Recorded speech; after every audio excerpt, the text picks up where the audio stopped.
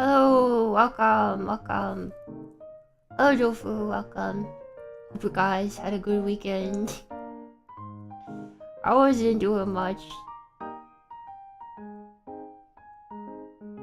I did play some Slay Spire off stream.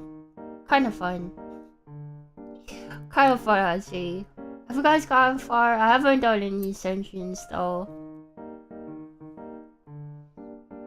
I was just playing non-ascension runs. I hope to get rid of the live streamers. That's what I'm saying. They should get rid of it. They should just leave it like this because it's actually bright out when it's like 6 p.m. It's actually bright out at 6 p.m. Oh, Zapper, welcome. Oh, Louise, welcome. It's actually bright out and it's not dark as heck out there. They should just leave it like this instead of going an hour back, hour forward for no reason. Hubris of mankind to think that they can dictate how time works. Hate to see it. Hate to see the hubris of mankind.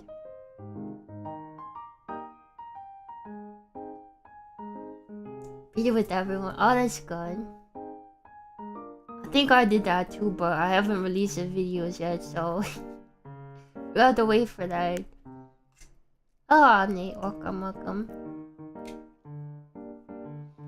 Alright, let's go to full screen game.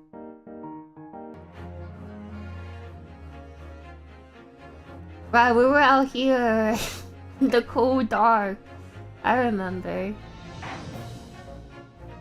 Okay, let's see. Investigation is starting.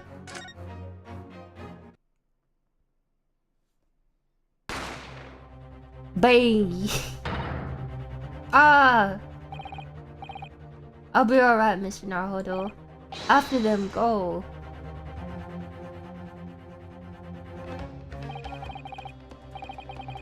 On the door in the storeroom, hurry.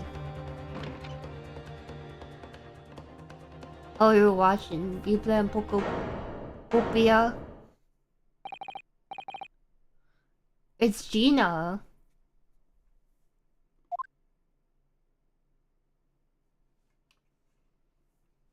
Apocalyptic, post-apocalyptic story. That's how every survival game is, right? I feel every survival horror game, I'm not horror game, survival game is post-apocalyptic. Hello crew, hello Shane, welcome. From that moment, Windy Bank's pawnbrokery became a crime scene. Everything that followed happened in a whirlwind of activity. Out with the police, preliminary investigation in the scene, and questioning. It was just before dawn, and I was allowed back to my lodgings at 221B.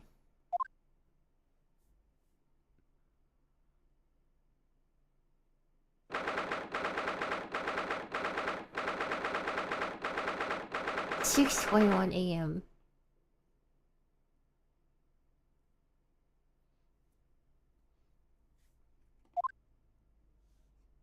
It's knowing the people that was saving energy. How was it saving energy? Oh, Iris.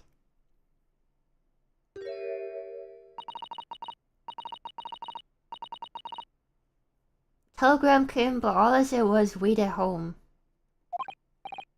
Oh yes, we asked one of the policemen to have sent it. To have it sent. Iris, it's Iris.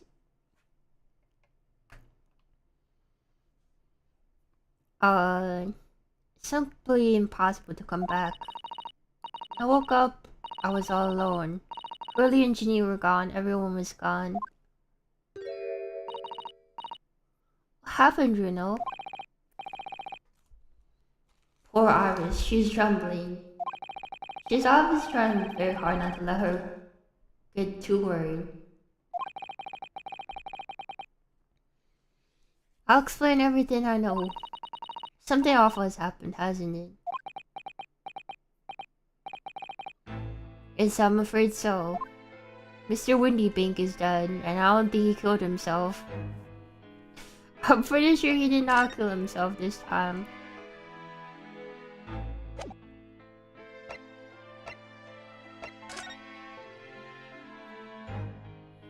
Events at Windybank's. Hindi ko besides rice and veggies. I had rice and veggies and soup. Sorry I had to tell you all this, Iris, but Mr. Windybank is dead. He was shot. We discovered it early in hours of the morning. Cotton soup, egg soup. Oh, yes, I had a feeling. You did. Oh, I saw those police carriages pulling up outside the shop. Egg soup, yeah, like egg drop soup. I knew something must have happened over there.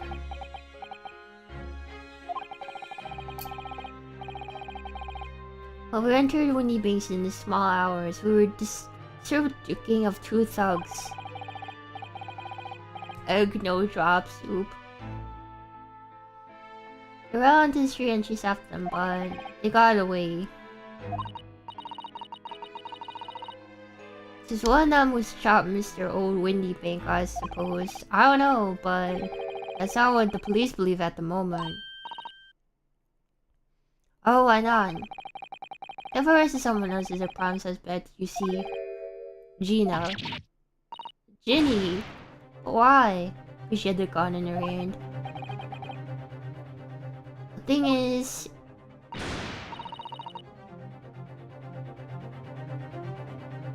Oh, Kieran-san, welcome, welcome.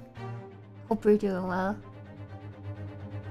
Ginny wouldn't do something like that. I know. None of us thinks she did it. Then why have they arrested her? I'm sorry, there was nothing I could have do.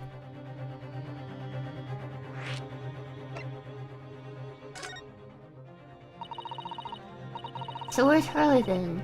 Is he still investigating the scene? He really ought to have some breakfast. It's no good for him to miss meals. Oh, he got shot too, actually.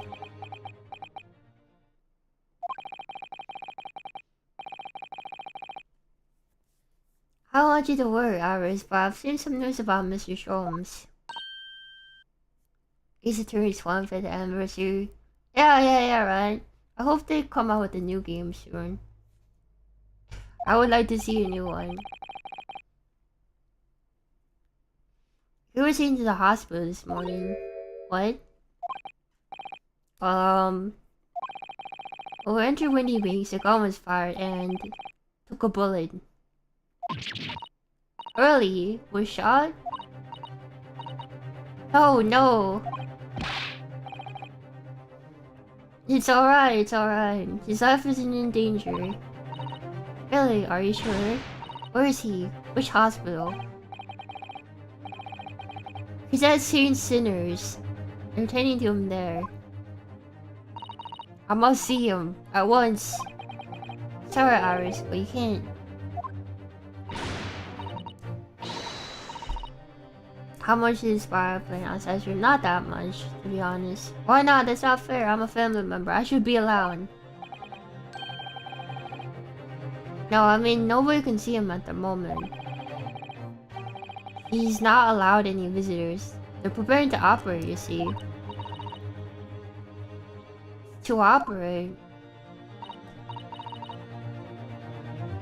Oh, poor Hurley.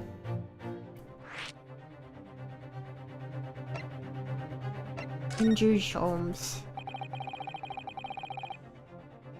There's one of the two dogs that were in Mr. Windybank's shop. Shot Mr. Sholmes when he served them, you see.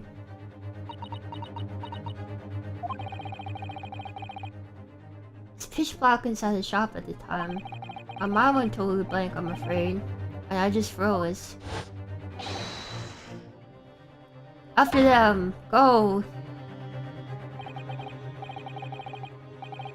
After that, I ran on the street, but Well, they were long gone. I shouldn't have hesitated. I'm so sorry. It wasn't my fault. I let them get away. I think that's a very good thing. Sorry? If we see which way they went, she's after them. You might have been shot as well, Bruno.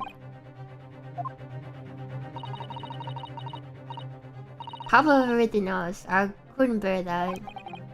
Oh, Iris.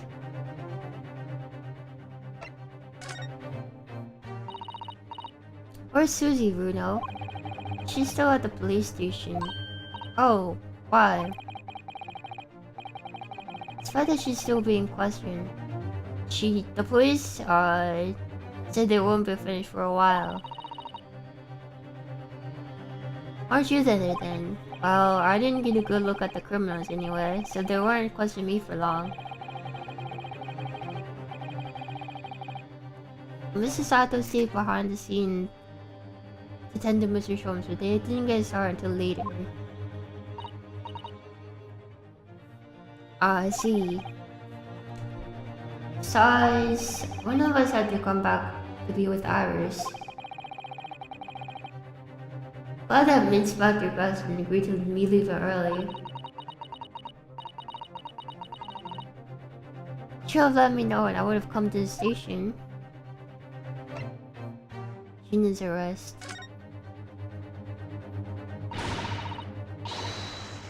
I don't want they arrested Ginny. It's not fair. What about the 2 thugs that were at the scene? Why aren't they the prime suspects? After all, they shot her really dead, didn't they? No, I mean, Mr. Sholmes isn't dead, Iris. Oh, this is all so horrible. Yes, Mr. Winterberg was found on the floor in the storeroom where he keeps all his deposited articles. The storeroom door was locked from the inside. I see. There wasn't alone in there. Gina was found next to him on the floor as well. Oh no! According to the detectives we were investigating afterwards. Don't tell me there was no one else in the room? Yes, exactly. How did you know? Still an explanation. It's a long explanation indeed. What do you mean by that, Bruno? Well... Oh, what can I say? I'm damned if I agree and damned if I don't.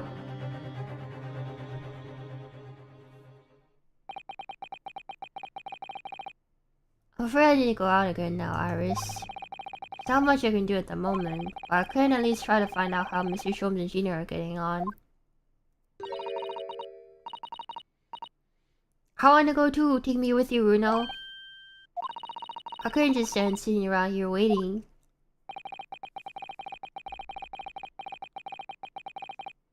I'm not sure how I feel about taking a 10-year-old child to the scene of a murder. I don't want to leave her alone here either. Alright then, Iris. Perhaps you can help me. Oh yes, I'd love to. Gina's at the prison. Mr. Sholmes is probably at the hospital bed. Before we with the visit to the crime scene, we need to conduct a thorough investigation. Ah, I can see you're ready for action.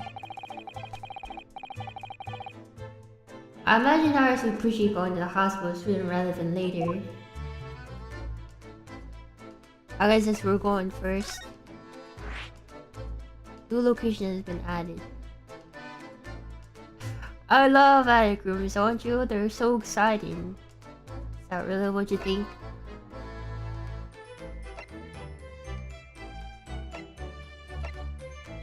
No, I think visiting this place could be a good idea.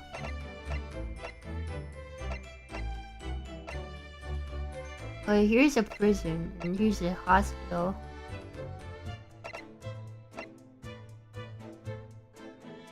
It's always a bit quiet when Hurley's not around.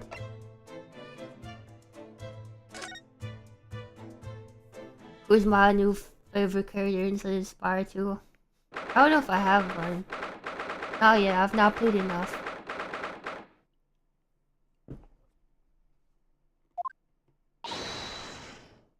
Hurley! Oh.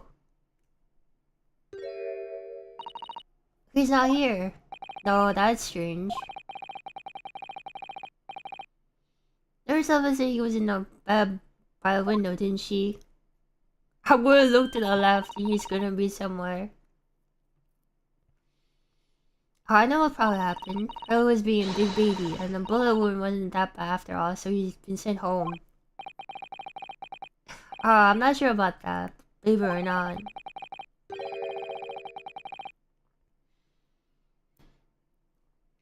There's no question that it was a fairly serious injury that Mr. Shom suffered. Oh. Hello, what we have here? This was off limits, no visits. What are we doing here, eh? It's Bobby.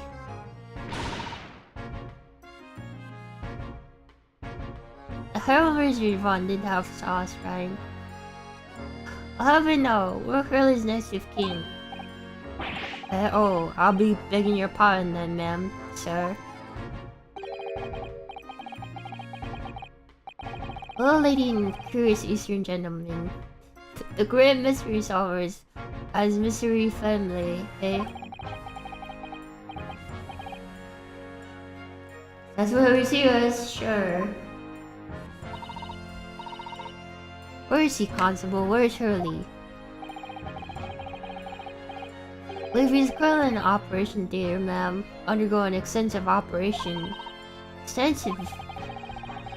It has been several hours since we went in. Oh dear, is he gonna be alright? Doesn't appear to be working, is he? Anesthetic, that is. Oh.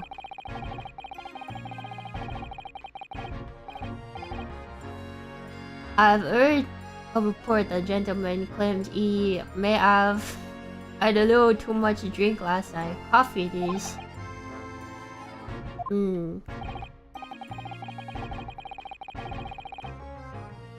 Anyway, it'll be fair to assume that he won't be out for a few hours yet. I see. Thank you, Constable. Let's just leave and come back later. Oh, poor Hurley.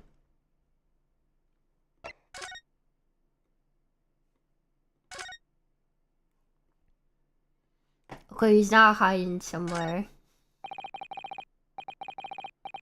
I wonder what these are. Do you have any idea, Iris? Oh, haven't you seen crutches before? That makes fun. They're for people with leg injuries to help them walk. Hold one under each arm, you see? Alright. Thought there were weapons of some sort. Why would there be weapons in the hospital? I thought maybe a fighter had been injured in a battle contest and brought here along with his weapons.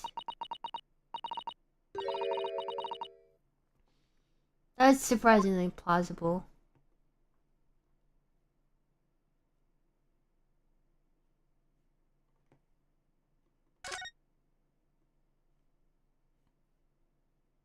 How much to look at? There's no square on the wall, look. Let's see what it says. Thought of the day. On seeing any vermin, comment discreetly inform matron.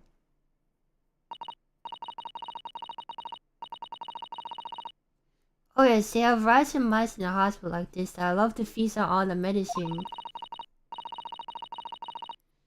If you don't deal with them, there's nothing left to treat the patients. Rats and mice. Oh, I see. This is a rather old building, I suppose. But the doctor and nurses are all very good, I hear. So I hope so for Mr. Shom's sake.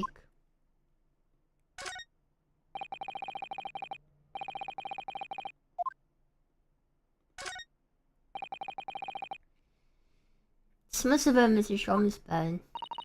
Poor Hurley. I know. Stiff as a board, doesn't it? Oh, I don't think that will bother him. No.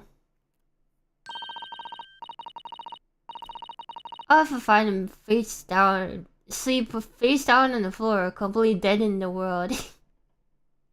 Face down to sleep? I think I'll call the police if I discover something like that. On the floor, face down is crazy.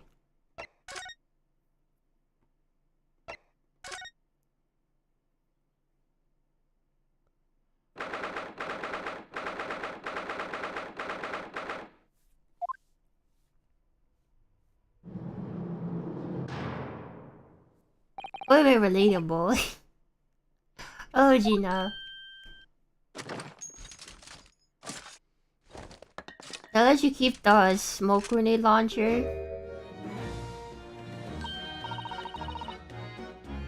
Oh, I saw the grenade launcher earlier and I made. I wish you wouldn't just point at me all the time though. What are you here for? Ginny. I have a feeling it's because of us that you ended up in trouble. So we were thinking that we might be able to help you. Oh, you can't. Sorry. You hurt. Get lost. Don't be like that, Ginny. I know you didn't do it. You never shoot someone. I know this wouldn't. I think you know me. Pull the other one. Oh. You ain't got the first idea of the likes of me. I'm a thief. I pinch people's purses when they're walking down the street. That's how. Goodbye. I saw my chance. I was seeking the pawn shop at any day of the week.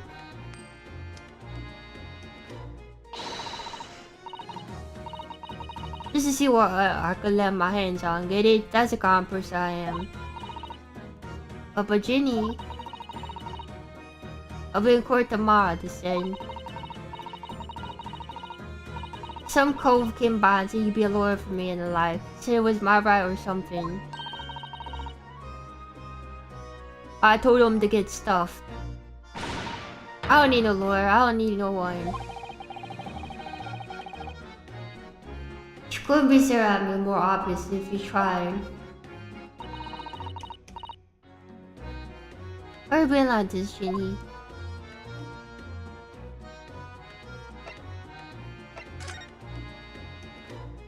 Can I present you my band? Would you have a look at, that's strange.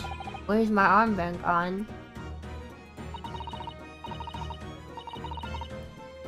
What's the problem? Something wrong? Don't suppose you're looking for this? Yes, but how? And when? And how again? Talent for diving. Sporting on back magic. Antiques. This was able to see about armbands seem a little dull. So what you want to tell me about then? Hello, Mr. Incognito. Welcome, welcome. Legal representation. I understand you now. Why did you send the public defender away? He wanted me to sign some papers, representation papers or something like that. It's all gonna be rigged anyway, the whole trial. They're putting it on me like, cause I'm a kid. That's what all grown-ups do. What do you think, Dad? Cause that's how I've been growing up in the back slums my whole life. If you do what the grown-ups tell ya, get your mates dragged off by the coppers, you're worse. I've had it happen to me all before. Been sold out and nearly snaffled at the back of it. Can't trust no one, that's the point. As soon as you do, you're down to grass, dead. Gina, listen. You're like, in tomorrow's trial, I could forget it. The Ginny, don't you trust Bruno? Nah, I don't.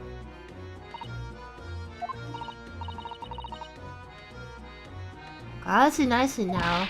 Just leave me alone. What happened? Oh, that's what happened, Gina? I sent the pawnbrokers.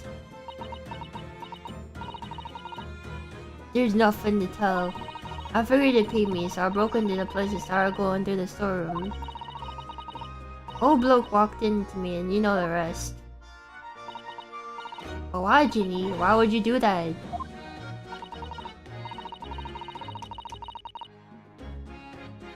You know, obvious, the place is full of stuff I could sell for a shilling or two. Driving ain't easy, you know, it's a lot of work, and half the time you don't get nothing. Is that really why you broke into the place? What? I heard the true reason wasn't something else. Oh, give it a rest. What would be the point, eh? Nothing I'd say would make a blind bit of difference.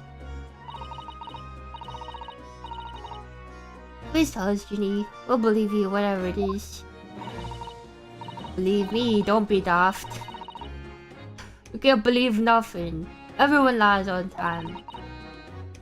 You know what?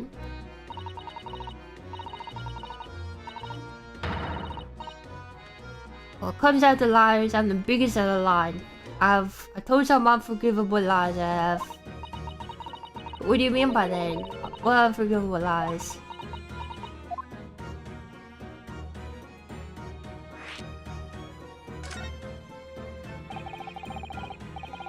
What I mean before, Gina, when you say you were the biggest liar of the line. Why don't you tell us what those unforgivable lies you've told are? Maybe we can help. Sorry, we're out of time. They're gonna wanna question me now.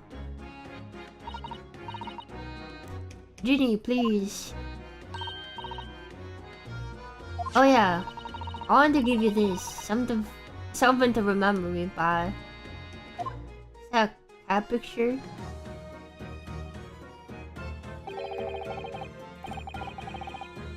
A photograph of a kid. Of a really adorable cat.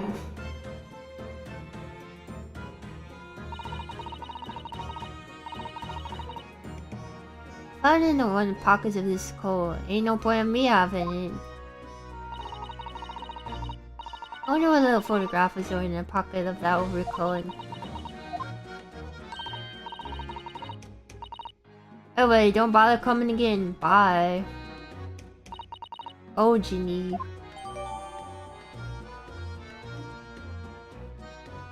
Alright, there must be something around the back or something. I don't know. Let's take a look at it.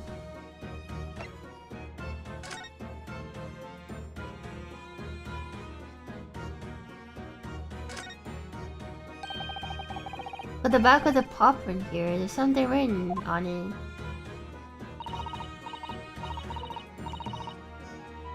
"13th of February, 9 p.m. Harako deposited one small box. Loan amount paid 10 shillings. Redemption deadline 13th of April, 9 p.m. Photograph of friends, a redemption ticket. 13th of February, that could be significant. It was just 2 days before the murder on the omnibus, wasn't it? I'm covering her up. A small box. Doesn't tell me much about it, does it? You know, if Mr. McGill found a ticket, then presumably he never redeemed the article. Do you think the box might still be present somewhere in the shop? Oh yes. Something Mr. McGill had deposited. We need to investigate.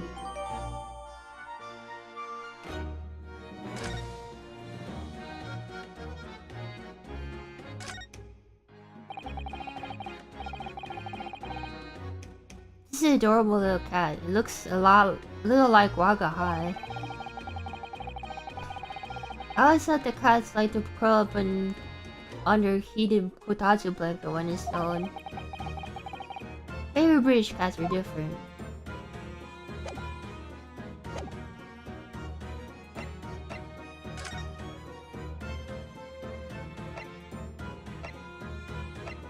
Alright, I guess we're going to the pawnbroker.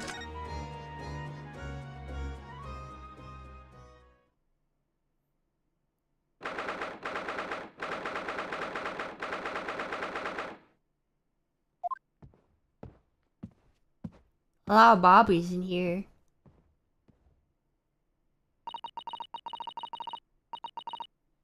So what happened then last night?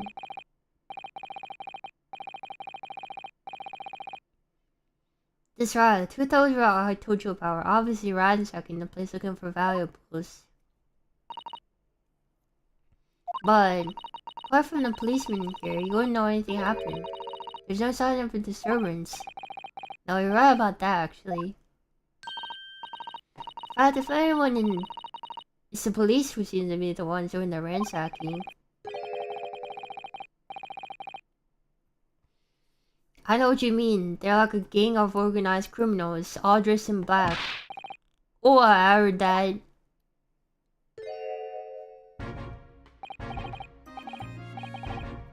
Oh, Inspector, good morning.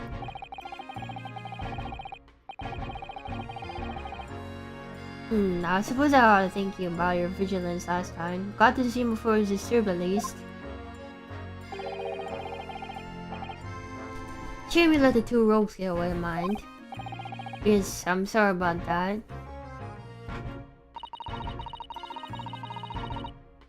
I thought I saw an extra man to beat around here, Gregsy. Now look what's happened. Hurley's been injured because there weren't enough police on duty. Ah. Wait. Your ladyship. No one told me you were coming.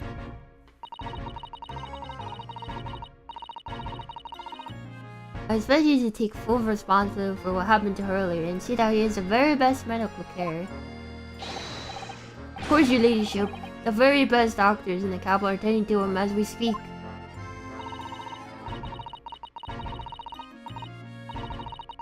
I don't think it's Bruno's fault that the crab rogue squad managed to get away, is it? Chasing criminals is the police's job. Absolutely, your ladyship. It's just as you say, ma'am. As you say. Oh man, his hairline.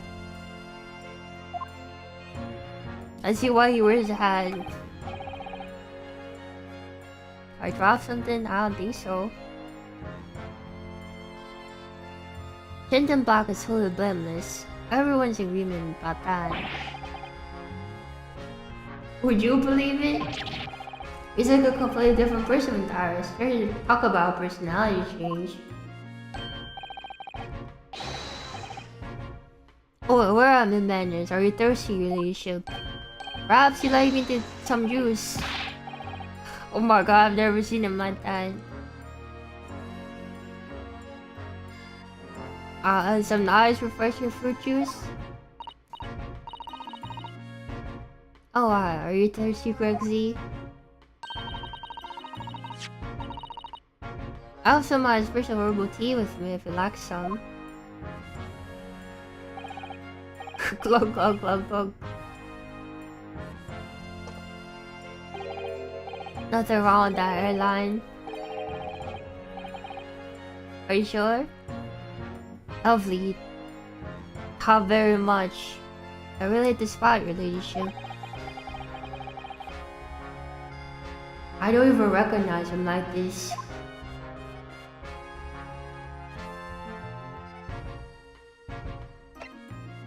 Can I look around, or am I gonna have to talk to you first?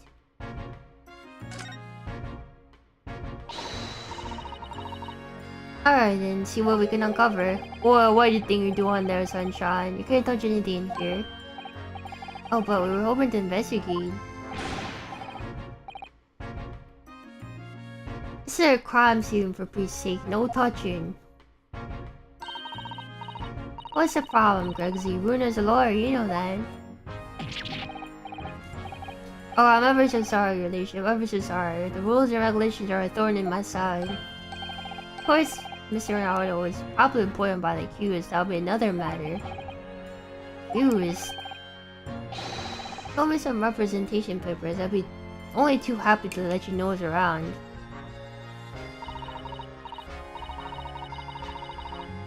Chill out, Reno. You need to send some representation papers. So presenting the detective with correct paperwork is the only way.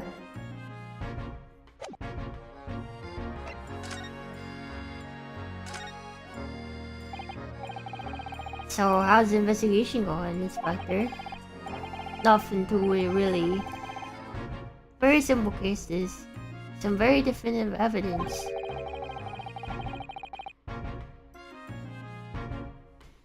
We're about to charge the diver we arrested last night. In fact, Gina, you're gonna charge her? That's right. She'll be able to bring her before the judge at the Bailey tomorrow. Definitive evidence, you say. What is it? Come on, show me. Bishop, as much as I would like to oblige you, I'm afraid... Ah, I see. Already captured the pair of dogs who broke in here last night, have you? What the? Oh, you're going to put them on the stand as witnesses, are you? How could you? How? How could you possibly know that? I had a feeling, that's all. Mommy did never try to keep a secret from Iris. So you've arrested two men who shot Mr. Holmes, have you? Oh yes, they were rounded up quickly by the lads on the beat. Saw is being held in prison. Should be. Assuming she hasn't lifted the key from the jailer, of course.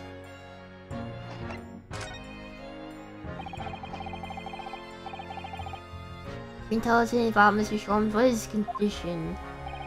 Sorry, I'm not at liberty to divulge that information. It's all in your matter, strictly confidential. Well, I know he's being operated on at St. Sinners. How can I see him? I'm family, you know. Terribly sorry, ladyship. It's a hospital's policy. No visiting at all. Oh.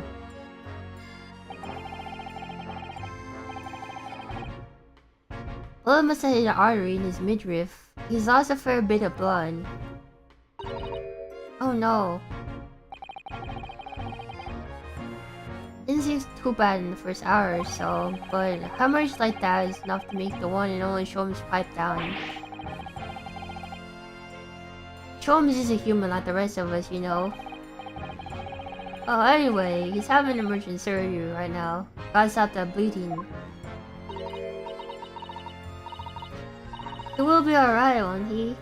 They'll be able to make him better. Of course, your ladyship. You'll be right as rain before you know it. Really? How do you know? How do I know? Well, because, of course. It's because Mr. Sholmes is such a great detective, that's why.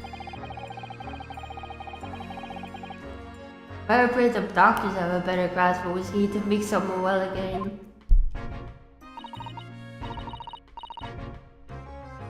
Oh dear, please don't die, Hurley. For the ladyship, the moment he's out of the operating theater.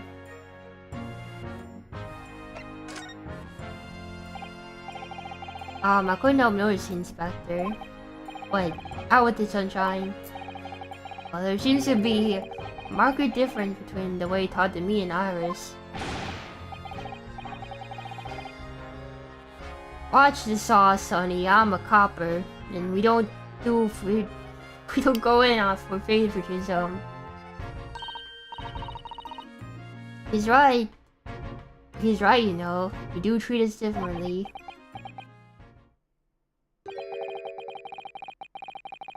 Because there's adventures of Herlock Sholmes stories, that's why. Oh. I crop up in them, don't I, Inspector Tobias Gregson?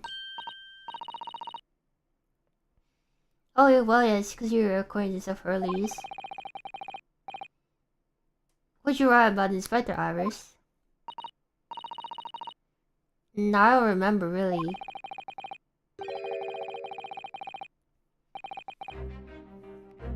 It's one of Shom's lines. Chris is one of the smartest of the Scotland Yarders, is how he put it. Oh, did I read that? Do you know what that one line did for me, eh? A very nice model. I'd pay double. Doubled, I tell you. Oh, that's amazing. I wish I could get double pay. Oh, because everyone they gotta read some. They read all of Herlock Sholmes stories. They even set up a fan club up for me. A fan club. Of course, that explains everything. It was around that time he became such a toady to me.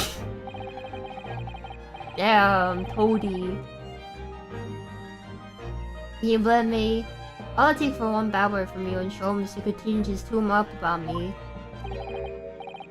Gregson, no, the great detective will say he's getting quite overrated these days. Think what would happen to my salary if that came out in print, eh? Whole thing just gives me the willies. I can't tell you how many nights of sleep I lost worrying about it. That never happened, Ricochet. Every month, when the new Rants magazine comes out, my hands are trembling as it turns the pages.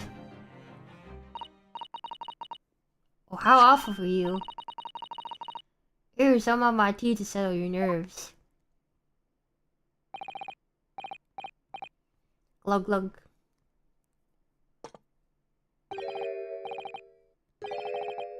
Ah, lovely. How very much. I really despise your ladyship. A teetotal.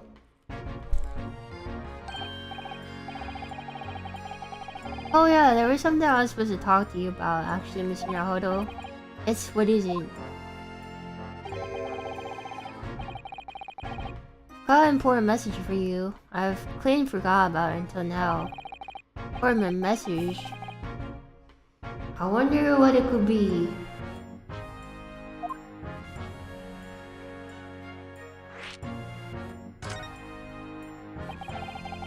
Are you gonna tell me what this important message is, then, Inspector? Guys, by the young lady that's normally your side, your assistant. Here's Susie, is she alright? She's at the station, isn't she? Being questioned and believe? Nope, not anymore. She had to head off. Head off? Where? To Lord Shawn's office, of course. He summoned her. Ah. Yes, of course. I had forgotten about that.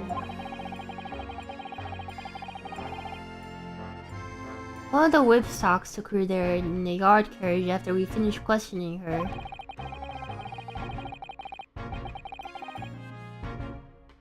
She told us that she didn't have the fare for the return journey.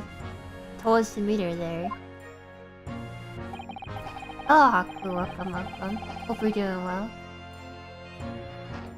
She got a lot of nerve using Scotland Yard as a bloomin' messaging service. I see, well, thank you for passing that on, Inspector. Why did Susie have to go see the Lord Chief Justice? She didn't tell me. But I had better head over to the Lord Chief Justice office to fetch her straight away.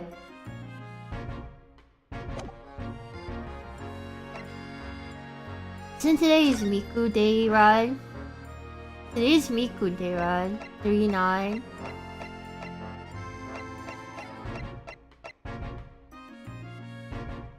Susie's waiting, we should go meet her.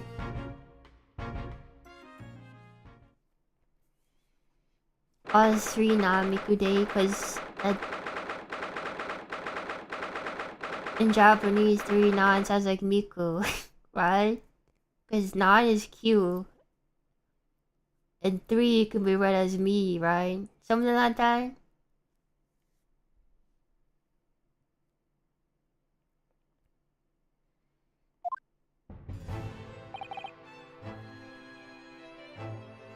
Yes.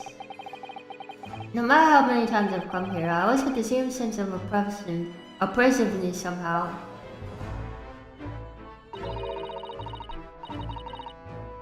Is this place oppressive? I think it's normal.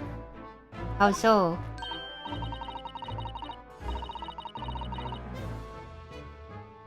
I mean, look at that suit of armor over there. You couldn't take that seriously, can you? Everything's the same about you. So everything is clear regarding tomorrow's arrangements, I trust. Thank you very much.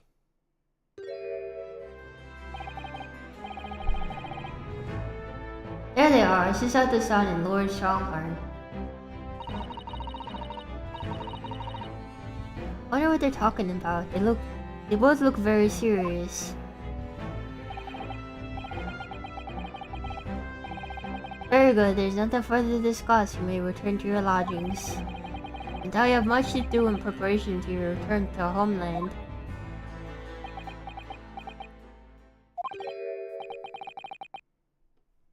Wait, what did you just say? Return to your homeland. Is this at the sign?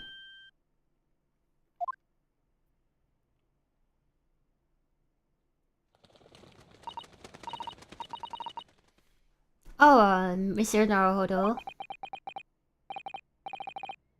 What's that all about?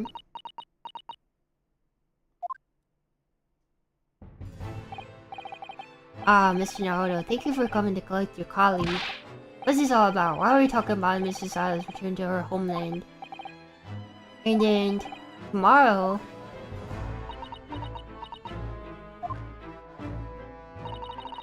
Tomorrow? What about Ginny's trial? You mean... she's been formally charged now? Oh dear.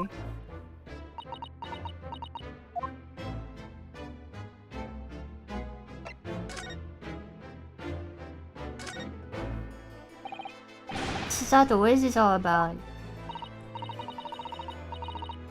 Oh, please don't concern yourself, Mr. Naruhodo. It's all on me going back to Japan. Your life can continue, you said that's not what I asked. Happened? Why are you leaving? It's my father, he's fallen ill. Oh no. Professor Mikotoba. I may. Sorry. What's with the defendant? It's just that's right. It means Eugene Mikotoba.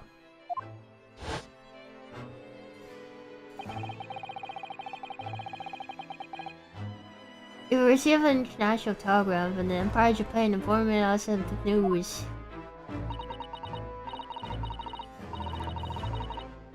"10 days ago, father collapsed with a fever. The cause is apparently unknown. Seems he grows weaker by the day." I don't believe it.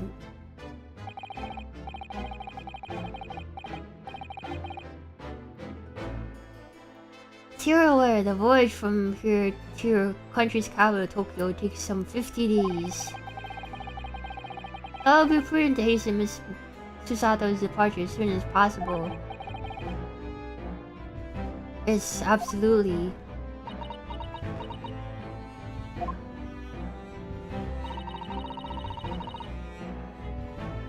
I'll leave London first thing tomorrow morning. Can't believe this is happening.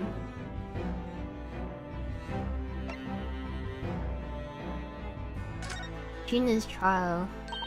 So Gina has been charged. She'll have to appear in court. She was formally charged a few hours ago, and the day of the trial has already been set for tomorrow. No, not even 24 hours later.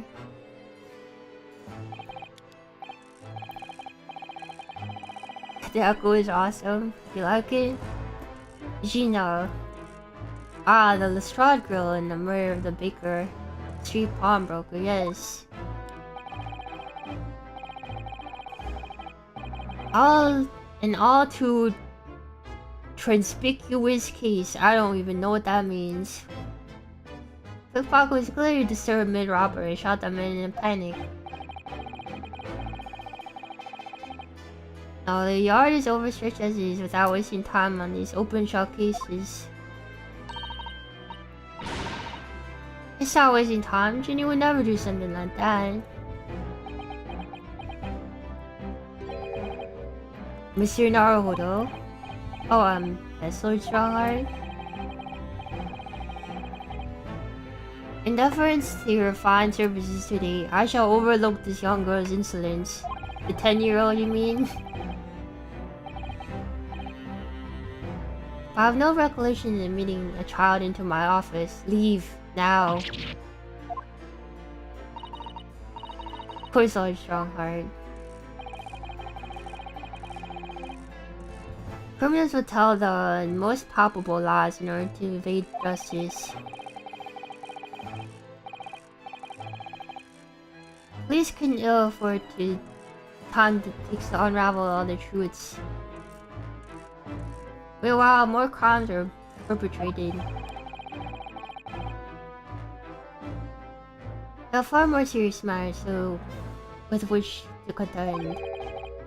Serious matters. Didn't Gregson mention something like that yesterday? Yes, despite the Gregson made a similar remark yesterday.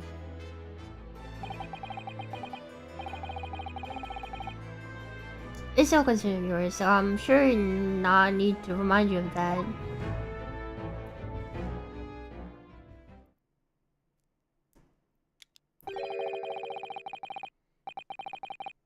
30 minutes precisely until my next meeting. You must excuse me.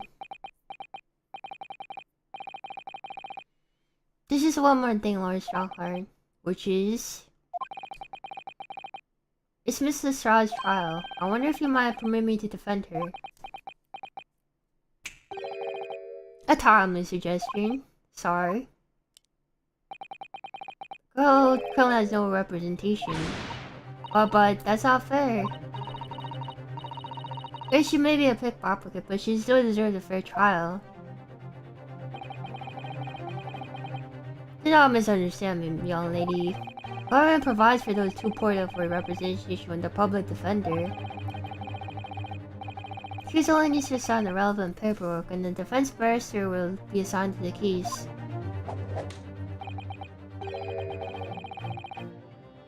However, the young girl in question has refused that right. How would she do that? Because you would do well to direct at Mrs. Straw to find at the local prison. Yes, thank you. Now then, Sama's leaving. Good day to you.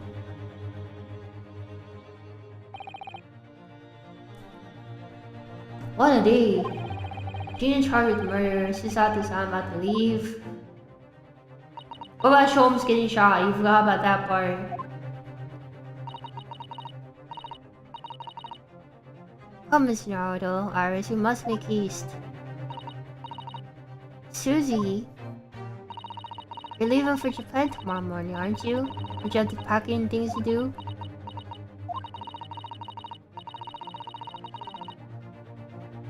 As Mr. Naruto's judicial assistant, my personal circumstances are of no consequence. Sole purpose remains to help you in whatever way I can. Thank you, Mr. Sato. It's a very pensive look. Oh no, Tom, welcome. Perhaps to visit Gina first. Because I wish to her well before I leave.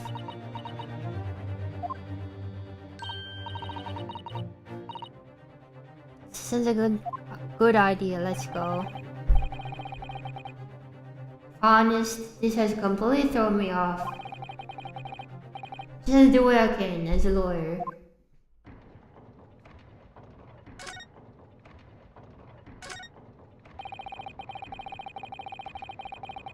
They're still facing each other menacingly across the room. I just can't understand why everyone would wear that in battle. They must be so heavy. I suppose you would invent some lightweight too if it was up to you, wouldn't you, Iris? I think it was me. I would invent a world where people didn't need to fight each other in the first place. Iris, you're a champion. Well, what do you think? That was a mild answer, wasn't it? She's 10, Yonosuke, 10, and she's leading you around by the nose.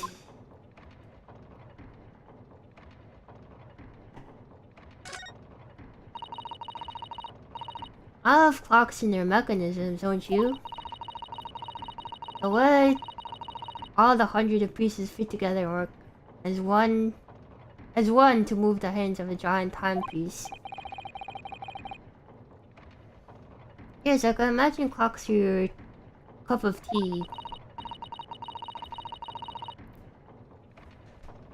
I was little, I used to dream of one day living inside a clock, you know. They're still not very big, to be honest.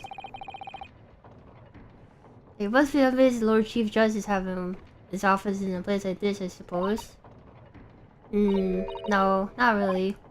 Oh.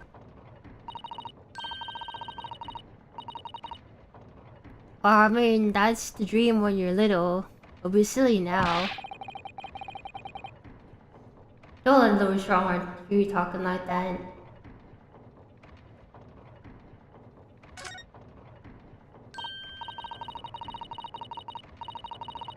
I always dreamt of seeing the huge desk and looking important. How would you try it then? Discreetly, of course. Alright, I will. Tell me how I look. Bruno, what do you think? Can't even see you. A little too discreet, I can't even see you.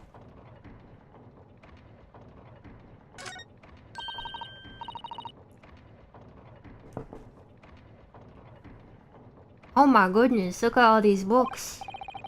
There are books about the judicial systems of all different Western nations.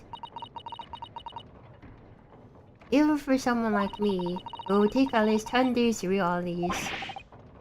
Just 10 days. Oh, I was only joking, Bruno. That would be fun to make up my genius. It's clearly believable with you, that's the trouble.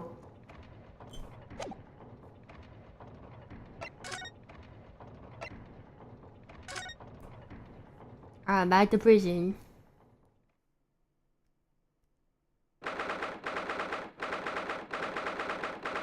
16th of April, cell 13. Oh, again, Gina. She's got the grenade launcher again.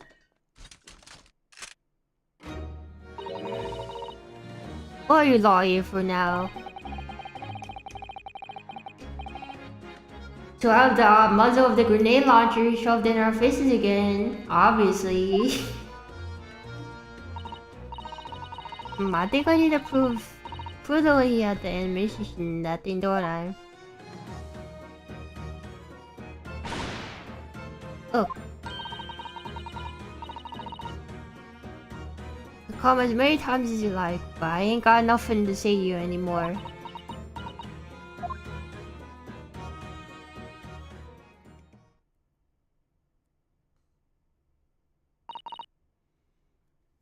Gina, I wonder if you might hear me out. Something I'd like to say. What?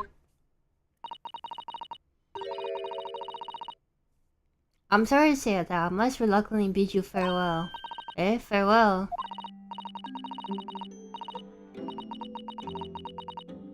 Tomorrow I must begin my journey back home to Japan. I fear we may never meet again. Oh, right.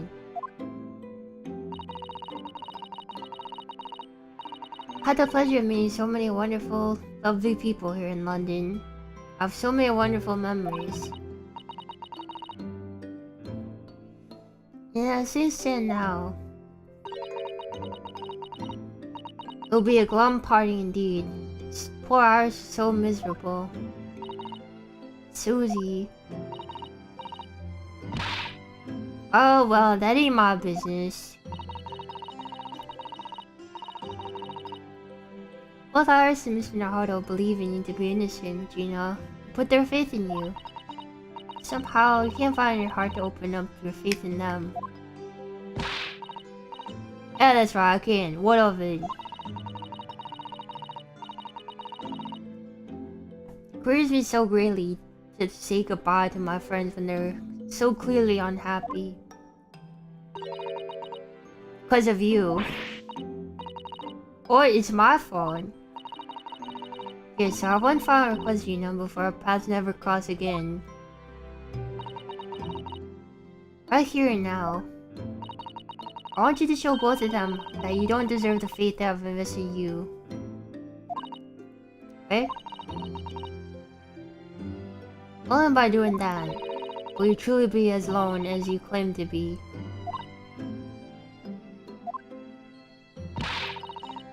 What are you talking about? What do you expect me to, eh? Towards that everyone lies. So prove it by admitting one of your own untruths.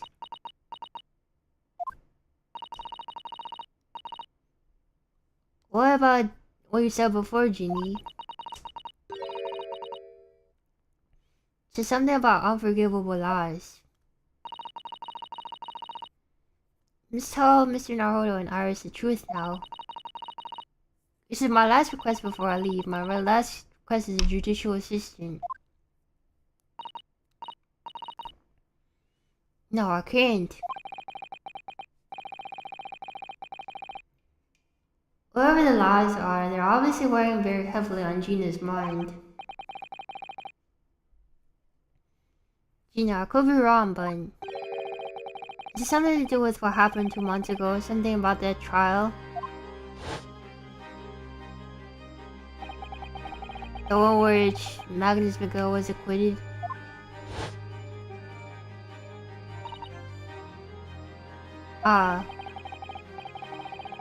Serious case of that mysterious... oh, the case of the mysterious murder that took place in the omnibus. Called in as a witness by the prosecution. Is that what this is about? Yeah, you're right. Cause in that trial... I lied. I lied like you wouldn't believe.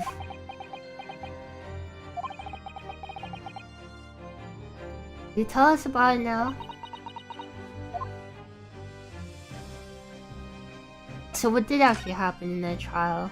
Trial 2 months ago. Like you said, it all happened 2 months ago. Hoppers got a hold of me and shoved me in the witness stand. Based on your testimony, Mr. McGill was declared innocent. Yeah, well, the thing is, I lied about a whole bunch of stuff. I knew it. I freaking knew it. What sort of thing did you lie about? I was out in that seat that night. That was the truth.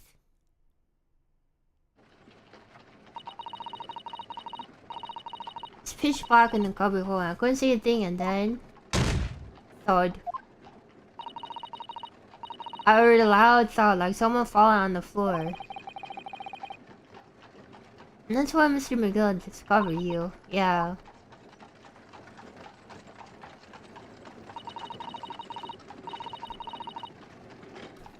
He pulled me out from under the seat and sat me next to the dead man.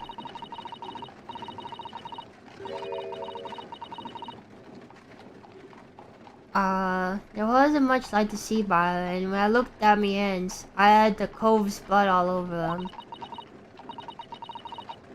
So scary I couldn't even speak. I had his blood on your hands. In other words, it was Gina that witnessed saw on the roof. That saw through the skylight.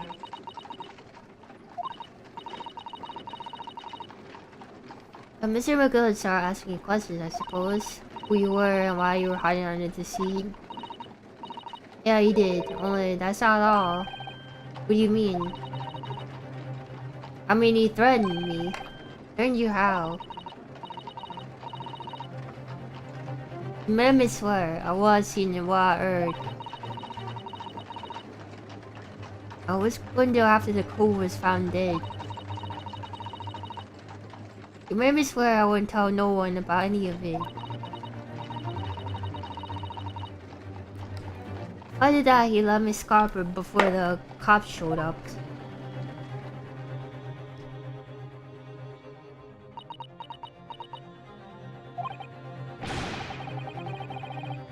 Gina, you must tell me what he swore you to secrecy about. What you saw, what you heard, everything.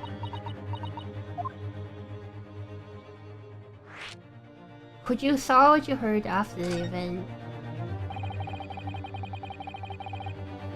Said Mr. McGill told you not to tell anybody about what you saw. But you were in the pitch black compartment on the seat the whole time, weren't you? It's with Mr. McGill sitting above your head, I remember correctly. It's true, but it was when I heard the thought of the coves in the floor. I left out a little scream. See, couldn't help it. Well, I heard that and dragged me up by one arm. That's when I saw it. It was on the floor next to the old geezer while I'd been stabbed.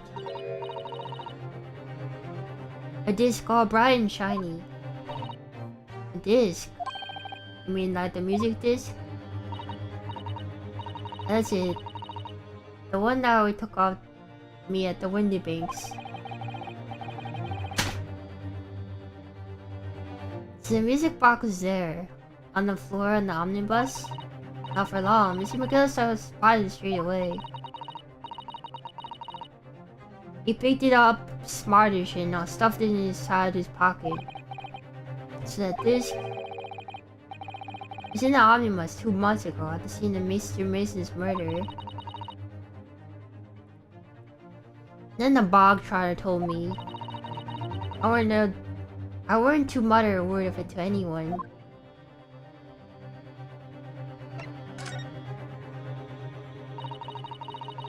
Cause it was so dark underneath that seat in the cab. I was straining my ears the whole time. After a while, I heard the door and footsteps inside the cabin. Assuming that was McGill getting on board. Nah, not only him. Oh? Cause I could definitely make out the footsteps of 2 people.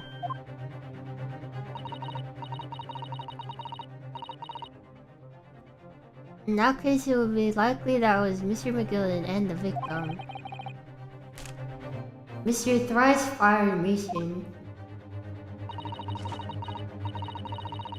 Testimony during the trial, Mr. McGill claimed to be stuffed during the carriage ride.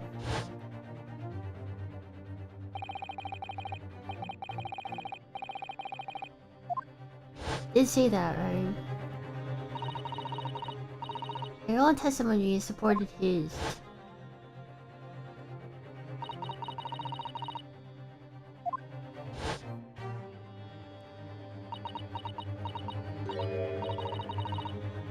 That weren't exactly true. Neither of them were asleep. Could hear them talking the whole time in low voices. What? What are they talking about? Sorry, I don't know. The sound of the horses and the wheels are too loud. Still tells us something. Mr. McGill and the victim knew each other.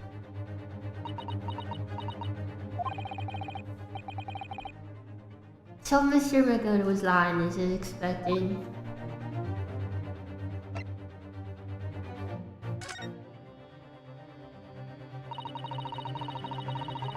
Oh, you're welcome. I knew we were gonna take long before someone raised the alarm and the bloke had been killed.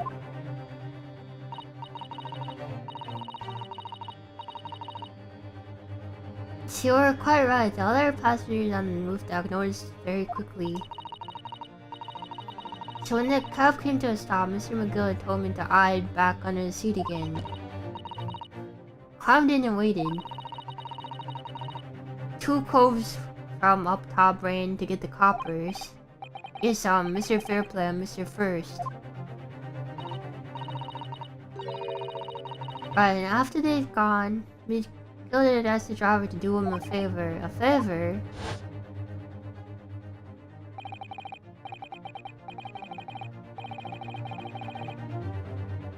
Now then, fella, what I need you to do is take off this coat of mine, deposit it in a nearby pawnbroker.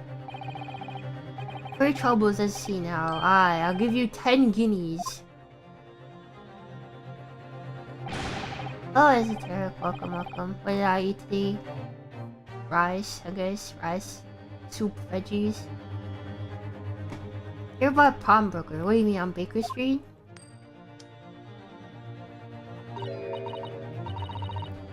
Oh, we got it. It was Windy Banks. Coach snapped up the money and ran off to pop the coat as fast as he could. So then there was no one left in the carriage. Mr. McGill opened the box under the seat and let me get out of there. But not without conditions. See. What is conditions? Or McGill's conditions then. I'll let you go free, I mean.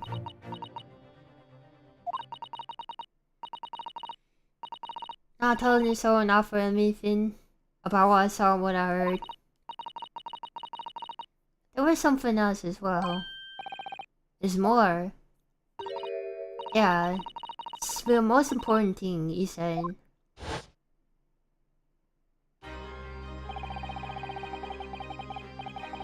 I'm after sending the coachman on a little errand for me with some small change in his hand. Now then, did you hear what I asked of him? See anything at all? You guys in the Popper Weasel, right? What does that mean? Popper Weasel? Aye, the fiend's taking me over, coach, to deposit with a pawnbroker hereabouts. I want you, lass, to take the redemption ticket for it. Do you understand? What? You want me to have the ticket? That's right. I'll come fetch it from you later. Sometime within the next 2 months. You're hanging on to it until then, is that clear? And whatever you do, don't lose it. Alright then. In case I might happen to be delayed at all, you're to go to the pawn shop when you bank, so it is. Extend the loan before the 2 months is up. If you forget, the article could be forfeited, and any fiend could come along and bury it and buy it. Yeah, but I ain't got that kind of brass. Here's £5. That should be enough. We all understand each other, lass. Don't try anything funny now if you go against me. Yeah, I get it. Good. One more thing. 2 days from now, you'll be visited by the police, I've no doubt. Hoppers.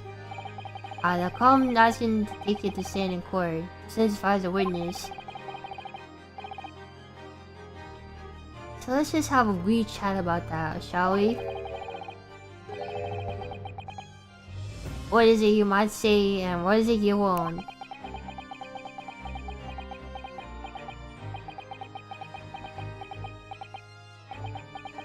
Is this hat really this long? I didn't realize it was that tall. Sad thing that people say, right? The shorter the king, the taller the crown. After he'd gone over it, I parked it as far as I could, from there as I could. Hid the pawnbroker sticker in some bushes near the scene. I went to fetch it today, next day after, once it got dark. So Mr. McGill the Plendon encouraged Gina into giving false testimony.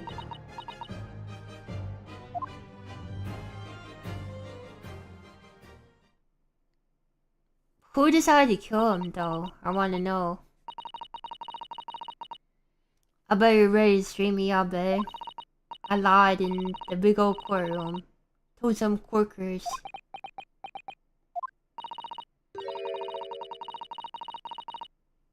Thing is, he said he would make it so we couldn't live in the East End no more. That's what he threatened me with. What a wicked man. He knew everything what went on back in the back slums.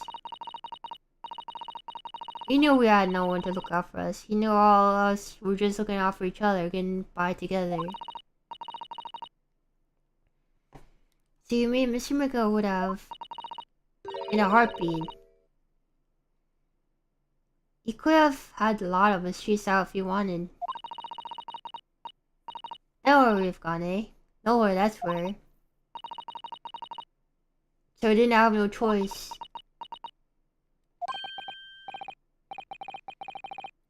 Thank you, Gino, for telling us everything. But I'm Florida now, eh? Go on, admit it. You must be living. Well, commence to me by doing simple flavor. Favor, what? Sign the representations for tomorrow's trial. Eh? If you don't actually want me to represent you in court, you can rip it up later. But we need that paperwork or we can't investigate. The police won't let us. Investigate what? Seeing the incident last night. Mr. Sholmes was shot, you see. He would. Brother's having a big operation now, Ginny. Is it bad? Is he gonna be alright? Sure, it's gonna be alright, right? That's why I want to investigate for Mr. Sholmes' sake as much as anything. Right. So what we're saying is if I sign a bill of paper, everyone's happy, is that it? Something like that. Mr. Sato? Yes, of course. The representation is here.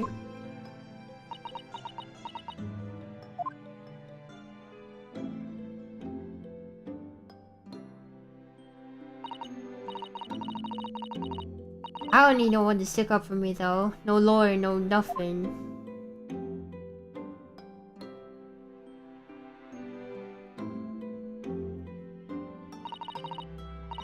Poor Ginny, she seems so lonely. Oh, we got our papers.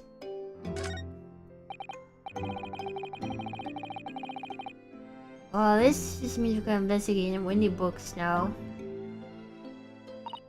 Yes, and perhaps you can come back to visit Ginny when we're done there.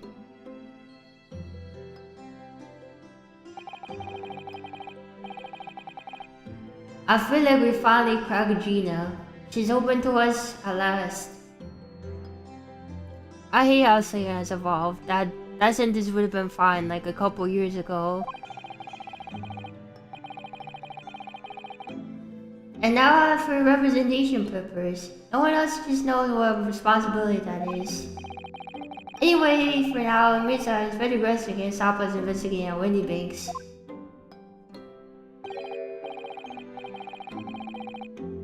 Although something tells me he's not gonna be happy about it.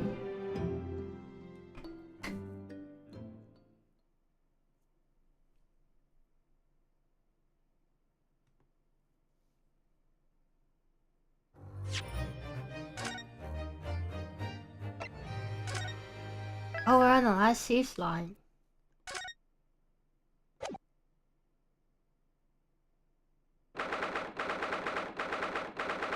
Oh, that's what I'm saying. Here we are getting... Here we're getting into seeing the crime. I wish I could read. Now the authorities representation papers and corrects his face to see how well he makes of them.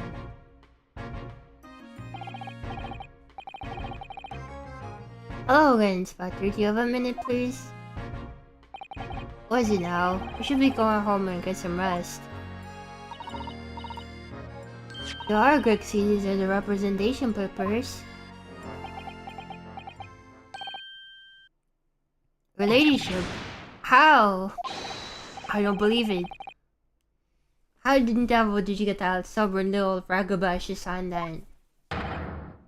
I salute you, that is good work, that is. I see you've been very busy here as well. How about some tea? Special blend designed to reach the tea for tea.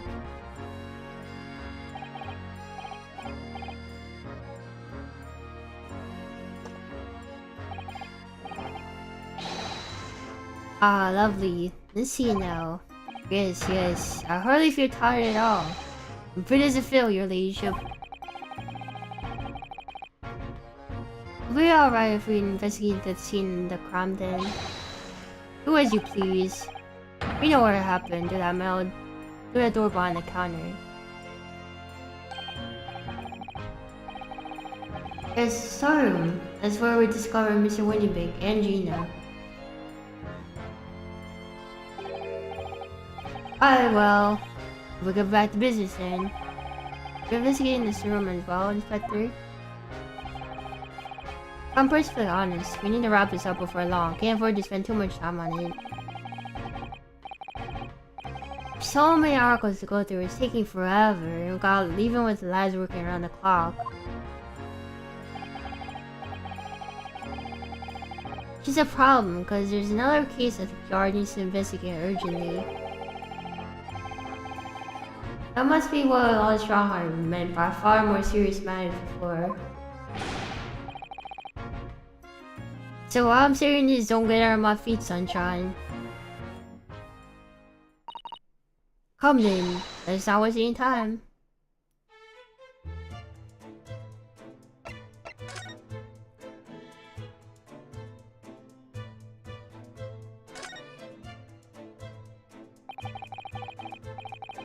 There's an article ledger here and Mr. Minnie makes notes, What's this? Looks like someone has left a little photograph of print behind. Oh, look at the back. There's some writing. Is there? Oh, show us, Susie. Show us.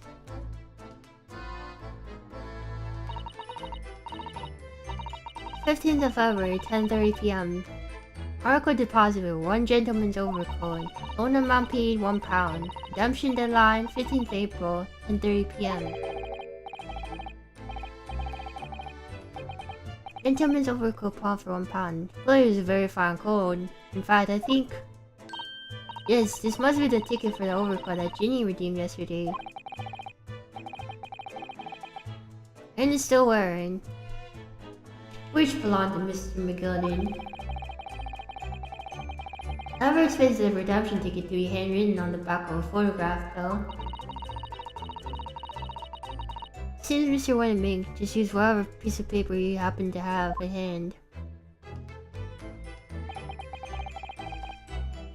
This photograph of a cat looks very familiar, doesn't it? I'm sure I've seen this exact picture somewhere recently. Yes, you're right, very recently. Same as the one Ginny gave us earlier. Of course, I was forgetting she gave us that print. What are you waiting for them, Mr. Harako? Get it down. Alright, let the cogs turn.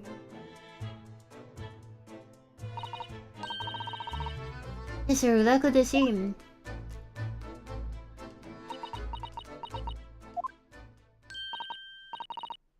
I've got it. These two photographs had an amazing secret. Secret? What does she mean? You must tell us, Iris, at once. Do you really want to know? Yes, we need to tell us all you know about this pair of photographs.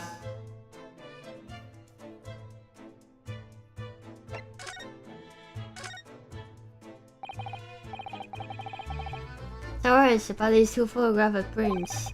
One found here in Mr. Winnipeg's counter and the one Gina gave us before.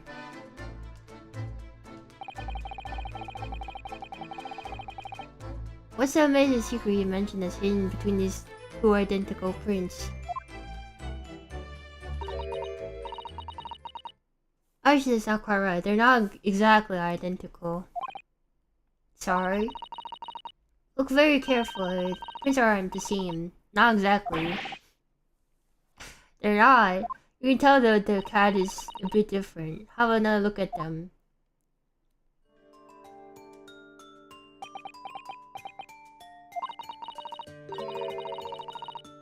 You can tell they're at least very slightly different from each other.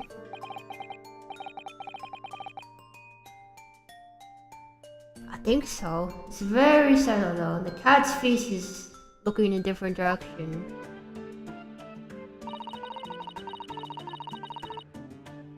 What's the difference? Oh, what's the reason for the subtle difference between the two prints? Oh, it's because they're set, you see. No, I don't. Here are photographs. It's meant to be used in a stereoscope. Everyone in London is raving about them at the moment. Ah, stereoscope. Why does it feel like I've heard that word before recently? Oh yes, it's what Mr. Shom showed us yesterday. On the door, right? And this thing. See, there it is, just over there. Oh yes, of course. That magical machine that makes pictures look almost real enough to touch. Actually, it's quite possible to see the same depth in pictures even without one of these contraptions. What, really?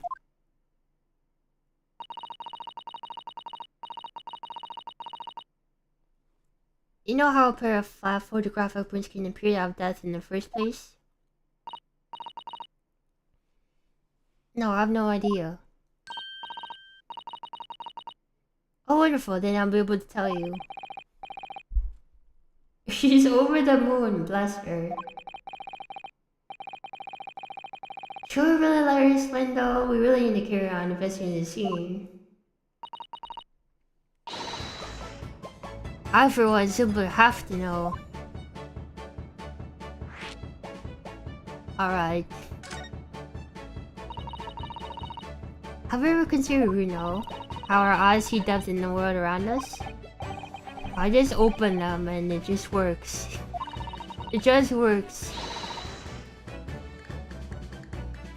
The reason it works is because we have two eyes.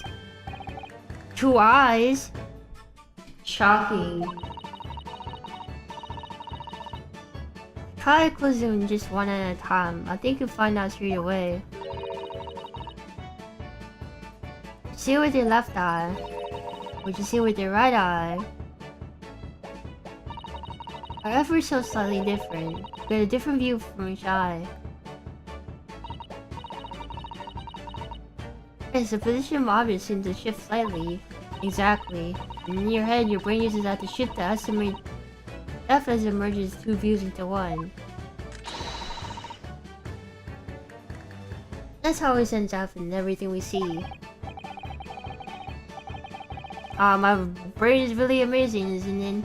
Does so much without telling me.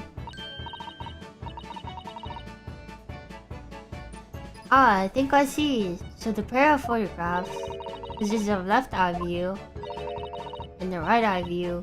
Is that right? Oh, well done, Susie. You're so quick.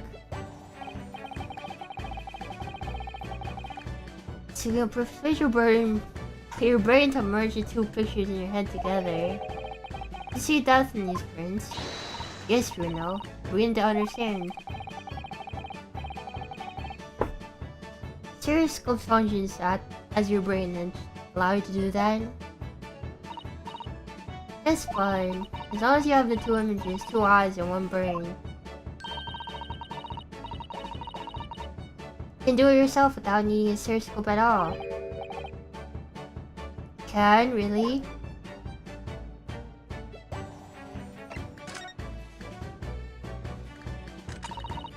Let's try. If you can see the view from these photographic prints without the help of a stereoscope. Oh yes, I'm dying to have a go. It's just that this I really love this kind of thing. But this would have gone hard on 3DS, cause like that's basically what it's doing, right? The 3DS. Is this explain what the 3DS is doing? If we we need to be able to cross our eyes. That's the main thing. Can you both do that? Cross my eyes. I think I can. Watch me, see if you can copy. Oh my god. Make your eyes do this. Cursed. Can I do that?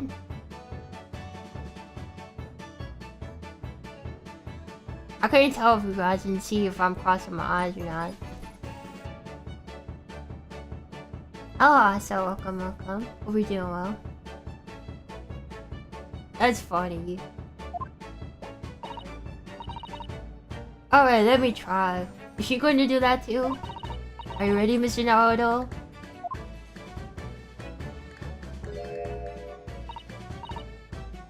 There, how's that? This is so funny.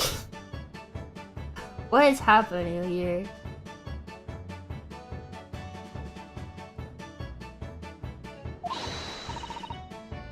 Wonderful, now it's your turn, you know. Because to concentrate and look at the bridge of your nose with both eyes at the same time.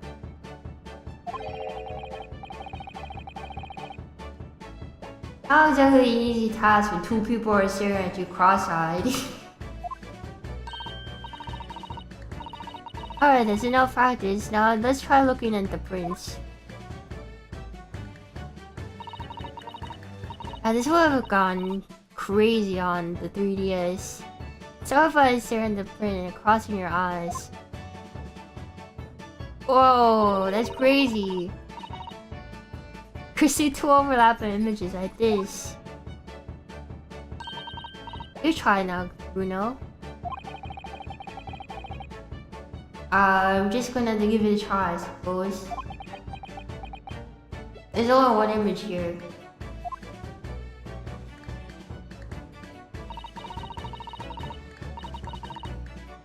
The prints were into two images for you. Now the next step is to put the prints side by side like this and then try crossing your eyes again. Prints should slowly merge together until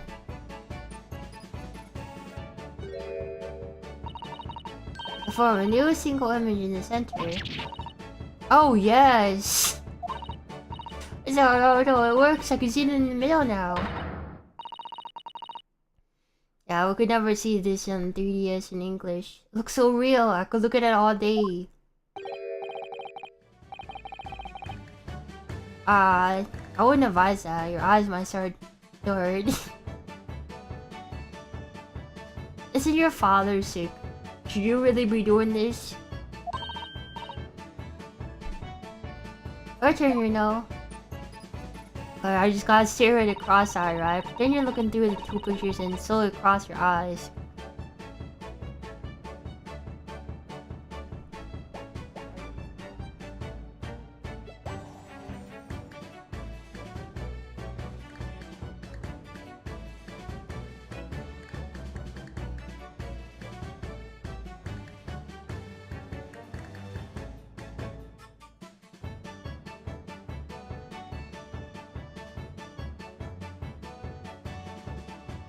Ah, the head does look 3D.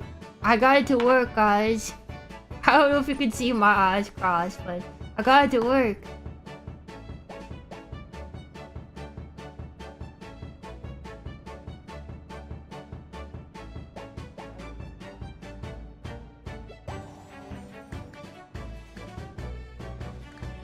The magic. Are you talking about those books? They never worked for me. I remember seeing them in the library as a kid, and I didn't understand how to make them work. Keep adjusting the position of your eyes until two images overlap exactly in the middle. This is it.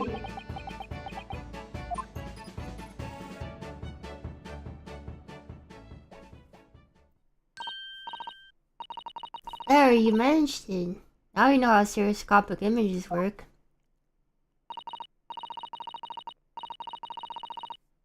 I don't really know who discovered it, but it really is extraordinary.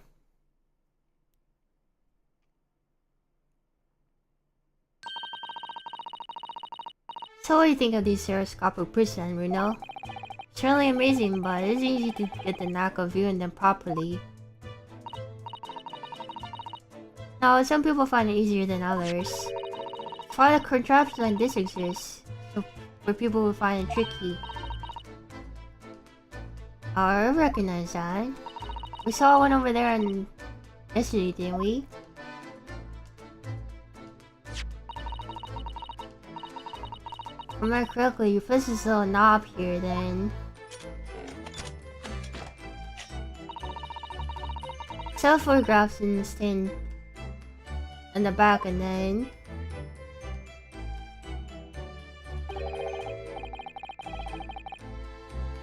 still amazing, even though I roughly know how it works now. Well, London seems to agree with you. Stereoscopes are very popular at the moment. Find one of these floating contraptions in lots of households in the capital currently. If these machines are so affordable, surely there's no need to go around staring cross-eyed at pushers like to hate them.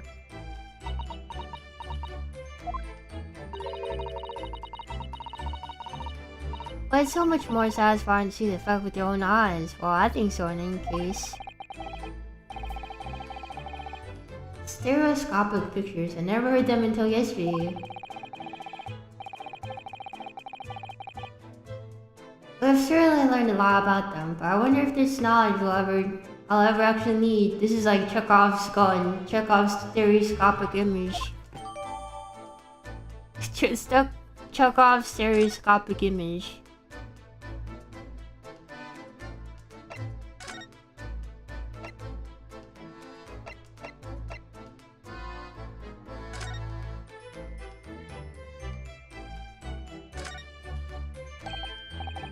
Look, the dark red smear here has been made by someone's finger. You think it could be blood? You see any red marks of blood, Iris? It's a bit morbid, I think. It's almost certainly blood, isn't it? Jeez, 10-year-olds late.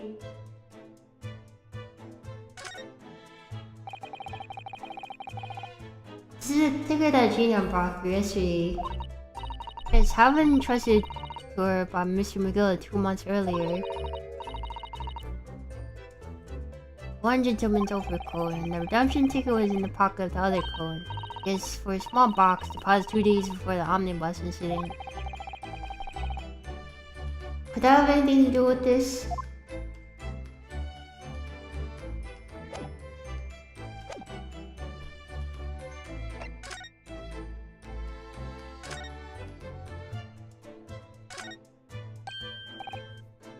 Oh, look here.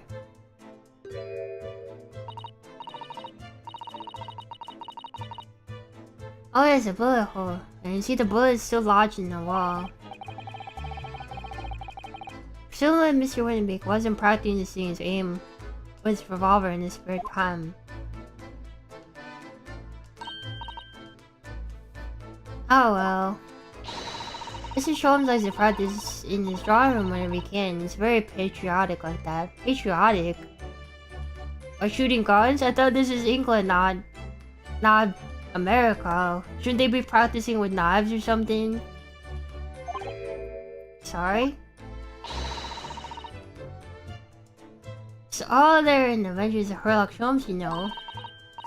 Isn't that right, Iris? Did I write something like that? Partly in jest, perhaps. In jest?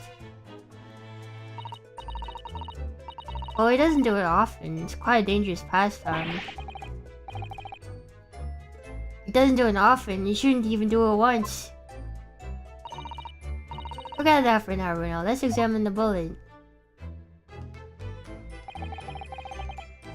What's that around the bullet hole? Is it blood?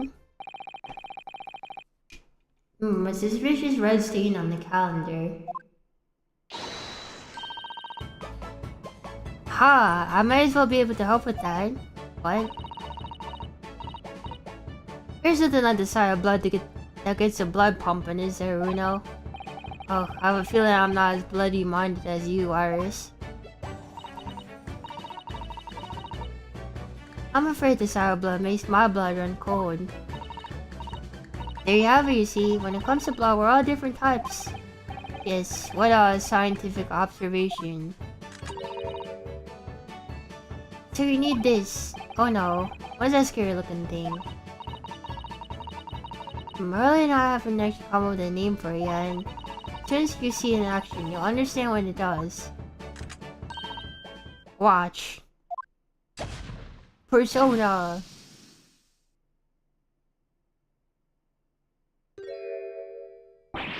Oh. The color of the bloodstream has changed. Did Shrek get shot here now instead? There, does it make sense now? Yes, I think I'm starting to understand. Good. So the principle that people have different types of blood, you see. Yes, how wonderful.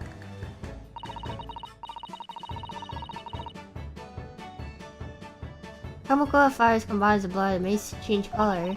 So you can identify whose blood it is that you're looking at in a flash. Oh, what a fabulous invention, Iris. Isn't it? Isn't it? Bet Janine said it was bleeding green. So whose blood are we looking at then? I don't know.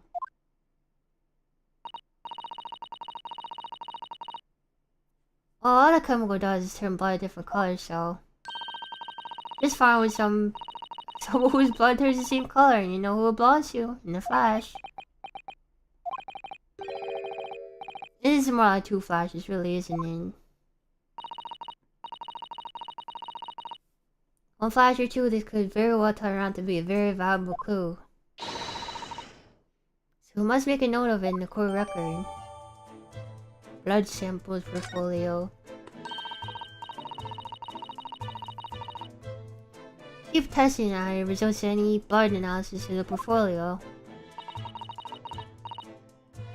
As long as I have reagent lab, sure. Actually, there is a stain in the back of that one photograph, isn't there? I think it's perhaps we take a look if it tells us anything.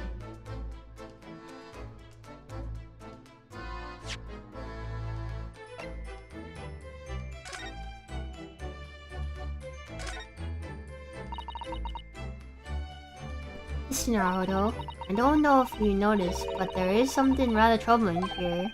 I've noticed. Red smear, you mean? It looks like blood, doesn't it? I wonder if Susato picked up on that. Well, in that case, yes, we need Iris. We should show her this before we forget. I guess we have to present this to her now.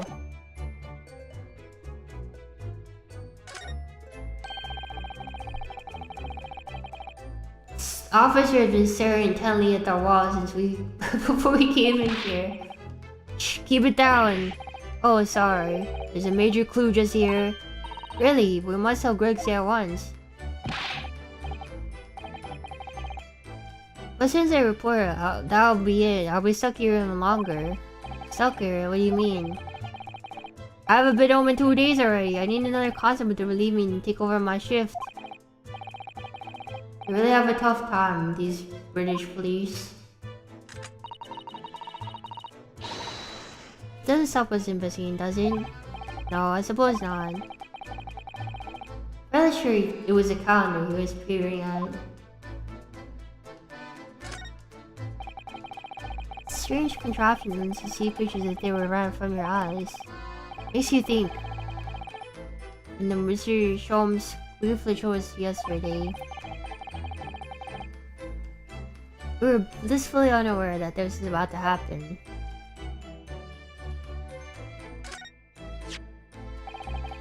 Fairly sure this contraption was here yesterday as well. Here we are, though I'm not confident I can get it closed again. Oh yes, it's a full stereoscope. Really? This is a stereoscope. Mr. Sholmes showed a picture that you were supposed to be able to see in 3 dimensions. So that here's a great big contraption over there. Well, that's for public use. It is a cursor with all sorts of pictures inside. Still think it's much simpler use for design at home. They had nothing to do back then, did they? This is what they did for fun back then? Look at pictures through a stereoscope? Special shop selling prints you can... I have a collection myself. I wonder if I can make any money out of these in Japan. It'll be keeping my toilet sparkling clean anyway.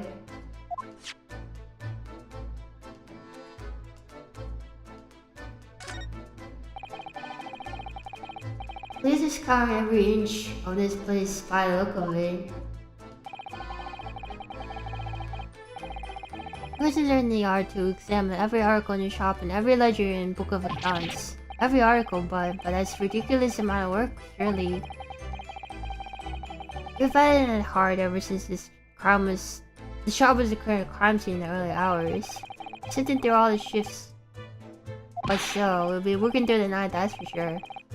We barely even scratched the surface. Having the pawnbrokers must be every policeman's worst nightmare. It's every policeman's worst nightmare, you know, cramming the pawnbrokers. That's a music box. You have one of them where you're from right now? Yes, but I've never seen one as large as this in Japan. Oh well, this will be a treat. Shall we have a listen then?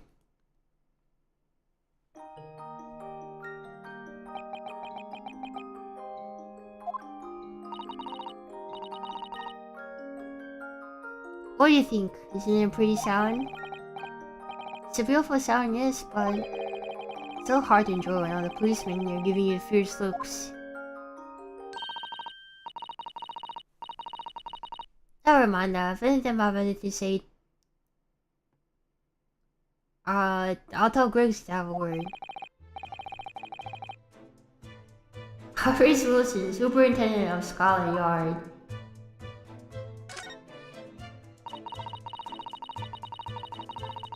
Shows her where the pawnbroker puts articles that have been forfeited on display for customers to buy. Yes, it's really strange miscellany, isn't it? I mean, who would buy this horse statue, for example? Sometimes you find real treasures among all the junk, you know. Are you alright, Bruno? Oh, it's just looks like a collection of useless junk as a whole. We pick out individual things. Can't help but wishing you owned them. Even that horse statue. See how the pawnbroker works, they're very clever.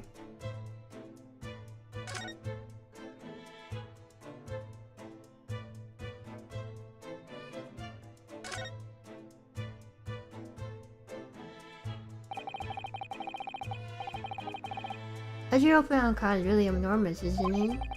It's an awful lot of work to keep on track of the hundreds of items in pawn. It's much to think about. It's better to just clear and have a clear head if you ask me. Clearly Mr. Windybig was very careful when it came to articles in his care.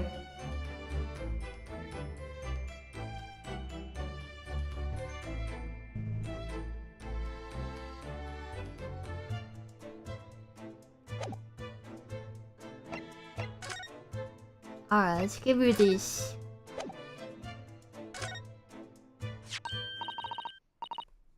Oh, that looks like blood. I see it's from a glove finger, almost certainly a glove made of leather. Red leather, yellow leather. Red leather, yellow leather. Oh, don't worry, Bruno, you can live the rest of me.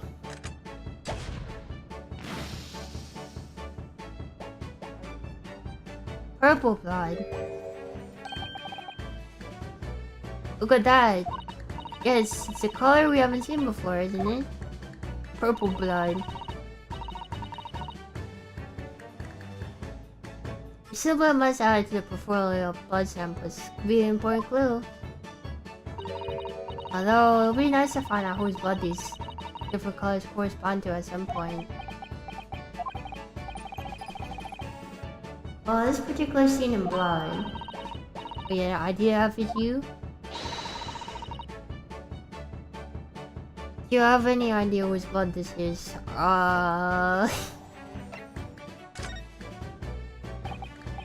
Yes, I do have an idea whose blood it is. Not from the color term, but with a little deduction. That's right, I think it's clear. Iris, do you know as well? You first, Reno. Who do you think it belongs to?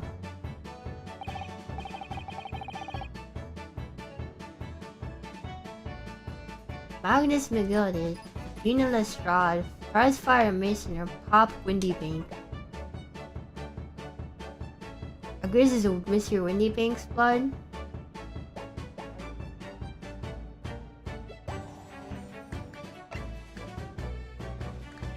No, maybe it's Mr. Wilson's blood, right?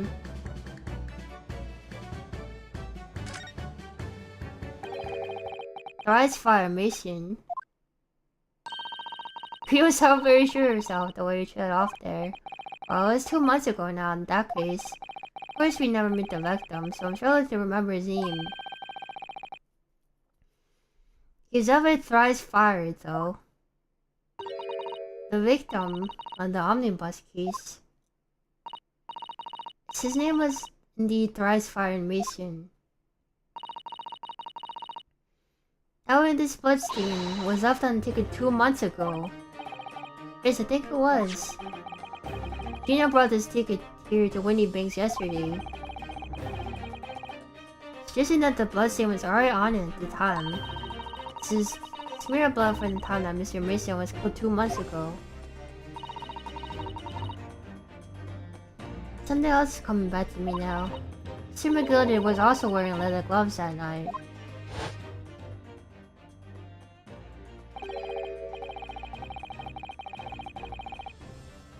Now I ask you is what good-hearted soul wouldn't rush to help a fellow bleeding from his stomach?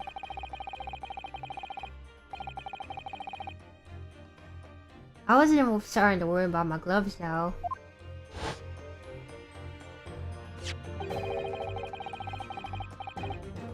Almost certainly looks like a leather glove thumbprint. His mark. We know that Mr. McGill had no injuries at the time anywhere on his body. So from which we can conclude any blood on the glove belonged to the victim, Mr. Mason. Naruto, you sound just like Mr. Sholmes. Ah, it's the quirky slip-ups, I hope. So I think you're right, Bruno. Very well, let's make a note of this. This is a prom broker's ticket for the code has been updated.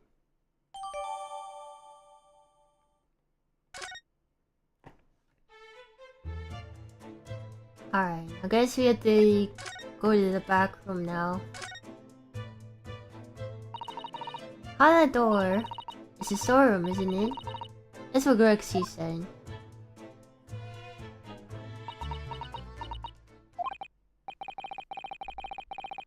Is this where I saw the dreadful scene last time? Oh, the little window within the door. Oh, through the little window in the door.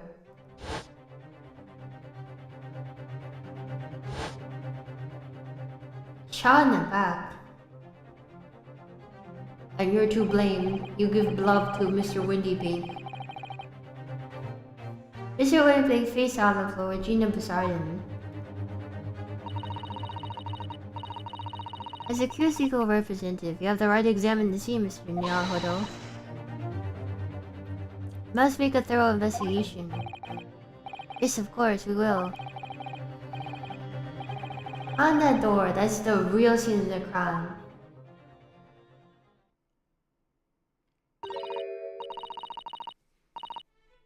Don't worry, if there's any clues in there, I'll find them. Oh, do I have to go in there or something?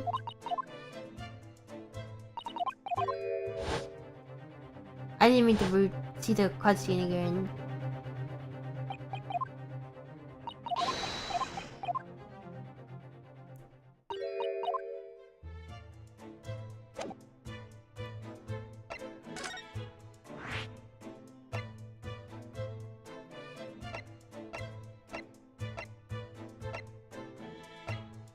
Alright, Windy Break storeroom.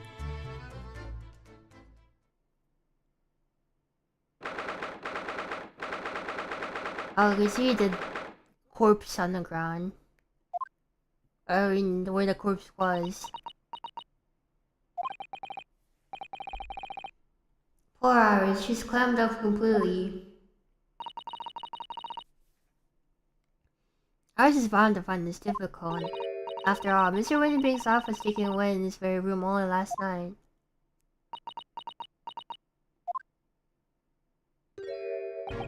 Action. Ah. Wait, Inspector. What's it now, Sunshine? Took one look at me and tried to run away. Think Scarlet and Yurika will run away from some jumped up defense lawyer, do ya?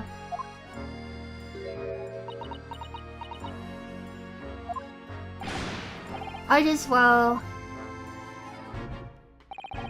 I've never seen a relationship looking like that before, is the thing. I didn't know what to say to her. So you weren't running away from me, you were running away from a 10-year-old.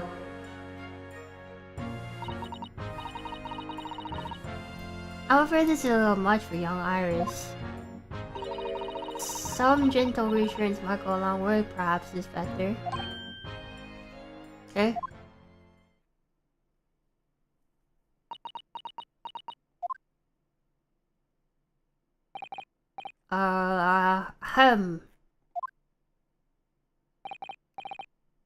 Don't trouble yourself unduly, your relationship.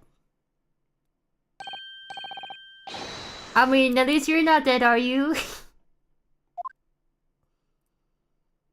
He's very good at comforting, I see.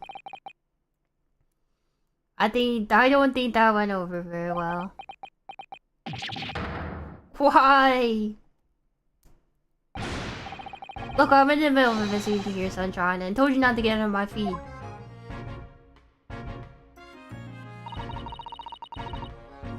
And we'll have investigating to do ourselves. Yes. I'd like to hear more what the socially inept inspector has to say. Oh, Hurley. And inquire how Chom's operation is going.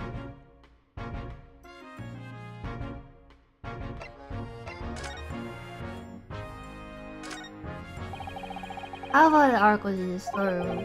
So we're the only thing that shows being ransacked. Ah, what is it, Iris? That's a box file that contains a manuscript that it was kept in. Oh. Iris' unpublished story, The Hounds of Baskervilles.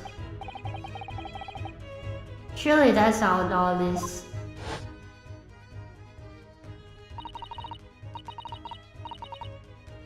Alright, so if you guys think he's holding, not telling you.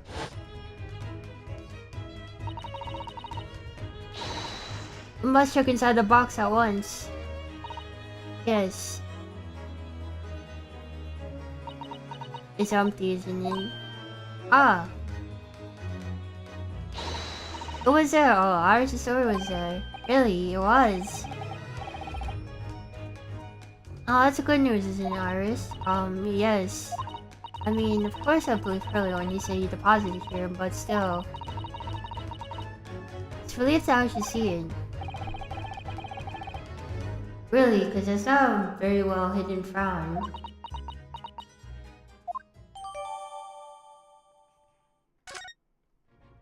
Iris' manuscript has been added to court record.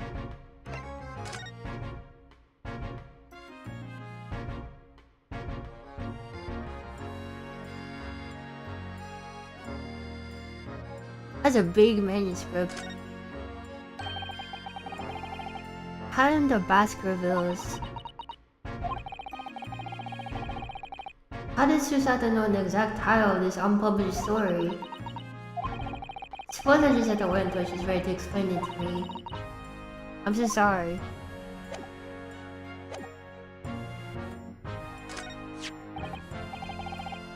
This is a revolver, a real one. And quite possibly the murder weapon used to take Mr. Winterbank's life. What's the matter, Susie? You and Runa look like you're about to faint. It's just that I rarely see a gun in the flesh. Oh, so your face, Thank you for subscribing. Thank you. 5 months. Oh, I dropped my pen again. I had issues with the guns in the past. But anyway, we saw Mr. Windybank with this yesterday, didn't we? Persona! I wish I would take my own life. Yeah, Persona moment. Must be the same gun. And last night, I looked through the spy hole in the door. The storeroom here. That was the same gun I saw in Gina's hand.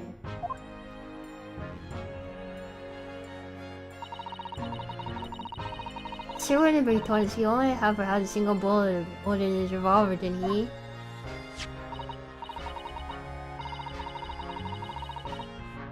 Oh, it's empty now. The one and only bullet in his gun has been fired. I bet the one and only bullet is the one that hit whatchamacallit, the calendar. So we could be fairly certain that only a single shot was fired from this revolver.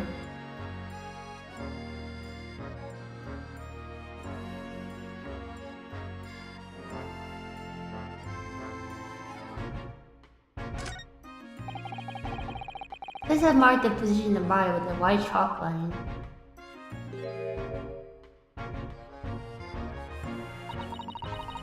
Poor Mr. Windybank, he was a nice old man. Oh, he was shot just once to the heart. Most likely the fellow died instantly. He wouldn't have felt a thing.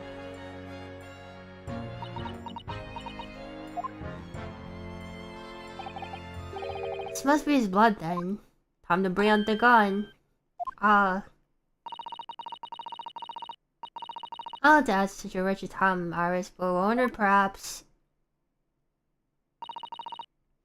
Don't worry, Susie. I'm ready for action.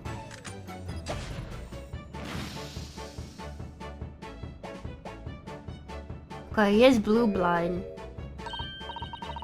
So now we know the color of the chemical turns when they react to Mr. Windybank's blood. So that green blood must have been someone else's blood. This is natural analysis of the blood stain we found in the main shop. No, but let's add the sample to the others we have collected already.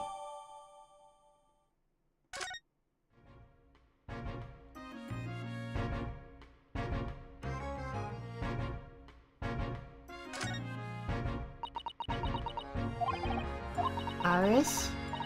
Don't worry, I'm alright. But we must find the true culprit. Yes, absolutely.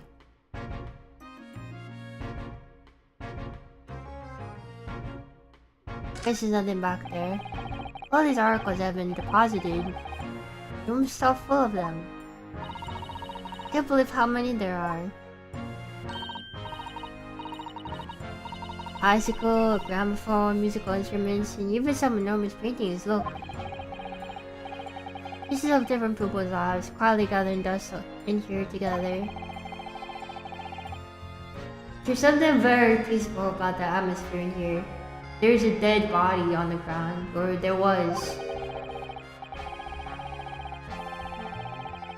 Or else there will be, if not for the chalk outline on the floor and the policeman shuffling around. How much you can do about that, sunshine?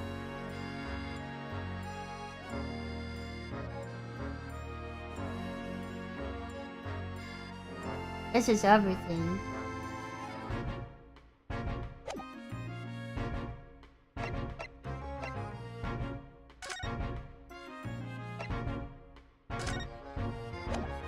Could I present this to you? See if we can take a look at the stuff around. Inspector. What do you make of this? What do we have here then? Definitely ticket for Harako deposit here, is it? Looks like someone ran on the office stationery. Wrote the ticket on whatever paper they had. This is a ticket for Mr. McGill's overcoat, the one diver turned up with yesterday. Oh, actually no, it's not.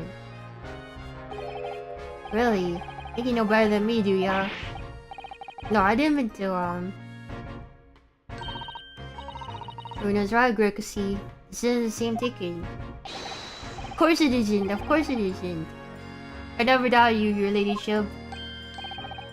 So what's this all about then, if I may be so bold to ask? This is the second ticket. Second one. Seems that Mr. McGill in fact had another article of storage here in Windy Banks. Is that right? I think we need to discuss this further with the Inspector, Mr. Naruto. Oh good, because he is ever so easy to talk to.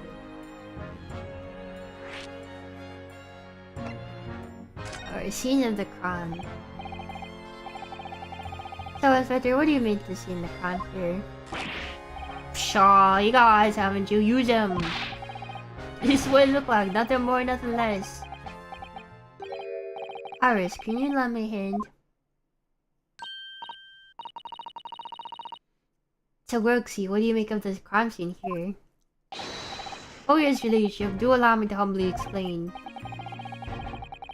Last night, shortly after the hour of 1 o'clock in the morning, Scotland Yard police attended the scene. One and only door to this room is found locked from the inside. Locked from the inside. How could this be broken out though? Is that the police officers doing? Quite right, ma'am. Quite right. We took the liberty of smashing the door in as humbly as possible. Oh. As you can see, the victim was discovered prostrate on the floor. Thus-wise.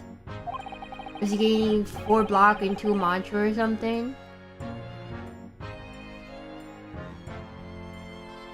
And next is the aforementioned body, we discovered the vile gutter child. Tell about Ginny, she's my friend, you know, Inspector. This is Straw, the hapless girl, who was curled up on the floor, dead to the world. She's still alive, you know? So when I saw her, she appeared to be unconscious. I'm afraid to say, she had the gun that was used in her hand. No. Presumably it's the gun that's still down there on the floor now.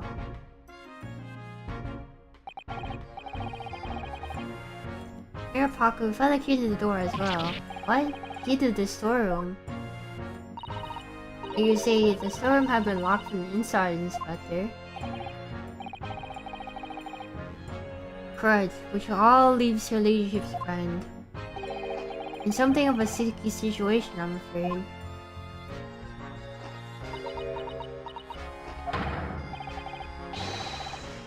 Obviously, my personal opinion is that it's all sort of some misunderstanding. Of course it is, Inspector. Of course it is. Have I played the Hangan one? I played the first one. I've not played the second and third one though. Bergsy, do you know anything about Hurley? Is the operation finished? Hurley alright, is he? Thing is, what's your words, Inspector, please?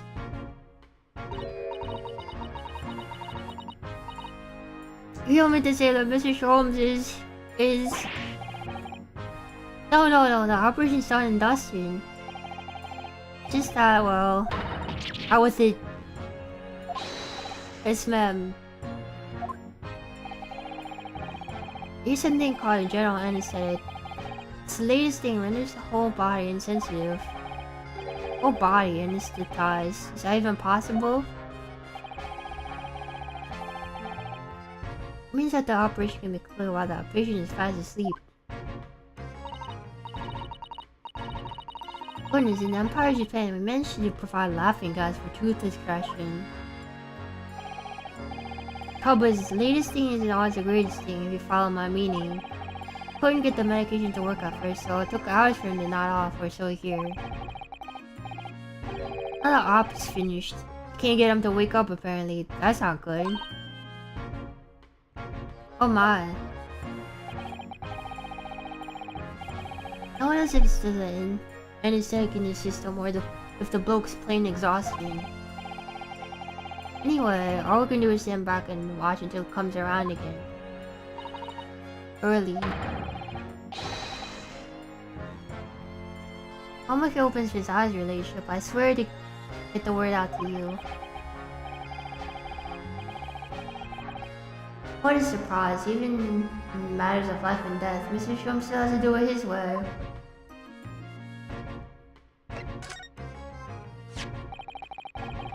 The sticker was in one of the pockets of Mr. McGill's overcoat. You mean to tell me there's more than one than just the music box, this seems.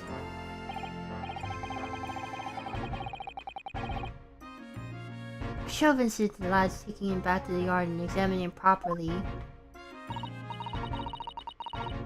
According to the details on this ticket, Mr. McGill deposited another article with Mr. Windy Bank. So I can see that right here. A small box was in. You have any idea where it is, Greg Z? Any idea at all? It's another article on Mr. McGill. Could be an important clue. Well, or suppose it could be. Please stop looking at me with those big turquoise eyes, all full of hope and expectation. I lose my. It's too much pressure. I lose me marbles. I'll go barking.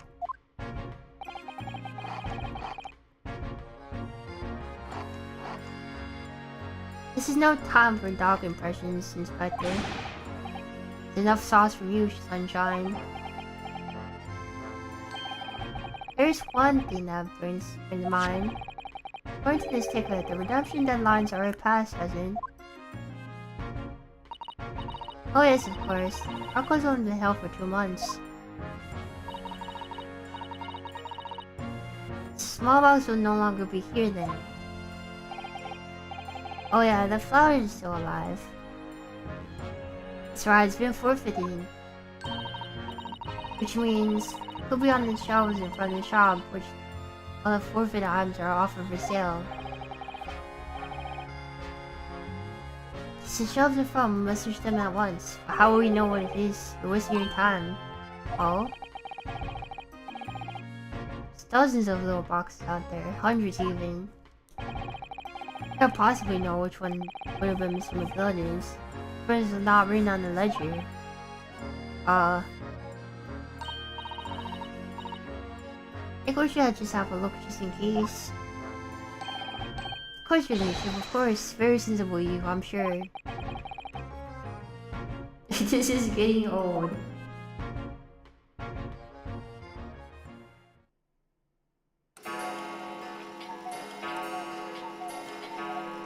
Dong, dong, dong. I really jumped out of my skin there.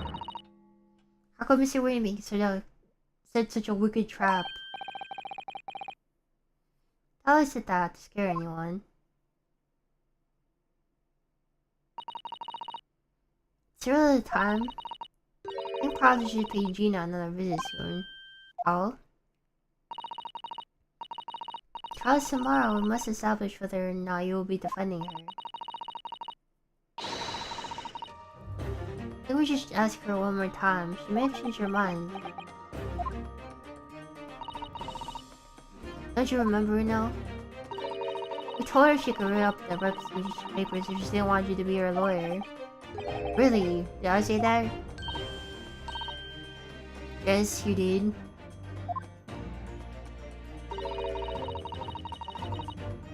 I'll have her submit the paperwork is fast approaching. Chris, you better hurry back to the prison and talk to Gina again.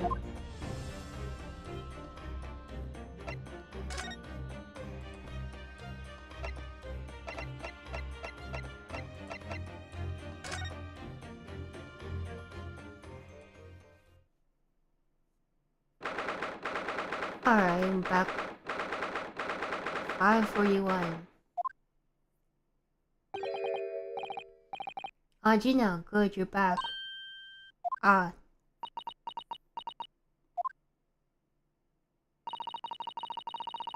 Police must have finished questioning her then. Oh, how was it, Genie? Was it awful? Oh, didn't bother me. Thank you for the paper sound before. Means we were both visiting Windy Bigs. Alright.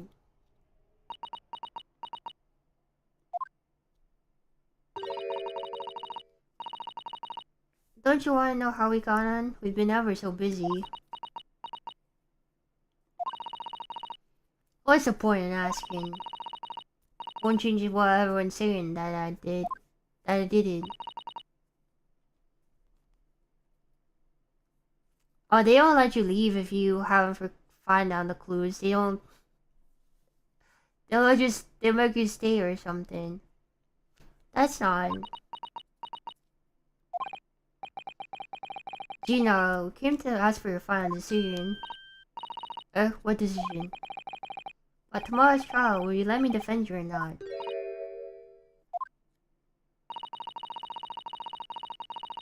I must submit the paper right now if you like Mr. Naruto to represent you. I see. She's really lost her file all of a sudden. I know what it feels like. The worry is just so hard to bear.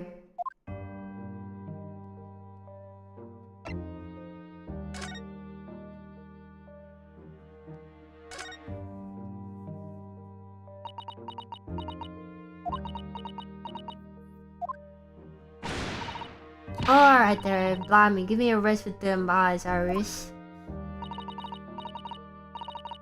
Come on, listen, who done it?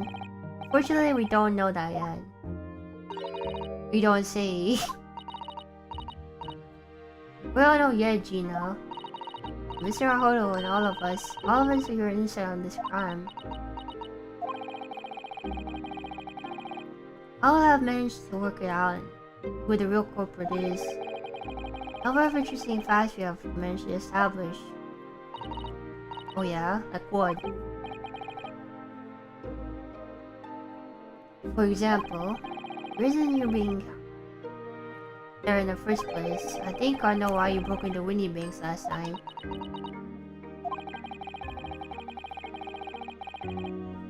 Looks like I'm going to take some evidence, clearly reveals the reason, and thrusts it in Gina's face, or I could present it to her calmly, I suppose.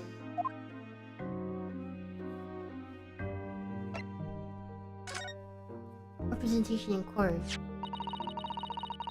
Other representation for papers and other documents we need. All I did is hand it to the clerk. That is, if you allow me to represent you in court tomorrow. Nah, don't bother. Ginny.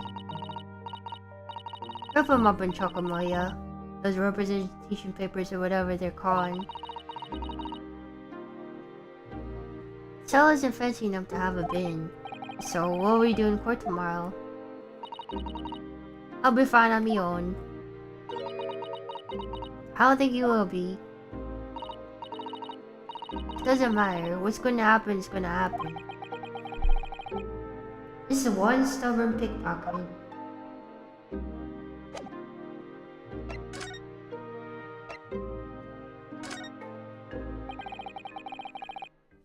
Found this in Mr. Wendy Bank's storeroom. The manuscript of Iris' latest story. Ah. Oh, right. That's good then.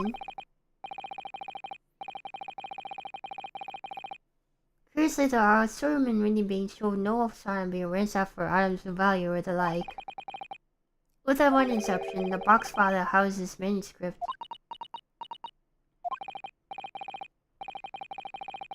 It was you, wasn't it, who broke open the box containing the manuscript last night? We're determined to find out whether or not the haunted Baskervilles was really there. That's the real reason you broke into the storeroom last night, isn't it? Ugh. Why'd you tell us what happened, please?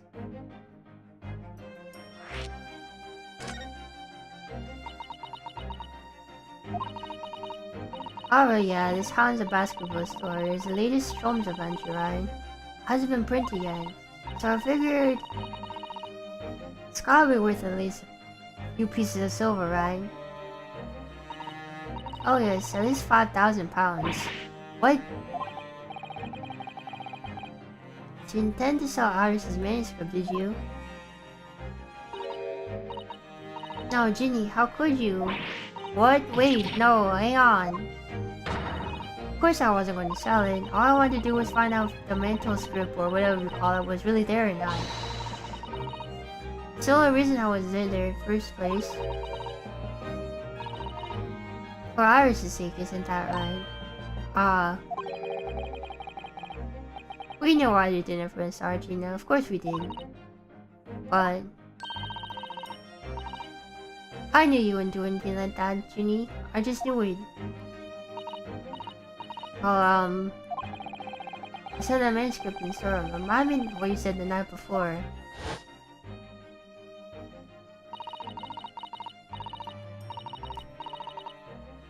Barefaced liars. We just realized it again.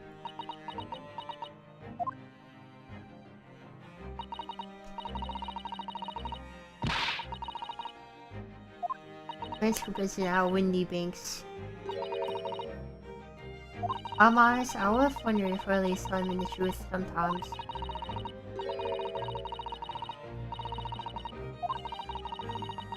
When it's following me without him.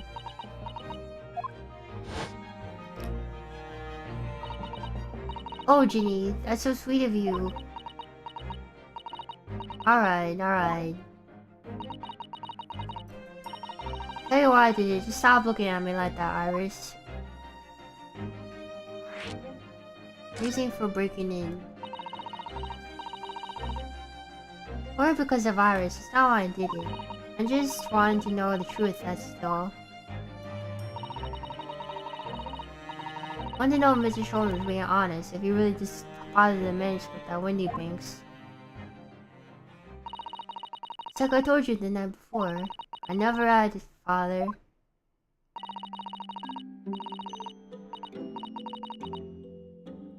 Iris is a lot like mine. She's got her dad, only she can't see him. Well, she doesn't know.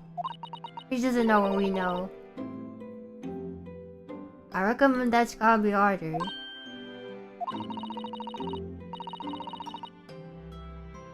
That's why she writes her stories. They're about her dad, really. This was outlined to me anyway, last time when I was listening to what you were saying. Stories about Daddy. I mean, they're not the adventures of a great detective, so much as adventures of a great detective and his trusty partner. Oh, that's how I see it, yeah. So thoughtful and so kind, Ginny. We never thought any differently, did we? Give it a rest, will ya? I hate all this chummy nonsense, you hear? I hate it. Don't trust no one, alright? That's how I work. Cause if you trust no one can let you down. So leave me alone, go on, Scarper.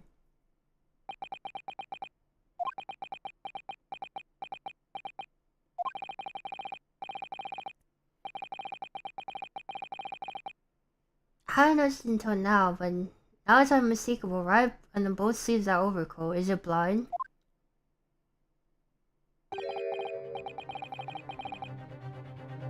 Or some very suspicious red stains. What are you looking at me like that? Might just be worth presenting some other evidence. Now I read to Gina now. That must be what's his face's blood, right?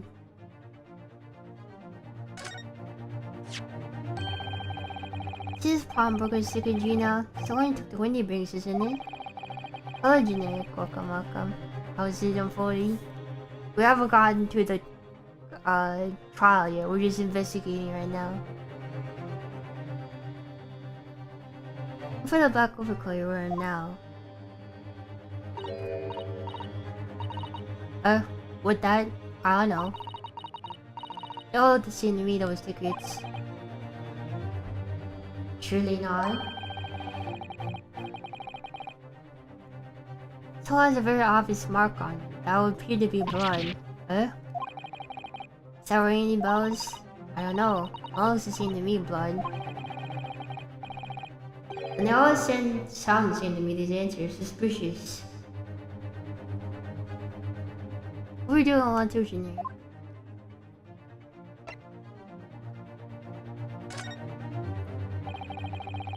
Seems out of safer in a new coach, you know. They're blood, aren't they? Not that I know who's blood yet. What? What, Mr. Naruhodo? Don't appear to have any obvious wounds on yourself, though. It's a bit of blood that's far from Mr. Windyblank when he was shot last night. Let's not beat around the bush here. Let's see if tomorrow will get results much faster than anything else. Take it easy, Iris. Don't move, Ginny. I'm gonna shoot.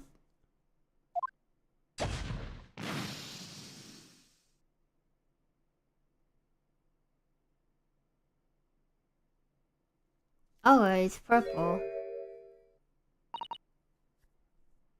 Oh my. What the? Look at the sleeves. The whole cover is covered in blood.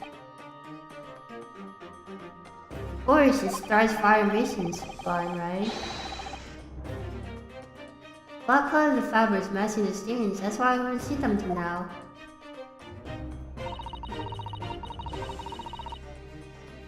Blood has reacted with the chemical to turn a purple color, which means it matches one of the samples we found already. Let's see, who had purple blood? This was that brickmaker, Mr. Mason, the victim of the murder case 2 months ago. I knew it.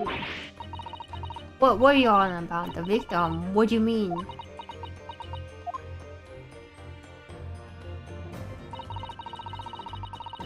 It's a rather uncomfortable situation, Mr. Otto, but I think this makes things quite clear. It means that the omnibus is finally solved. The truth about who really murdered the brickmaker, Mr. Mason, is revealed.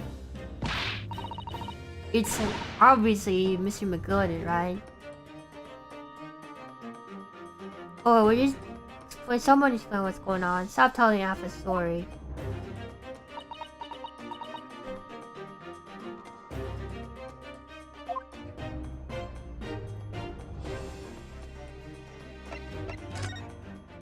Truth of the omnibus case. You said you didn't do it? Well, the court found him not guilty. Notice the victims all over Mr. McGill's overcoat.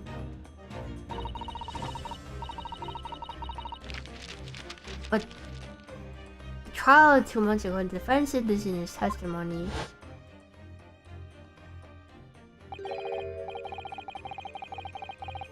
Now I ask you, what good-hearted soul wouldn't rush to help a fellow who's bleeding from his stomach? First, I would give the man a hand. Oh, you gave him a knife instead, I think. To his gut. I feel like the overcoat's clear. The stains couldn't have arisen from McGill trying to pull the victim to his feet. So if that was really what happened, the blood wouldn't have splashed all over the front of the coat. Especially for this pattern blood. For when it was splattered all over the coat when he stabbed the victim in the stomach.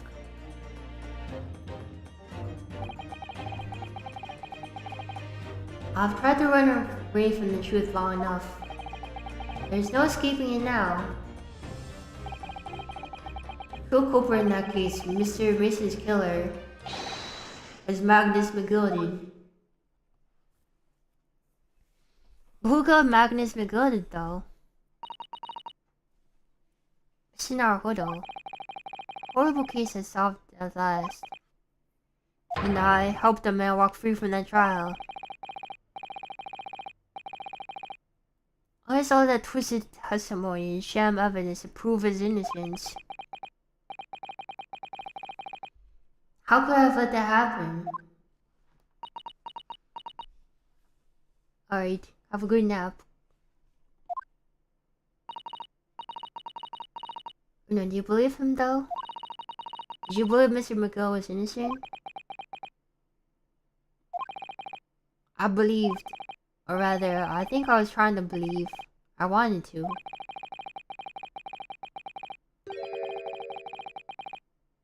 Because believing in those who represent court self-defense lawyers' greatest weapon. Weapon?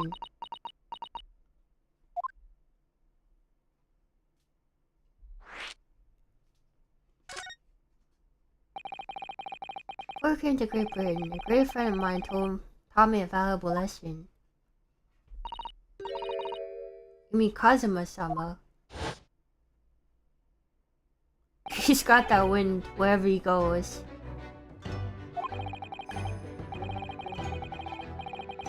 Lawyers are all inhuman. Can't know for sure what truth is and what is a lie. So we must resort to our primary weapon. Unwavering belief in our clients is what we all have. Only when we truly believe when the clients tell us, we can fight with everything we have for their cause. In any battle, there could be no faith without victory, or victory without faith. So I believe in you unwaveringly.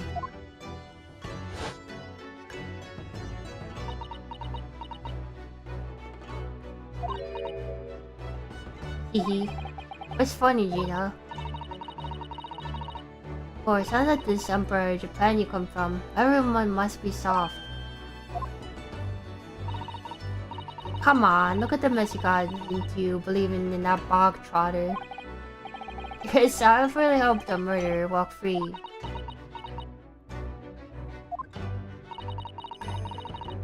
Well, at least you learned your lesson now, huh?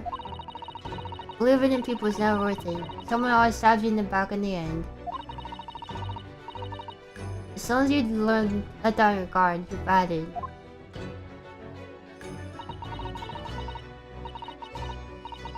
Take a leaf out of my book. Believe in no one. Get hurt by no one. Gina, may I ask you something? What? I just like to make absolutely sure. What would you like to do with these representation papers for tomorrow's trial?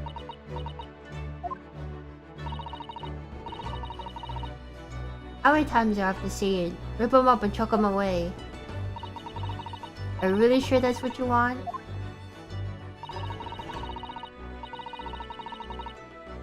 I bet that's what he wants and all now. Mr. I believer lawyer over there. Well, it was me that in that trial 2 months ago. I led everyone up the garden path, didn't I? Tell me you can believe in me after all that, not likely. Oh, Mr. Naruto? A lawyer's primary weapon is the unwavering belief in his clients. Ultimately, that comes down to whether or not I can trust Gina after everything that's happened. I trust her. I would trust her with my life, and then she'll steal my wallet or something. Or steal my armband again.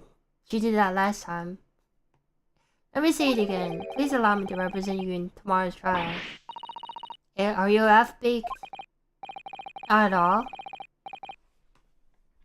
You've not once admitted to committing the crime, have you? What's more, I believe that you're telling me the truth.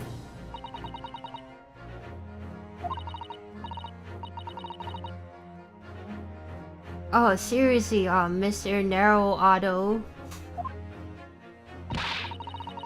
Didn't you hear all what I said before? I'm a born liar, if you just strip off my tongue. And I'm a diver, don't forget. Pulled the wool over your eyes 2 months ago and got you in all sorts of trouble. How'd you ever trust me now? I just don't get it.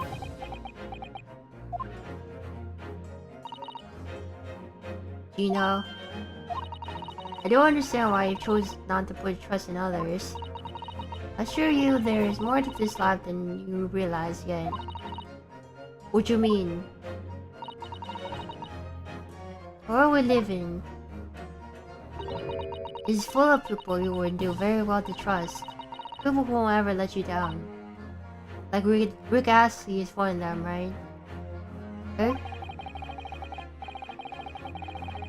He's never gonna run around, he's never gonna desert you. He's never gonna give you up. It's true that I'm just a student of law, and I'm certainly lacking in court experience. I can promise you all this. Whatever happens, till my very last breath, completely on your side.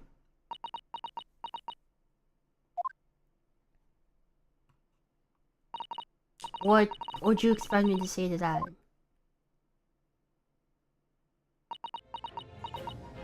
She's crying. Why she hitting the yari yari daze pose? You know what I'm talking about? She's about to go aura mode on someone. But that is decided. I will take this paper now, carrying out the necessary preparations for tomorrow's trial. You'll be ashamed to throw them away now, after it's been penned so beautifully by your name. Do what you like. You shouldn't lie, are. I don't know what you are. I don't get ya.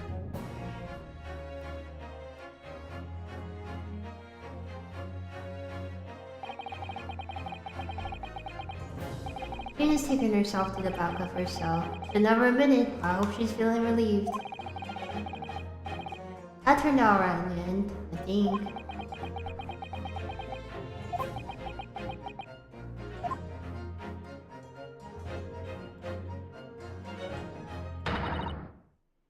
Whoever's hiding there, show yourself at once. Eavesdropping is a height of cowardice.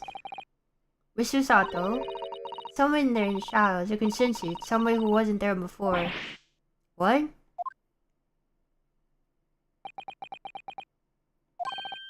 Blimey, you're sharp, eh?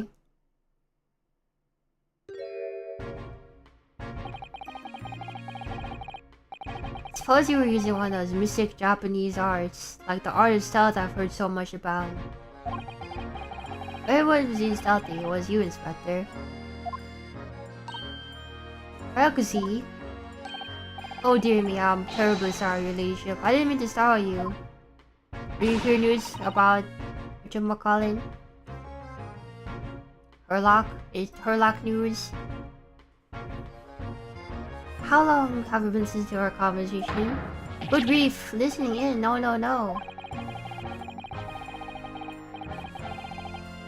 I just got word there were some visitors who were refusing to leave even though it was after hours. Assure you, your ladyship, I only just arrived. This very minute, not a minute or not a moment earlier.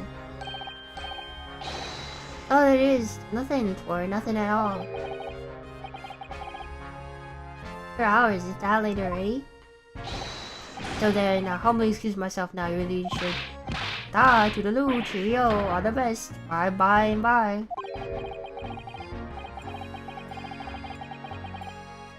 It's a lot of farewells, and not one of them appropriate for a ladyship. Oh, but I want to have a chat. Terribly sorry, but time is pressing in a minute. Oh, I see. That's a shame.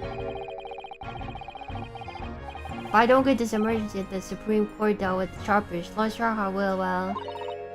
Emergency? Lord Strongheart? Nothing, forget anything. Anyway, I'm off. Alright, Grixie, if you have to. Let's chat soon. July, charm, can't wait, if you please, my pleasure. It's a lot of pleasantries and not one of them sounded sincere.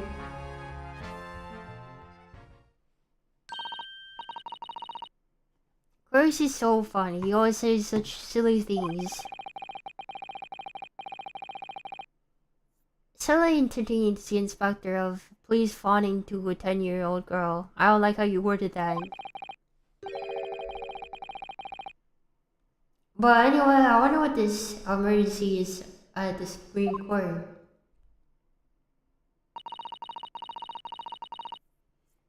Let's attend the court clerk's office before it closes. Yes, of course. Thank you, Mrs. Sato. Hello, Sminerms. Welcome, welcome. Here she goes. Calling Squirrel's home now, Mr. Naruto. I shall meet you there later.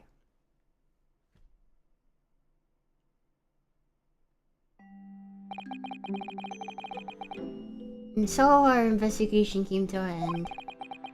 Says I went to file the necessary paperwork for my defense machine the following day. Then it hit me. Could no longer suppress the wretched feeling that had been gnawing away at my insides. Tomorrow Susato-san will be leaving. I thought he drank lactose or something, and he's lactose intolerant. They were ready to make her way back to Japan.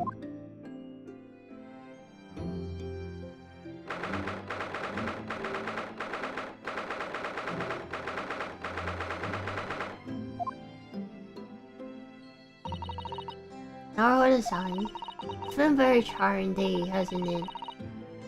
I do hope you're not too exhausted. Well, you're Susato-san, today's been even more trying for you, I'm sure.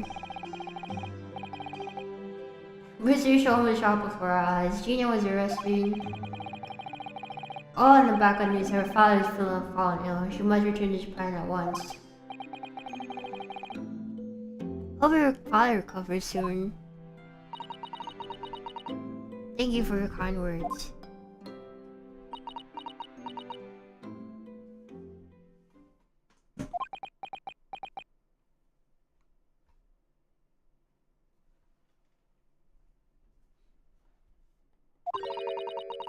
I wonder why it is.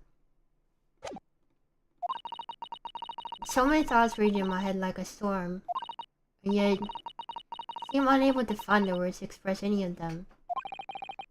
I know exactly what you mean. Anyway, I have one final task to complete as your judicial assistant. Once that's done, I shall make preparations for my departure tomorrow. One final task.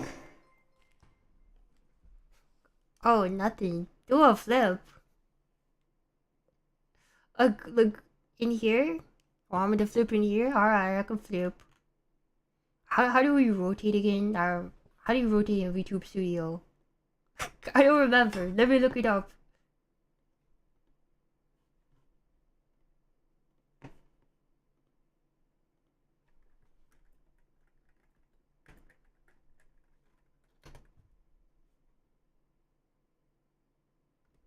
Control scroll wheel. Alright. Let's try.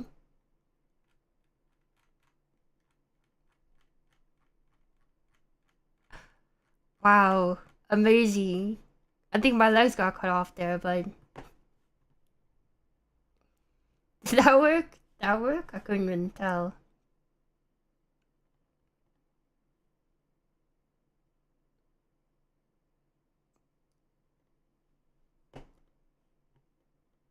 I'm so small.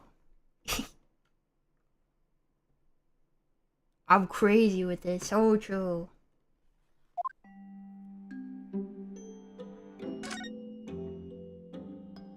Going back to Japan.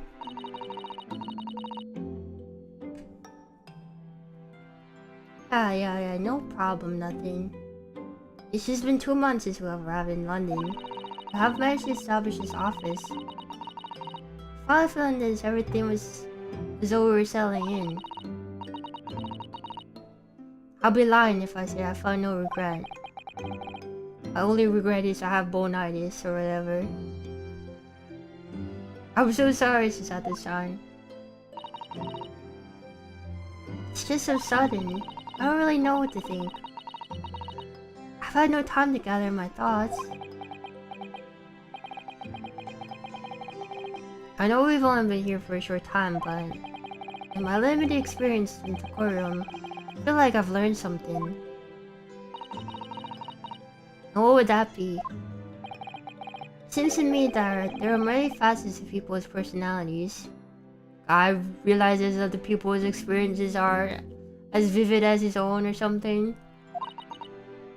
Facets?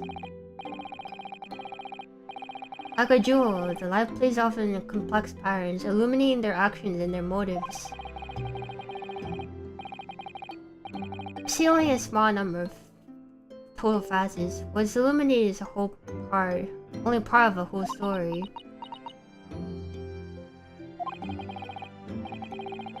All lies in the shadows. What do the facets we cannot see look like? Perhaps there's some parts we'll never lay our eyes on, for as long as we live.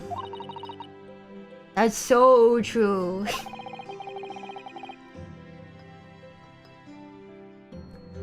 Sometimes I feel like I'm blind to so much. But I wonder, keep hoping that one day it will all become clear. All the facets will illuminate. I finally understand how everything fits together. Naruhodo-san. Oh, Jofa, thank you for the gifting. Thank you.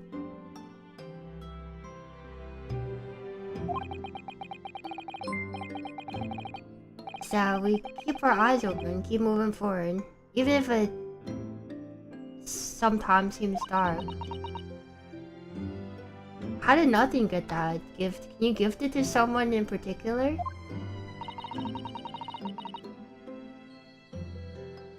Or is that just lucky? I think it's amazing it's just been 2 months. Going so much. Just RNG, so that's just really lucky then. Sorry, of what?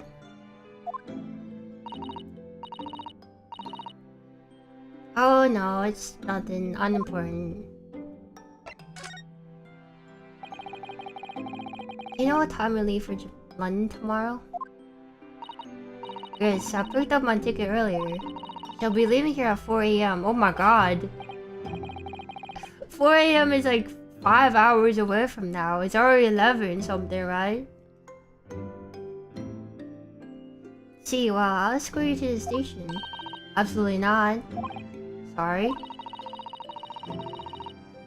I'm sure you realize why I couldn't let you possibly do that. You have a very important day ahead of you tomorrow. Gina's trial. Yes, I know, but...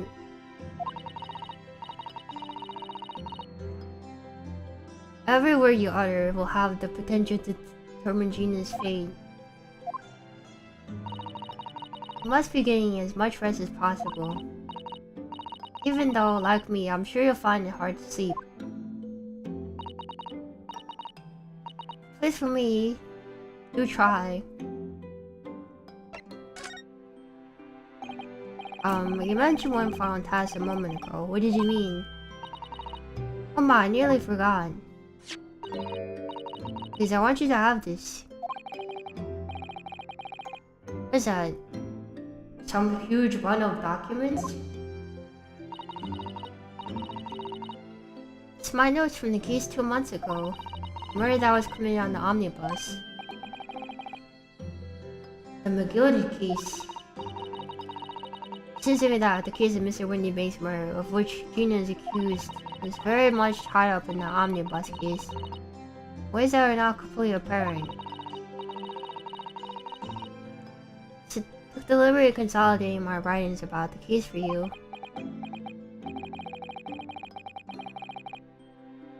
Everything else that you saw I had to think about. Sato-san still managed to do this, and all nearly laid out for me in a beautiful handwriting. It was my pleasure. I only hope that it will bolster your case tomorrow for Gina. Thank you so much, Sato-san. I'll do my best to use it wisely. You really are the best judicial assistant in the world. Oh, that's extremely flattering. Well, I'm sorry to say that I've been a complete failure. Sorry, I didn't quite catch what you said there. Oh, ignore me. I was just mumbling to myself. The court case has been entered into the court record.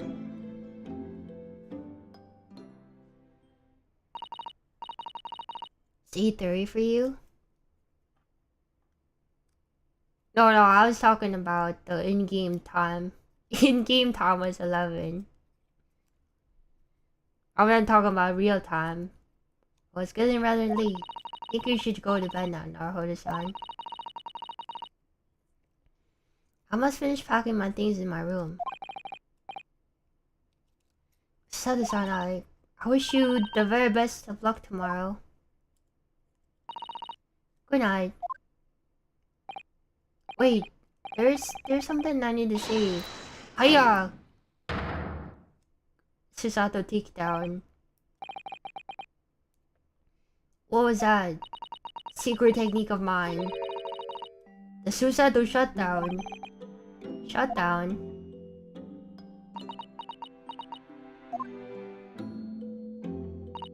Please, I implore you. For the voice of our good boss.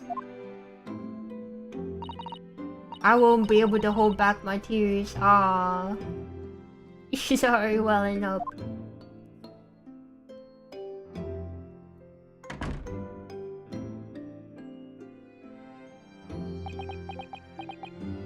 Why is everything going blurry? Is he passing out? Susato-san. He passed out. It's sure have been a trying day. On our feet for hours, getting Gina to open up to us and learning the truth about the nemesis of the case. Physically and mentally, I was exhausted. And yet, with the idea of sleep seemed impossible, I forced myself to close my eyes. A cacophony of scenes of our lives here in London played through my mind. Eventually, my fatigue triumphed and I fell into deep sleep.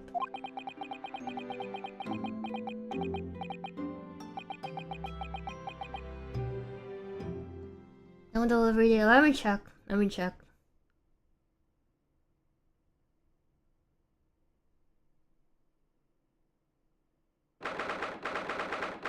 Package is currently being prepared. That sounds great.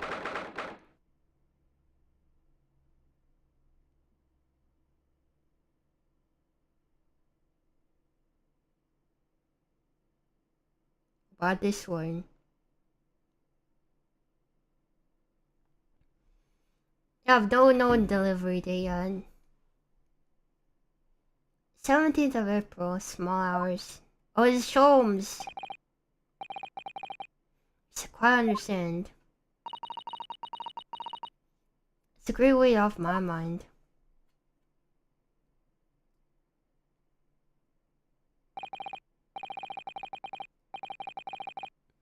Rest assured, I shall play everything in place exactly as I've discussed. Thank you so much. It's been our pleasure to be acquainted with you, Mr. Sholmes. Is this... On the contrary, the pleasure's been mine. Is this Susato talking?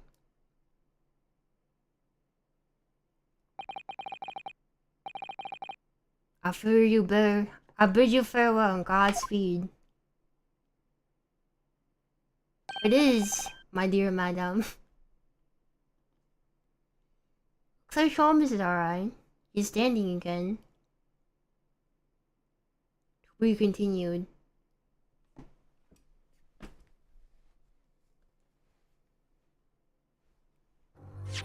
Isn't that good? I don't know. Being prepared is not the same thing as sent though.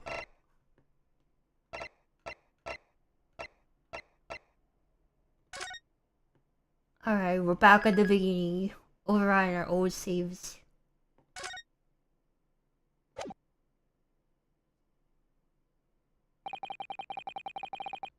And I woke the following morning. Susato-san was already gone. Outside the window, the rain came down in sheets. So began an even longer day than the last. One that I'll remember for the rest of my days.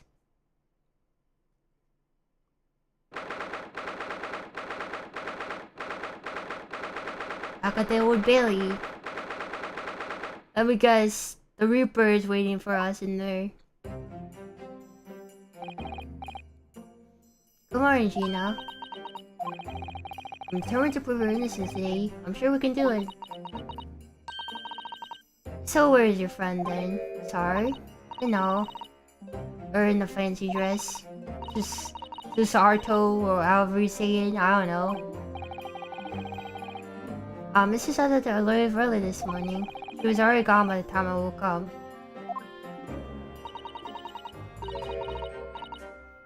You're out with that, aren't you? Forget about me if you like. Go and see her off. It's fine. She's probably long gone already.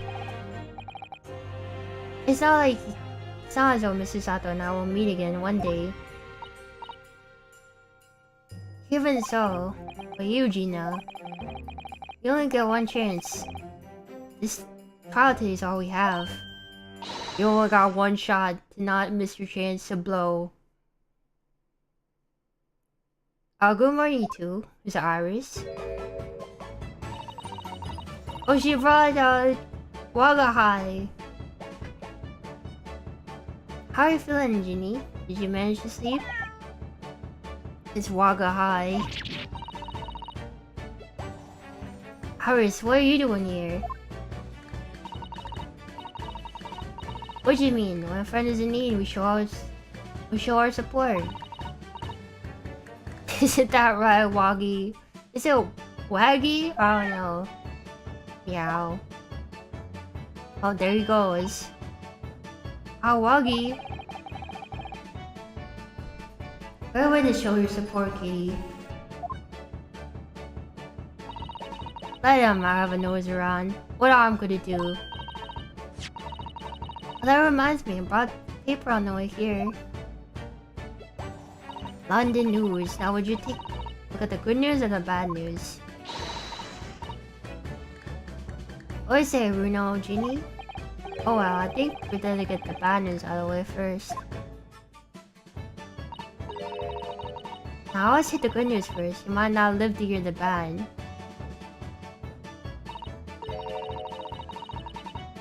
Yeah, it's not question is because of the way people's personalities. Let's not go there. Alright then, I'll give you the bad news first.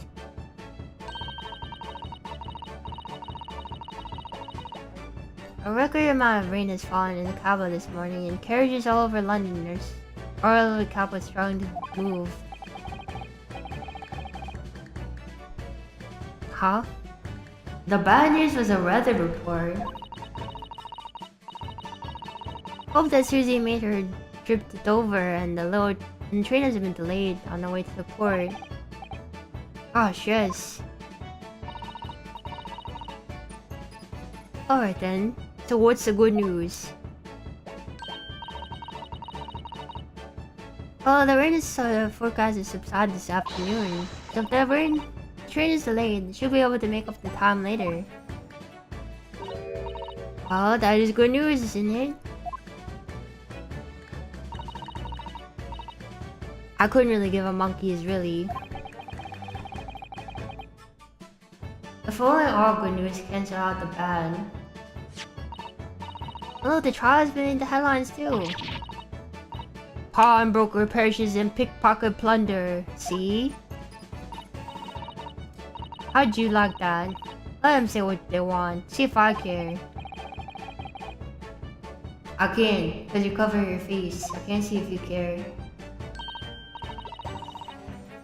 Don't worry, we will show everyone that this headline is nonsense. I will? And then in tomorrow's papers, the headlines will be discharged driver is dauntless do-gooder. Isn't that right, Bruno? I don't think she's a do-gooder. Oh, yes. Let's hope so. Of course they will. I have absolute faith in you. How was that? I was trying to sound like Susie. Did it work? Did it?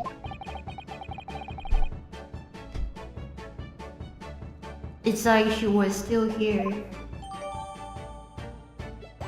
Why is this entered into the court record?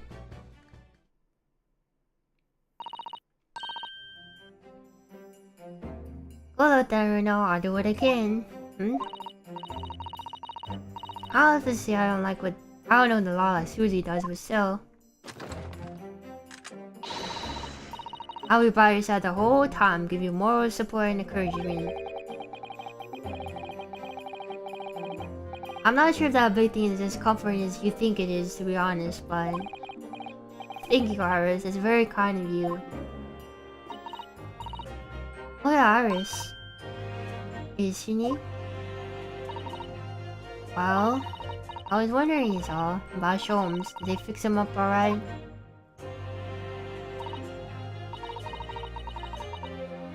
Yes, the operation was a great success, but Ellie still hasn't come around yet. What? I was a friend of mine at Scotland Yard. To send the telegram as soon as he wakes up. Sure, Grosston will let us know the moment there's news. But he was up earlier. Alright. Alright, later, Joe. No Suicide Design and no Mr. Sholmes. It's all down to me today. To prove that Gina is innocent of this crime. Miss Gina Lestrade, counsel for the defense. The trial's about to begin. Please make your way to the courtroom. It's time then. Yes, let's go, Gina, Iris. Lead the way, Runo.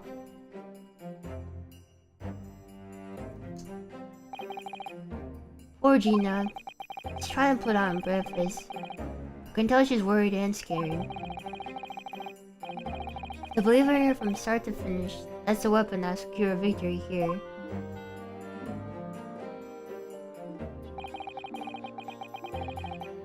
If I learn anything from my good friends, that...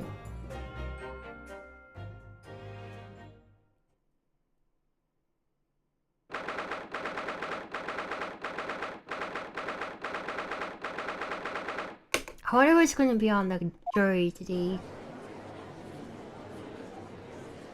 Is that the guy? Wait, is that the guy who's like running away from the whatchamacallit?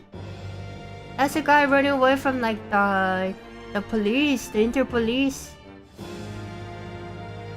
The Russian guy that was like accused of the crime or something. The super criminal. In the name of Her Majesty the Queen, I hereby declare this court to be in session. This trial shall determine the guilt or innocence of Miss Gina Lestrade. I now call upon the counsels for prosecution and defense to declare their willingness to proceed. It is Van Zeeks. Prosecution is ready. Defense is ready. Lord Van Zeeks. My lord? Remind me, how many years ago was it that you withdrew from the public prosecution service? It was some 5 years ago, my lord. Yes, and then 2 months ago you resurfaced someone unexpectedly, and here you are again. Some circumstances of the court should be aware of that led to this erratic behavior.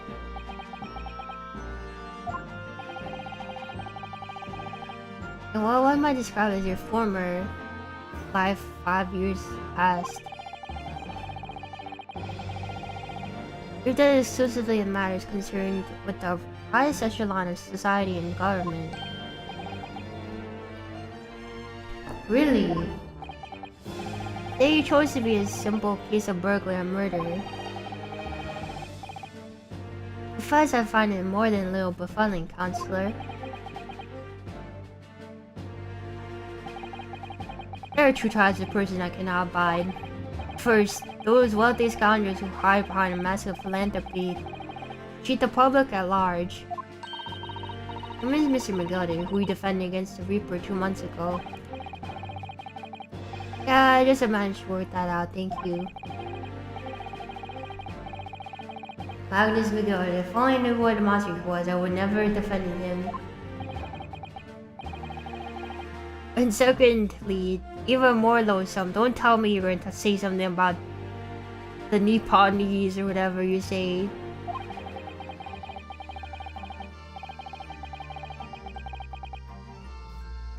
Those wild scoundrels masquerade as allies, only to total betrayal in the final hour.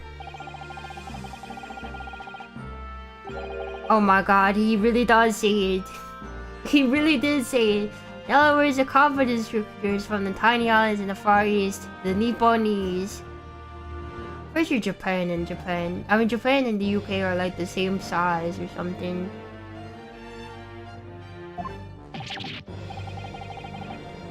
What? Did he really just say that? Of course he did. He means you now, Runo. How'd you mention work that out too? Thanks, Cyrus. Oh, betrayal. What are you talking about?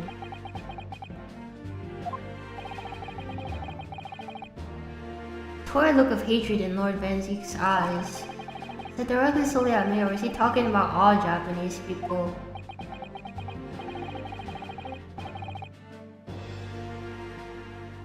An alarmingly scathing explanation, Lord Van Zeke's. Still, the judiciary welcomes the return of the so-called Reaper of the Bailey, feared by all of London's malefactors.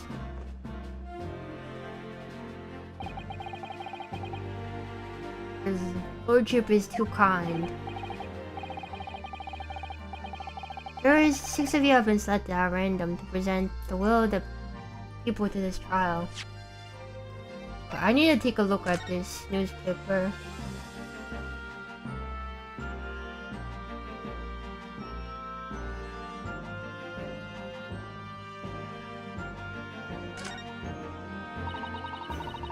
Just lower down the front page as well. Look, Mystery Mole. Classified secrets may have leaked overseas from the Mystery Justice. For a 10-year-old, Iris certainly has a finger on the pulse of the world's news. Secret communications between Great Britain and its allies. Apparently, they're being intercepted by hostile nations. Communications that are being intercepted. How could be someone doing that? That's the question, isn't it? I've come up with 3 possible different methods so far. You're looking for a new career, Bruno? No, of course not. I can't be FDR, because this is in the late 1800s, early 1900s. It's in the late 1800s, I think. I wonder. This is what Lord Strongham was talking about yesterday. It could be. Depends why everything Gregson. Running pillar to post at the moment.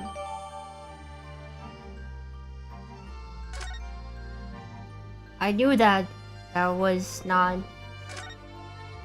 It was not really about the whatchamacallit. Hamburger perishes in pickpocket plunder. How awful. Virginia, I mean. Must have the discharged driver is dauntless do-gooder, right? It's something like that. If possible, I'd like to go even bigger. Bigger? How? How pickpocket protects planet post-trial, perhaps. Protects planet? Oh, I can't wait for tomorrow now, it's gonna be so great.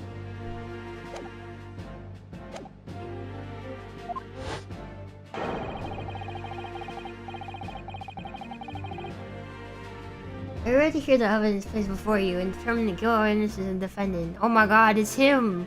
Christian Moonman! Why is he blushing? There's a Russian guy. That's the typewriter girl. That's the old man that can't hear anything. Oh, he's a doctor now for some reason. I don't know who that is. And that's the maid from earlier.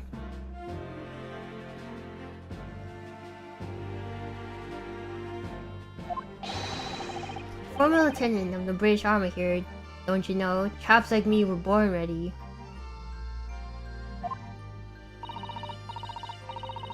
He gotta think of maids, is that why he's blushing? This guy's gotta think for maids. Clean crockery, clean cutlery, and clean conscience. His lordship's smile is very appropriate here, I think. Everything will be stereoscopic in the future, absolutely everything. Now I'm ready for it, so this is the cross-eyed guy. I don't understand it. I can't have left it there. It's not possible. Could I have? So you've got a telegraph machine instead with Morse code.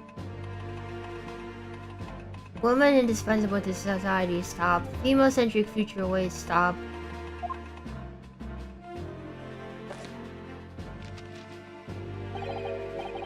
Good day. I am visiting London for sightseeing. I would like to take bus to Crystal Tower, please.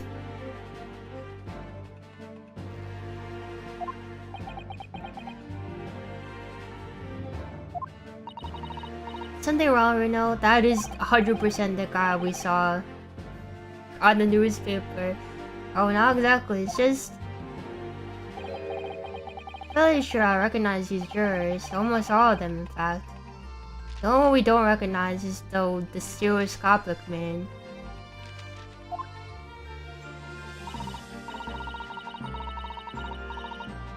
Really? Funny coincidences like that happen from time to time, don't they?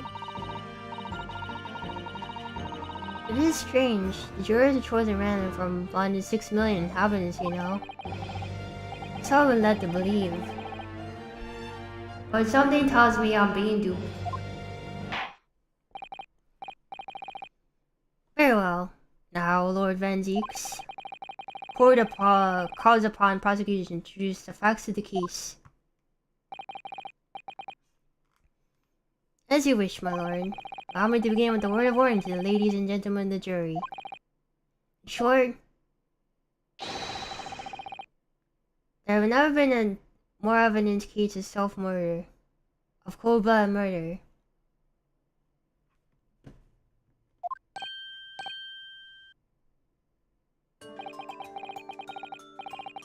Victim Mr. Pop Windenbrook, prior to the pawn shop on Baker Street, was shot from behind and died instantly.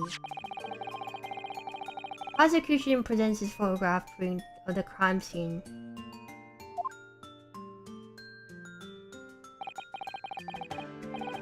To clear there is a single bullet wound just below the gentleman's left shoulder.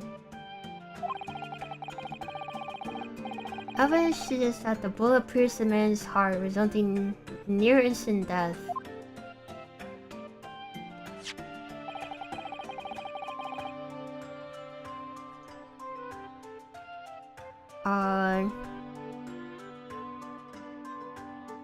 Moving on to the findings of Scotland Yard's coroner.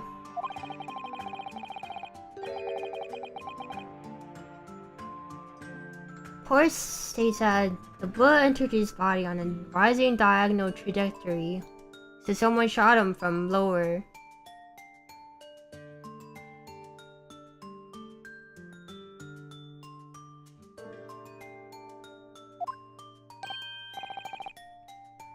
What's that supposed to tell us? It means that the victim was likely shot by someone significantly shorter in height than himself. Could it be that Magnus Magilda didn't die? Someone like the accused, you might say. Oh. Prosecution wishes to present the autopsy report and the crime scene and evidence, my lord. Indeed, the court accepts. Hand them to the bailiff, please. Autopsy report. Crime scene.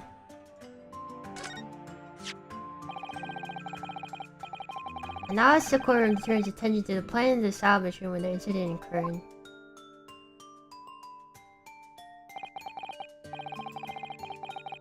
A party was found in the storeroom where he kept Harako's pawn to him. The windows assumed with a single point of entry, a door from the main shop which was found locked. In the sealed chamber, there were only two people present. Serenity Bank and the accused.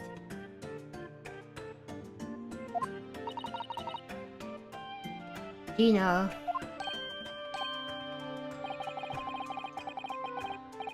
If further interest, the court that then When the accused is discovered at the scene, she had in her hand the gun to fire the fatal bullet. Well, that's that then, isn't it? Nothing more to say. Isn't that the grubby girl pickpocket anyways? She's got those filthy drabs that live in the East End. It's only a matter of time before she got blood on her hands then.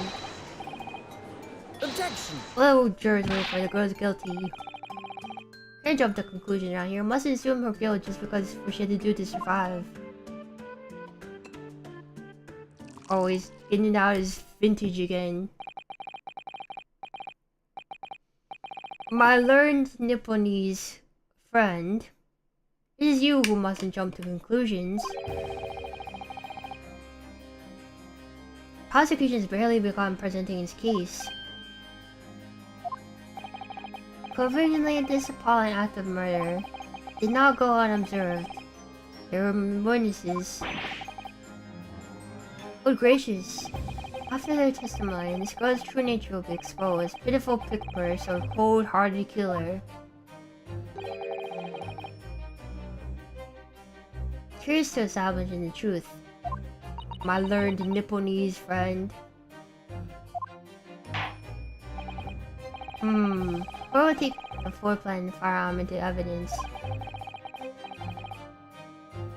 Hand him to the bailiff, please, Lord Van Zeeks. Once more, Lord.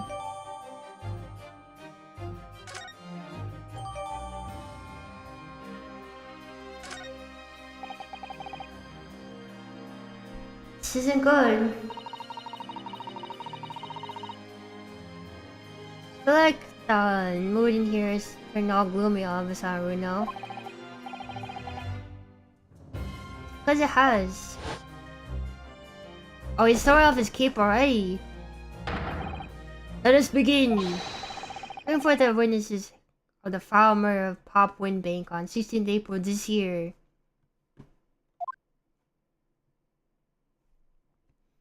What's going on with the mouse? What do you mean? Okay, who are these two goons, man? These are the witnesses, these two goons? Witness, state your names and occupations for the court.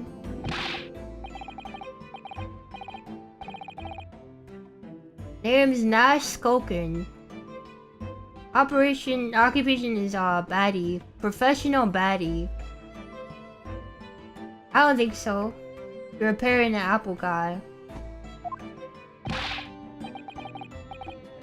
Name is Ringo Skoken. Occupation's same as him. Tobias Gregson, Scotland Yard Inspector. That's right, that's what we're calling. The three Skoken brothers.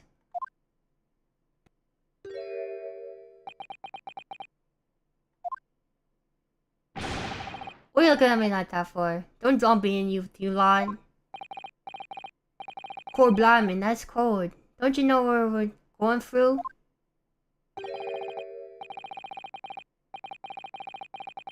It's our older brother. It's our older bruv. Lost contact with them we have. We're scouring every shady corner of the capital. That's how I came across you, the very spit image of the bloke. Am I right, Ringo? He is, Nash, he is. A very spit image. So we decided and then what we was gonna do. We was gonna call ya Big Bruv Sulky. Come on, leave it out, you two. Sulky Skoken? That's before you run out of chips. Why is my mouse looking out? What do you mean this? Oh, then Inspector Gregson. Begging your pardon, my lord. My name is Tobias. I didn't know, inspectors. You've never done that before? You put your finger on the sensor and then it freaks out. What to know, Inspector, is what we're doing in the witness stand. Skokan Brothers is currently under arrest, my lord, on suspicion of theft. Thieves are there. These three. Oh my lord, begging your pardon, don't load me up this lot. 2 nights ago, these two brothers illegally entered an establishment intent to burgle. Worse than nefarious activities, they've become embroiled in something far more sinister crime. By Jove, you mean to say, what an extraordinary coincidence. Indeed, my lord, on attempting to burglarize a pawnbroker, they witnessed his proprietor's murder.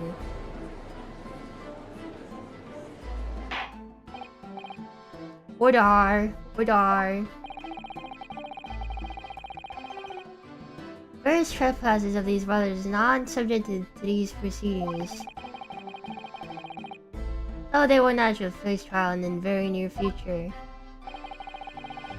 With your lordship's permission, I would like to remain on stand to guard these two gents on the straight and narrow. Of course, Inspector. Skeptical I am as the caliber of these witnesses, I will permit them to take the stand.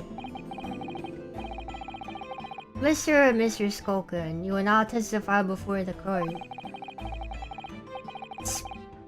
Describe exactly what you saw in the question. Happy to. Cause the Skulken's never sulking.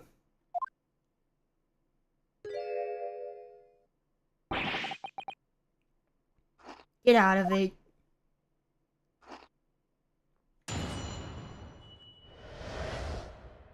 Illegal entry.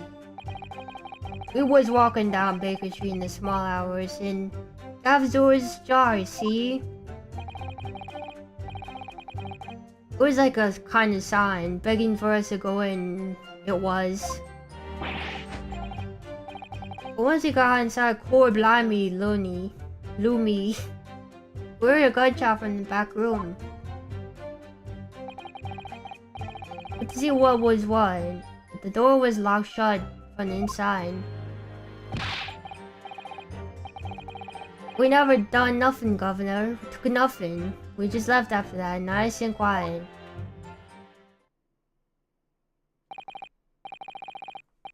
Hello, Cole. Welcome. Hope you're doing well. A terrible coincidence, it would seem. Precise moment these miscreants entered the property, even more sinister crime was afoot. Witness testimony was consistent with the crime scene in every detail.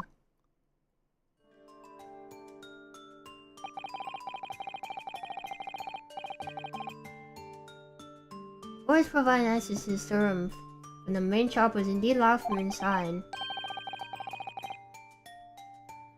Then though only the victim and the accused were found. I must say, it does appear for a well-made simple case.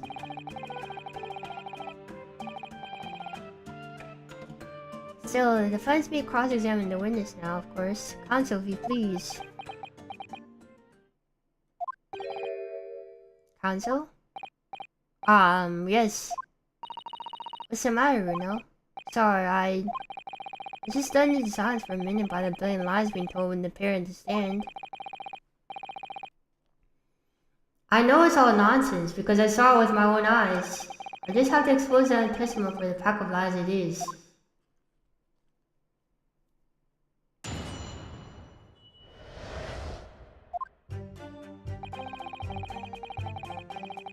So, what do we have as evidence? Pawnbroker's ticket, presentation papers.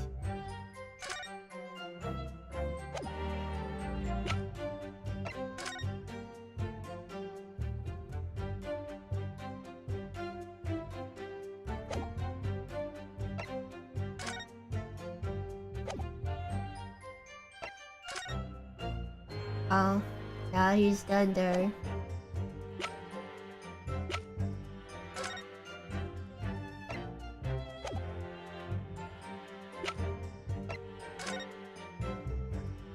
Mason Milverton.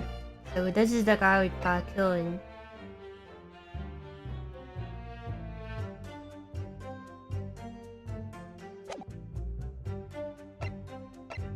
I don't think we have any solid evidence right now. We're gonna have to press them or something. We're just walking down Baker Street.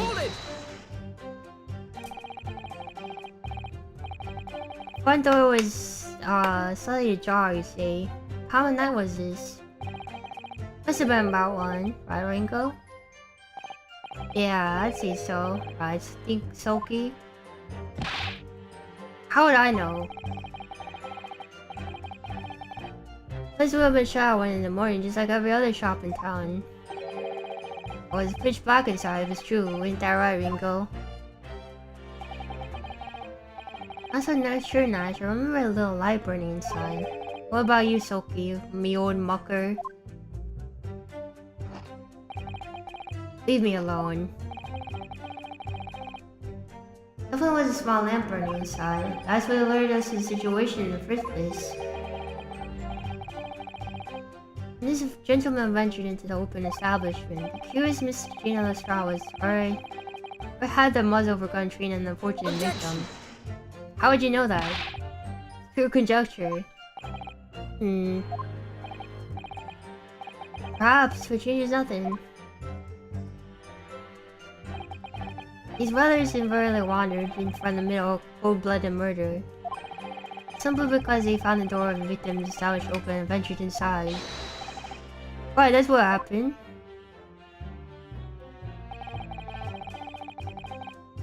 Hold it! What are you trying to suggest? That you had to go in? Oh, good move. God moves in mysterious ways, they say, don't they, Ringo? They do, Nash. They do. Must have been some providence, I reckon. God's will often presents itself as the whims of thieves, does it? The word's a whim. I'm dead sure of that. The word, Nash, the word. Like we said at the time.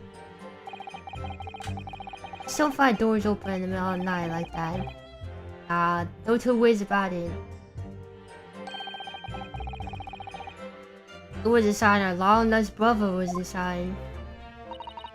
They're not very good liars, are they? Well, you can't deny it. Unless a bloke who looks just like our above. Sid, cut it out. Chips are getting a chomping today.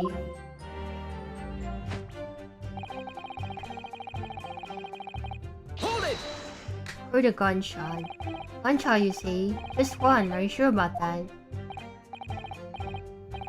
Of just the one, Governor, I can swear to that. It was, Nash, it was. Ain't that right, bruv? Probably belonged to the victim himself. Yes, Mr. Wendenbeek always used to leave his gun lying on the counter. I remember. Same day we found the revolver was completely out of rounds. That makes sense. Mr. Wendenbeek always said he only ever kept a single bullet loaded. That's true, I remember saying that as well. Said with considerable certainty that only one single round was discharged from the firearm using the murder weapon. Yes, my lord, we can. To remind the court that the firearm in question was discovered in the hand of the accused. Wonderful.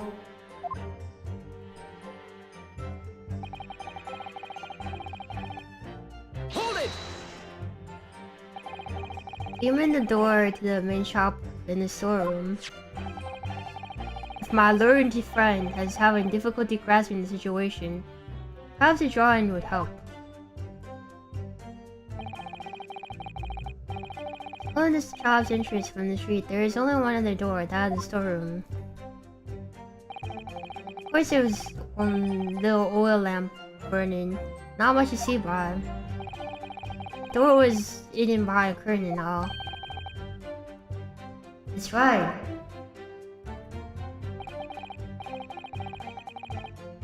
However, the door is mostly obscured by the curtain. Tell me, why did you try to open that door? Eh? Any normal playthrough will run at the sound of gunshot, I think. Oh well, your turn to rabbit, Ringo. Well, Nash, yeah. I suppose you'd have to say we ain't normal, eh? Well, speaking, humans found one of two ways to hearing gunshot or scream. Timidly, group 5 figure while courageous investigate to see if they might help. These gentlemen are the latter inclination. My learned Nipponese friend, it would seem, is of the former. I don't think that is true. They ran away once, Herlock showed up. Alright, I just somehow proved I was a coward that night. Thank you, counsels. So I believe we all understand that the door was locked and it could not be opened. See witnesses.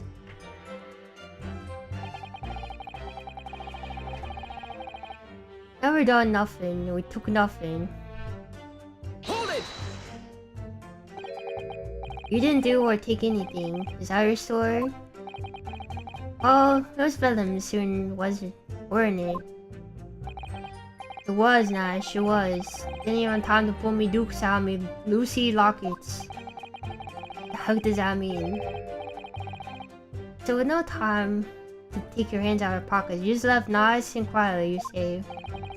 That's right, Governor. Nothing we hate more than violence. Peace-loving nibblers we are, not bludgers.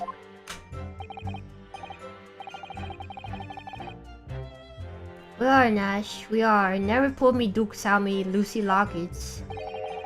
So you're clearly like us to believe. Come again? As you fell from the pawnbrokers at night. Did they not run to anything else? You did not fire a gun at that person? Since alive, they fired a gun, you see. Ugh. Blimey, Governor. You were telling us it was you in the doorway. It was. Why the bleeding, Nora? Didn't you mention that before? You were armed with a gun, and as you fled to see me fire that gun, I London's greatest detective, Herlock Sholmes. He shot the great Sholmes? I did hear that actually. There was a rumor he's been rushed to the hospital. Great Sholmes, that's beyond the pale. On the night in question, this pair were arrested by the police within minutes of discovery of the crime scene. Suspicious contents rapidly gave them away. When searched, a firearm was indeed found in their possession. Furthermore, the barrel showed signs of the shot having been fired from it.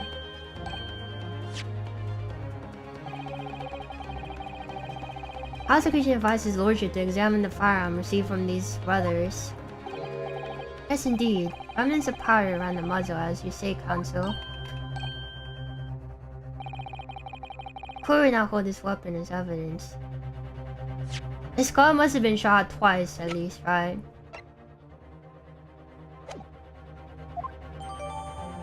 Skokin Brothers gone. Oh, only a single round is fired? And how did 2 shots get fired then? Now then, my Lord Nipponese friend. Yes? Here's is successfully presenting the evidence. For yes, there are telltale signs of found powder on his gun and a single bullet missing from the cylinder. Prosecution demands evidence that was fired at the scene of the crime under scrutiny of this trial. Objection. I don't need evidence, because I was there. Objection. However, the rest of us courtroom were not. If the defense fails to prove evidence in support of this rash claim,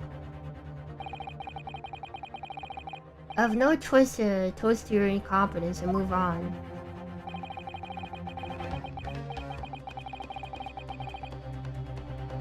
Evidence said these two fired the gun before they left Windy Base that night.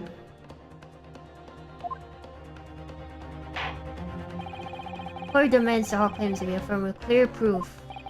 What evidence showed that the witness unloaded a firearm in the pawnbroker shop that night?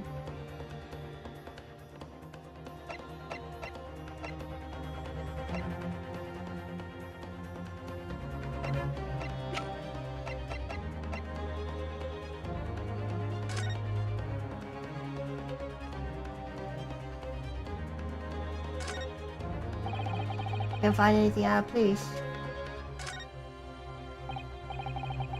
There's ammunition loaded in 5 of these revolvers, 6 cylinders, yes. Which tells us only 1 shot has been fired from it. Exactly.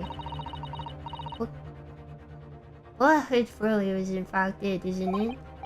It happened as soon as we entered the Windy Bank store. I'll make those brothers pay. Damn, she's out for blood.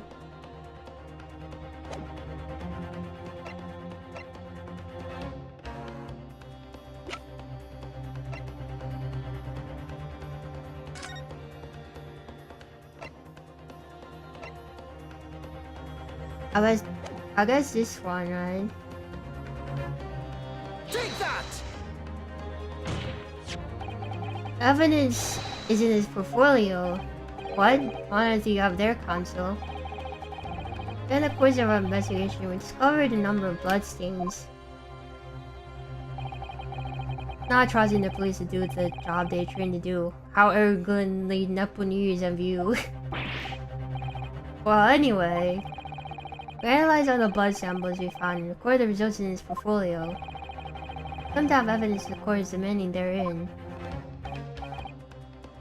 Yes, my lord. No more dallying then, counsel. Present the pertinent evidence at once. What do you have in this portfolio that proves that these witnesses unloaded the firearm at the scene? I mean, it's this one, right? Take that! What is that? Explain. It's a photographic print taken at Windy Bank's pawnbroker in the day of the incident.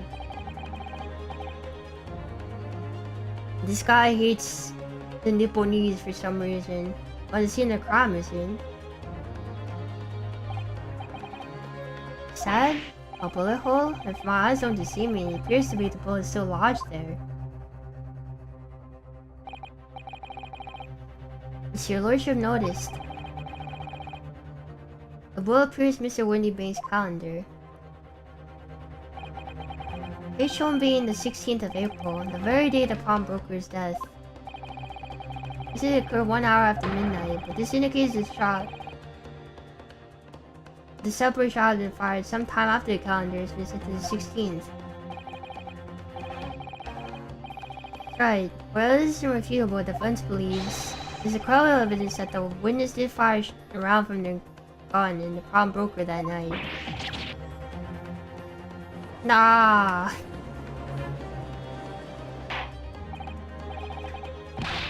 Odar, how does the prosecution stand, Lord Van Zeeks? This is all a trap, I bet. He's like, oh, so you say that they shot this bullet, and that means you have no alibi for the other bullet shot or something. It's all a trap set by him, I bet. Thank you, my Lord Nipponese friend. He's gonna say something like that. If that is the direction my Lord friend wishes to take, the prosecution has no objection. What? I freaking knew it. Well, you'll forgive me for flinging my hollow chalice inside in disgust at the repugnancy exposes. It's an iron question. These brothers entered the pawnbroker illegally. And like the bold baddies they claim to be, opened fire on the new arrivals before fleeing back onto the street. Okay? Take it easy there, Governor. You're gonna land us in the soup. We had a deal. You weren't gonna give them details. Tell him, Sophie. Set the bloke straight. I have nothing to add. So he knew, did he?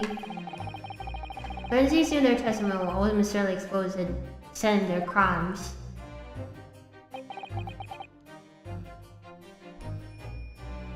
What's him now? I owe my learned Nipponese friend a word of gratitude. I freaking knew he was gonna say something like this.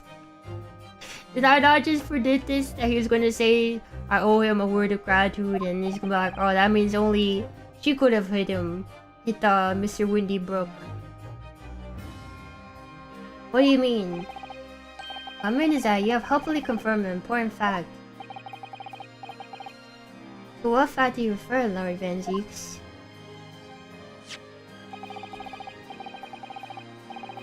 As has established, at the point of their arrest, a single shot has been fired from the brother's gun. However, if that shot found its target in Mr. Sholmes, and clearly the witnesses cannot be accused of the fatal shooting of the proprietor and the victim. Ugh. In other words, these two men have no material connection to the murder of Mr. Windy Bank at all. I freaking knew it. So that's it.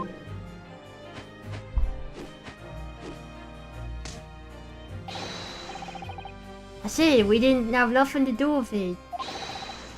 Wario and Waluigi looking MFs, man. That's right. We didn't, Ash, we didn't. That's what I reckon. Your crimes include unlawful entry, intent to steal, perjury, and let's not forget attempted murder. Quite a catalog, eh, fellas? We're for it now, bruv. Now then, let's take us a moment to consider the aforementioned great detective, Herlock Sholmes. It seemed like the man patronized the pawnbrokers in question somewhat regularly. Where's he going with this? Sholmes appears to take pleasure in tinkering with eccentric machinery. Eccentric? Says who? Not me. Don't give me that look. Saw a pair of machines like this in the victim's shop. Oh. That's one of Hurley's red-handed recorders. What's that, Council? Has the appearance of a photographic contraption.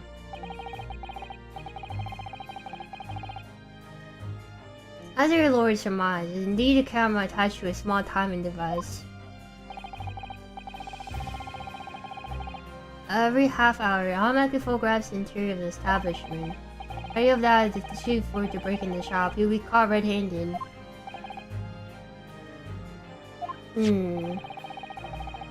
Prosecutors obtained the photographs taken by the device in the night in question. 8:39. 9:30.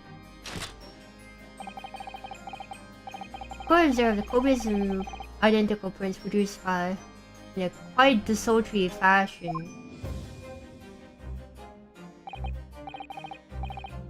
Rather prodigal, I feel.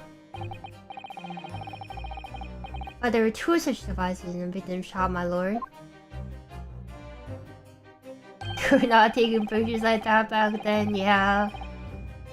If I refer to the court and the planted premises, and their respective visions are here and here.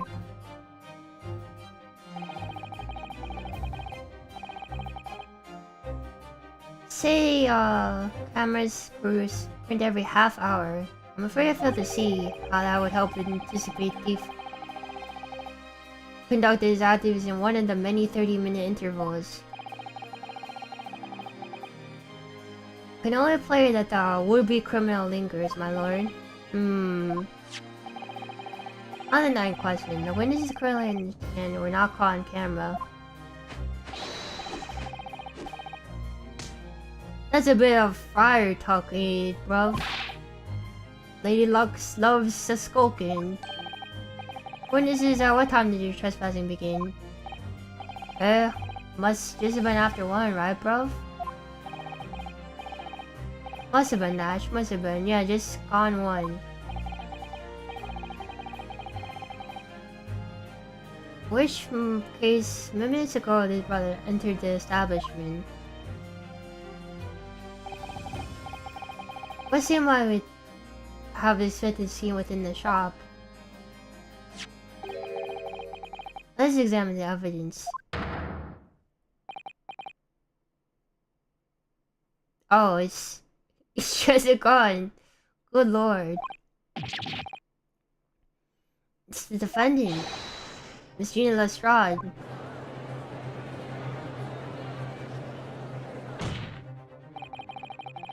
As the court can clearly see,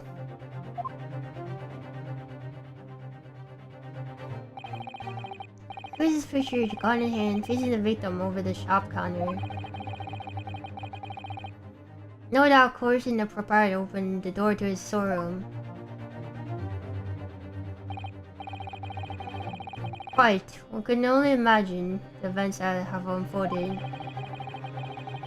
I would take this photographic print as evidence, if you please, counsel. AI generated. I don't believe it, Ginny. Sure. Here's his own prison could have killed Mr. Windybrink.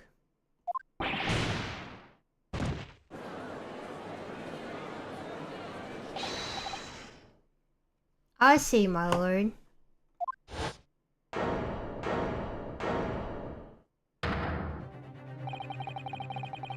What if I might put a word at this point? Go ahead, Mr. Foreman. Took a volley bullet to the knee in the Battle of Maiwand, 1880, don't you know? Decorated for all that, but forced to retire from service, sadly.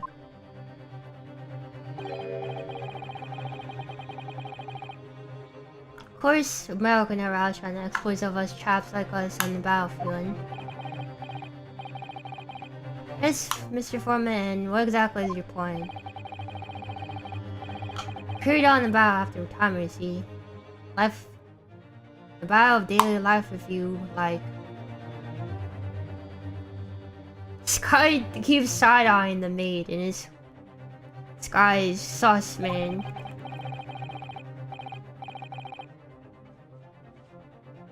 Here I am now, leading the small squadron, 6 men, all good and true. We'll go all down together, mark my words, one for all and all for one.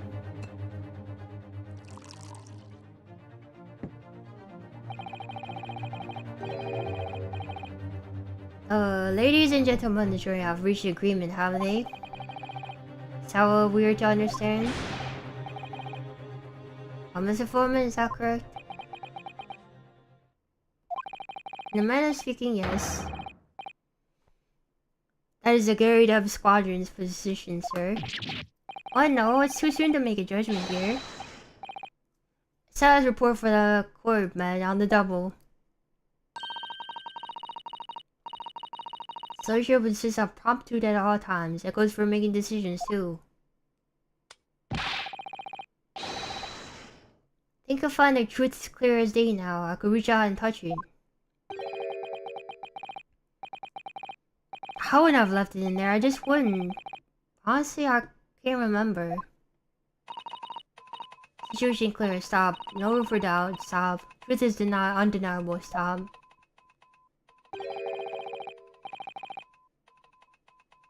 I'm very sorry for brothers, they are unlucky. Very well, now call upon each measure to state his or her leaning on this matter. Guilty. Now, sir, consider verdicts to the court. Guilty. Guilty. Guilty. Guilty. Guilty! Guilty. Did he just use his head to bash in the button?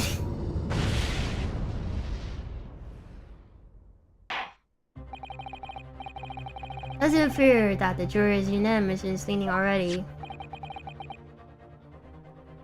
That photograph, it must be definitive evidence that Gregson mentioned.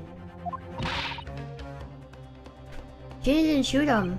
No, of course not. My lord, Hence, wishes sisters rise to summation examination. Very well, court grants permission. So, you first admit defeat again. How? Unsurprising, my learned Nipponese friend. I was gonna say every time or something. We shall proceed immediately with the submission examination. Mr. Foreman, all the jurors, member, Andy? Absolutely, sir. Always ready for action, my chaps. Very good. Ladies and gentlemen, the jury. We will explain on each what grounds you determine the defendant to be guilty.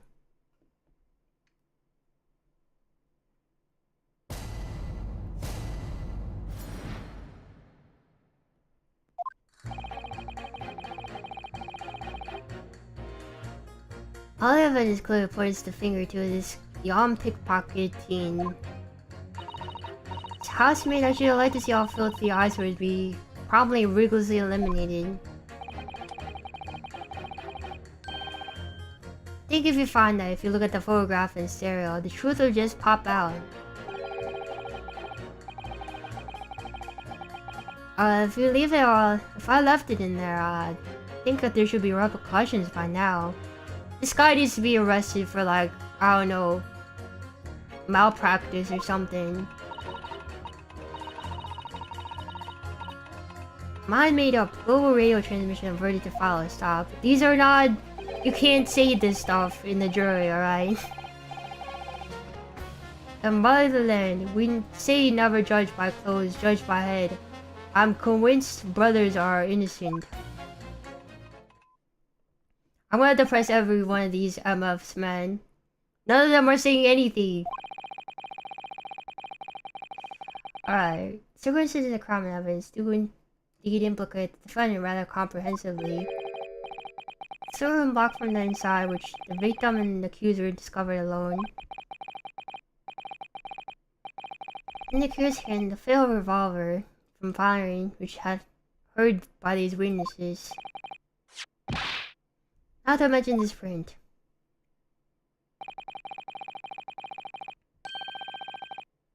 Take it from the chap who has seen the action in the battlefield. The young girl is a virgin on pulling the barley trigger.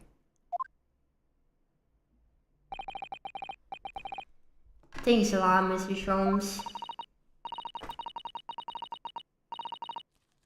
Oh dear. All this camera is supposed to help, not hinder. I'm afraid I think you have an uphill struggle ahead of you. But Jaina didn't shoot Mr. Winniepink. Which means there's more to the situation that we've yet to see. Agreed. You have the floor, counsel. Proceed with the submission examination.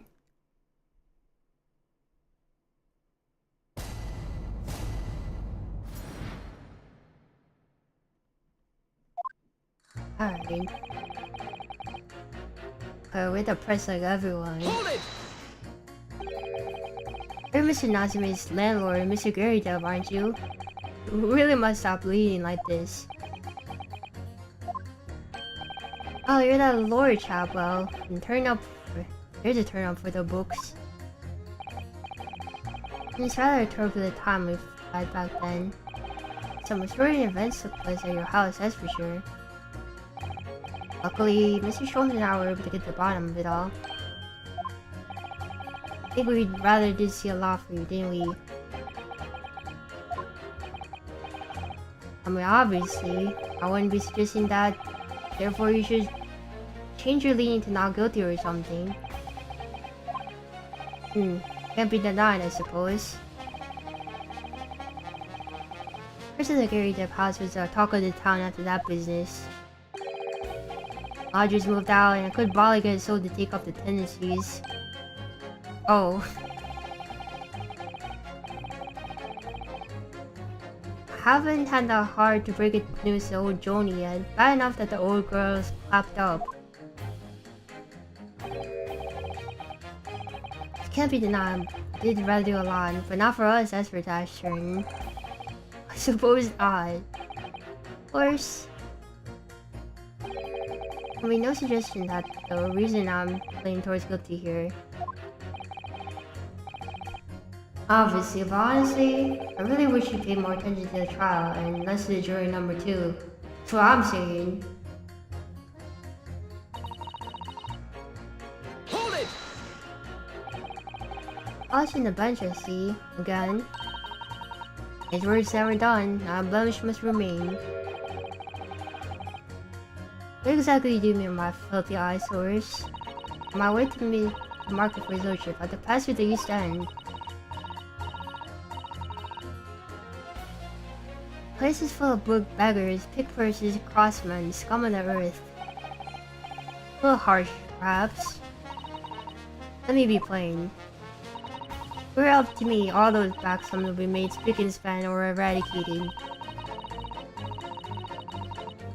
Some of those people are the great detective working to achieve those important goals. President Mr. Herlock Sholmes? That's right. I like to keep abreast of his exploits by reading Rand's magazine between my duties. He does wonders cleaning up London streets. In my opinion, he should be declared an honorary maid of the capital. Mr. Sholmes, a maid? Now you got me thinking. Alright? It really is quite unforgivable. God is come having the audacity to show our very greatest detective. Minor detail, it was the 2 brothers who shot Mr. Sholmes on the defendant. Minor detail indeed, the all colors come as far as I'm concerned. There's fan art somewhere, probably right. Well, might just have an idea to get our fight straight anyway. It's alright, I shall amend my statement.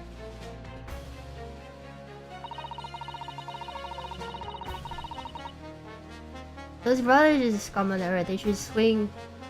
They should swing for shooting the great detective. Oh my god, that is a euphemism for being hanged, right? Hold it!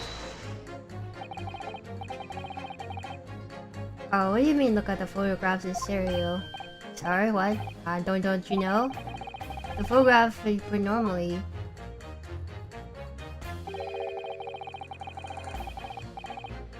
Looks though as the pickpocket is about to shoot the victim, obviously. There's no indication that the defendant ever fired the gun. All I'm saying is that if you look at the same frame in stereo, it could reveal all sorts of new information. By any chance, are you a fan of stereoscopes? How did you know? Let's call it a lucky guess. Never gets old seeing 2 prints merge into one before your eyes. Extraordinary, captivating, it's the height of modernity. Of course. Oh yes, I think you found that stereoscope here is here to stay. Some of us super friends you can only dream of before. It's the greatest invention that the world's ever seen. If only I could give you a new perspective on this case, I might agree with you. But this guy is not talking about the case at all. What exactly have you been muttering about this time, sir? You're talking about having left something somewhere or something like that. Ah, so sorry. You can probably tell I'm a surgeon. Surgeon? Oh, it passed me by. Of course, people conducting surgery in this country are considered to be doctors. Oh no. Even though me and my kind are the forefront of medical science, the real brains in the field. So what does it think you left behind? Oh, that's a little embarrassing to be honest.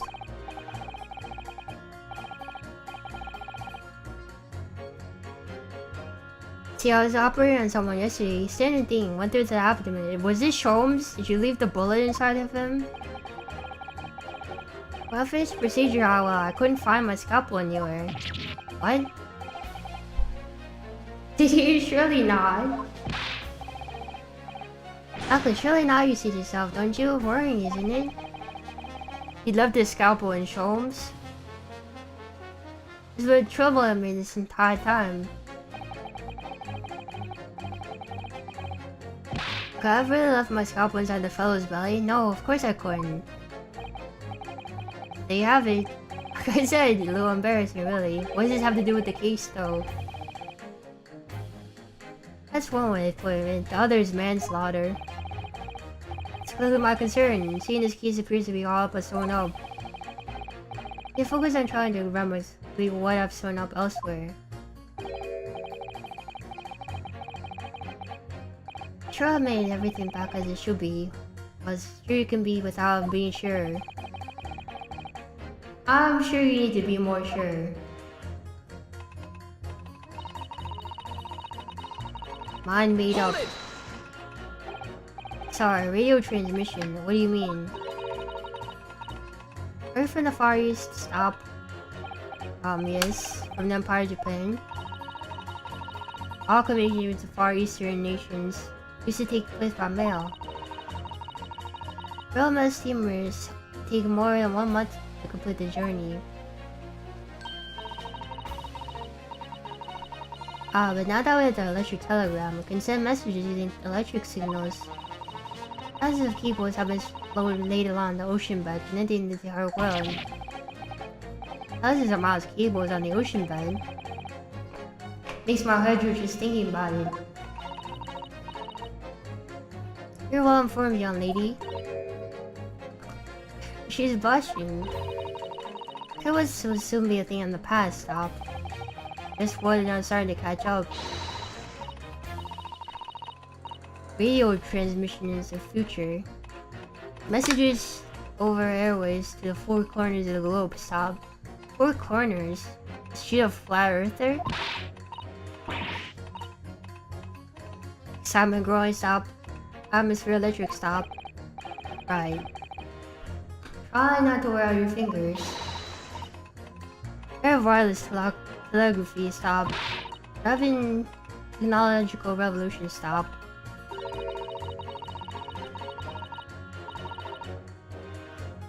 People say inventions like stereoscope are higher technology, whatever piffle. I can't stand it, I really can't. They're just being silly toys. What? Oh, this guy. Excuse me. This guy loves his analog, because he's whatchamacallit. Jury number 3. Sorry to interrupt when you're obviously fuming, but... What? That's something to see about jury number 5's last remark. As if I couldn't guess. Oh, you bet I do. Say that again, go on. I dare you. Goodness, is you talking to me? I think you just might BS. These stereoscopes are just toys, you, huh? Absolutely, I mean, really. A machine to view photographs in 3 dimensions? Why on earth would you not use your eyes to look at the world around you? It's all 3-dimensional. What a great way to appease the man. No, I'm sorry. Stereoscopes are no practical use at all. We just don't know. Pardon. I think you'll find that viewing a photograph through a stereoscope unlocks sorts of possibilities. Obviously gonna demonstrate a sort of possibility. Take a crime scene for example. There are a pair of photographs in a crime scene that could be viewed through a stereoscope. Could view hidden closely if never noticed before. What? Got any prints that could view in the stereoscope? I guess so.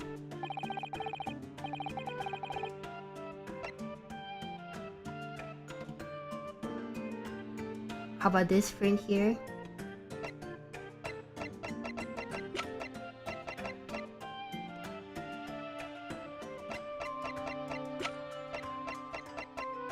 It's gonna be this. Yes, maybe. Take that! Oh, I was wrong. I wasn't to think we could use anything at all. What? Really? Oh dear, I think I might have a serious look at your brain sometime. What's that supposed to mean?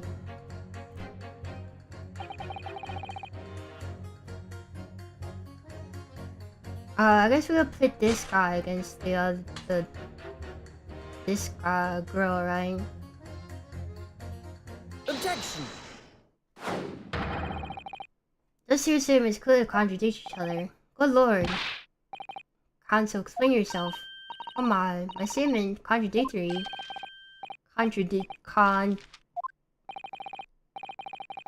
Your number says you got the wrong end of the stick. I do not have a stick, I have a mouse. Your number 2 earlier said, the Sculpin brothers fled the scene that night in question. They fired a shot from their revolver. Yes, they shot poor Mr. Sholmes in the abdomen, I understand. Surely you're not going to tell them in court now you didn't hear. Abdomen. Sir? Sorry, my English is still learning. You are telling the court you didn't hear? Forgive me, I did not hear. Ugh. Ah, here's word abdomen. Part of person's body containing stomach and other vital organs.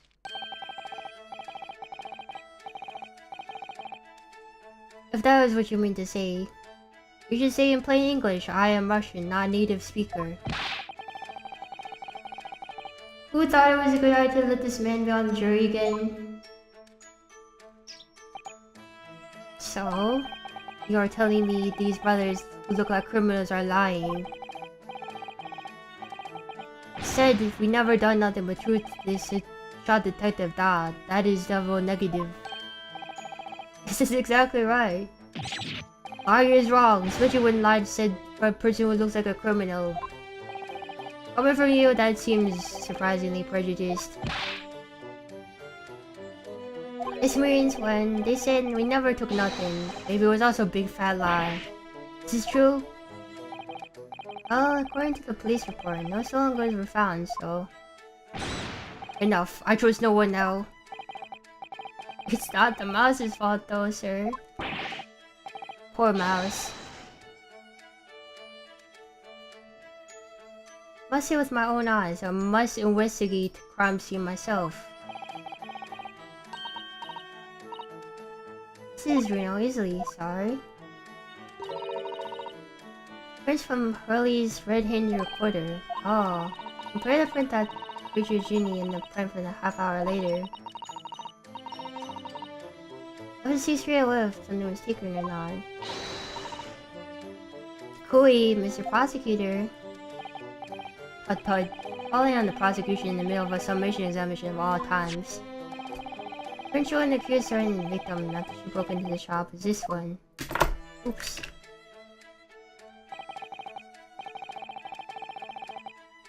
Following this, the accused and the victim have moved into the storeroom. Meanwhile, the Scorpion brothers entered the shop and someone heard the fatal gunshot ring out. So now these events were captured on film. This is the print produced by a camera half hour later after the brothers' flight.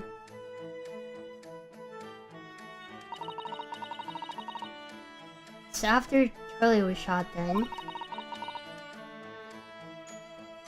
as far as I can tell, nothing has been taken. Camera moved though. Does seem to be the case. Here no one's noticed anything obviously missing in the second print.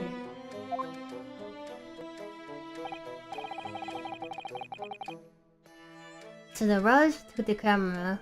Oh, look like criminals only told one lie. They shot men, but they stole nothing. Seems so, yes. Good. No, not good. You're right, I did not understand the situation. Now that I know brothers have lied, I think it's very important to continue a trial.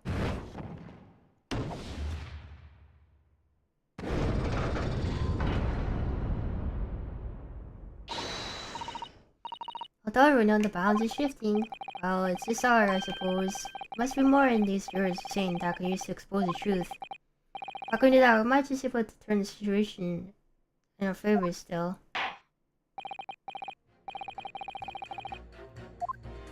Alright. I only have the new photography printed to bailiff to be filed as evidence. Now we can do the other one. Now we have 2 photographs, right?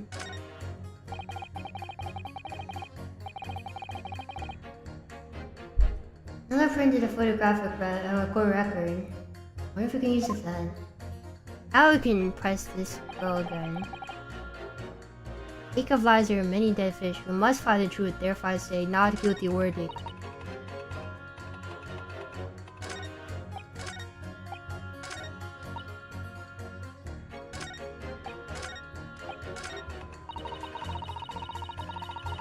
Hold it!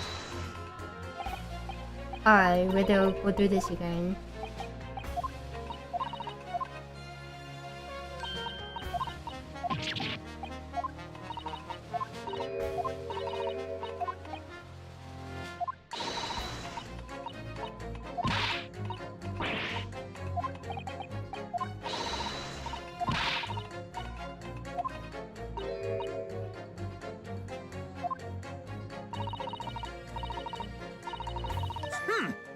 Alright.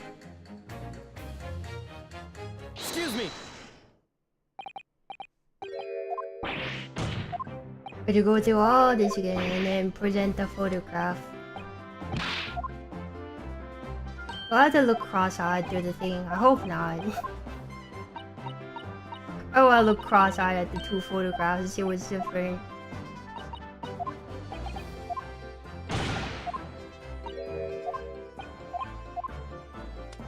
Yeah, there's no skip function.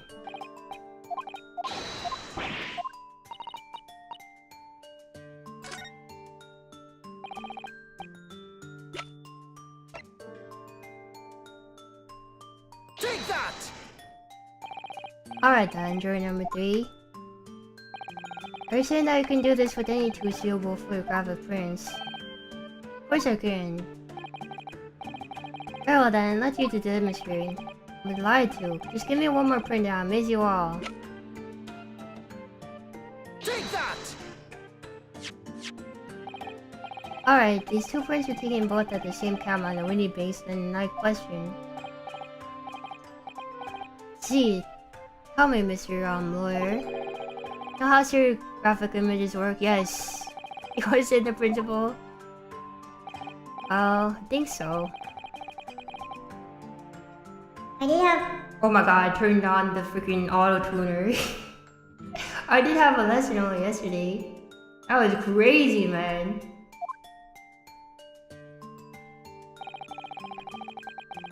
The left and the right eye needs to be same, only slightly shift the position of some objects.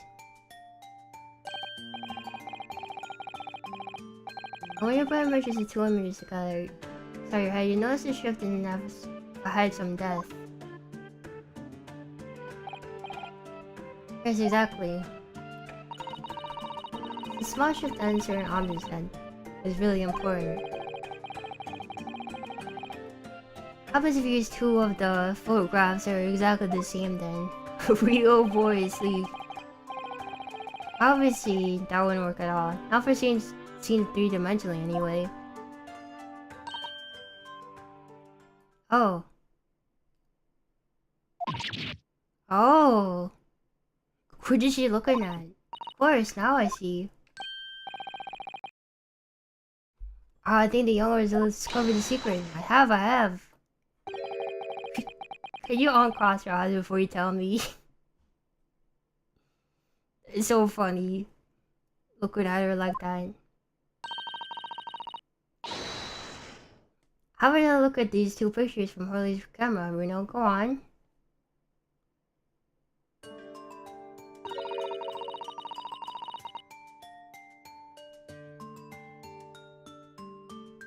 Oh, I see the lamp is broken.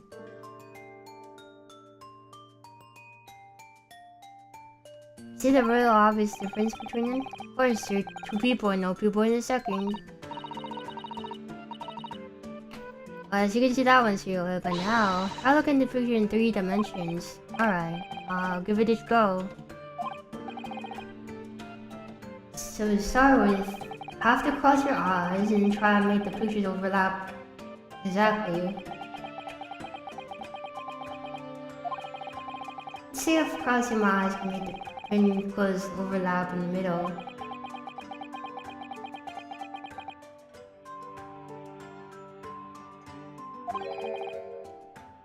Wait.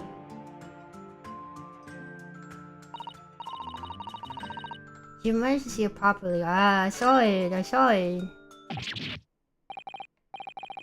going on with those 2 pictures?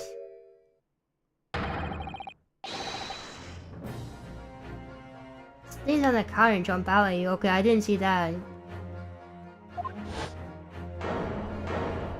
Why is everyone cross-eyed except for whatchamacallit?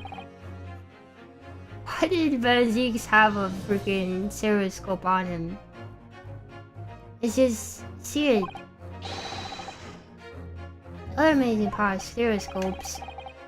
Other amazing power. Someone going to explain this black magic, eh? Everyone's cross-eyed. Why does someone things on the counter seem to jump out at you like that? I think you'll find that if you consider the basic principle of stereoscope, but answer your own question. Basic principle of stereoscope. Something moved the stuff on the counter, I guess? Like I said before, try to look at the 2 identical pictures in the stereoscope, it won't work at all. Slight shift in positions of the camera that'll let you see 3-dimensionality. In other words,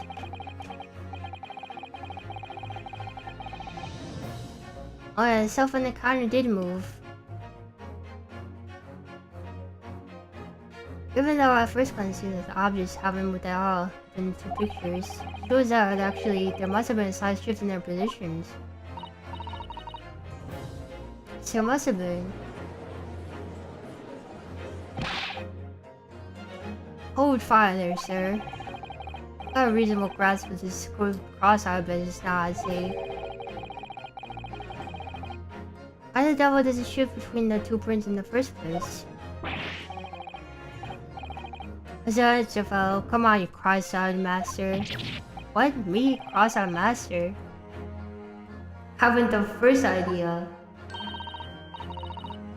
Quite simple, Bruno. It is.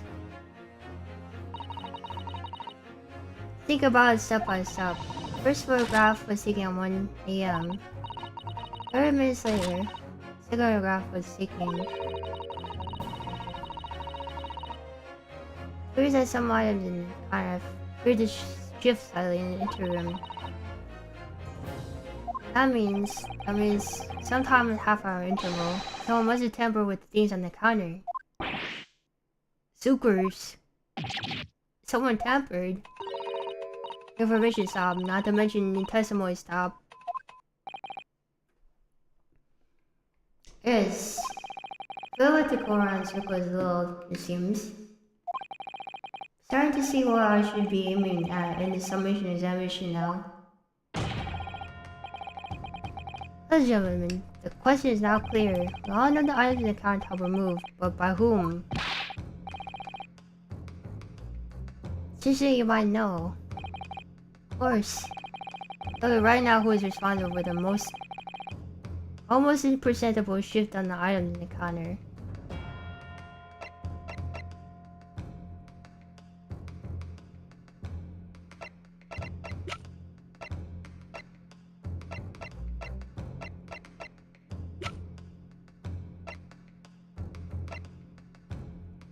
Why is Egbert Benedict still here? AR or whatchamacallit?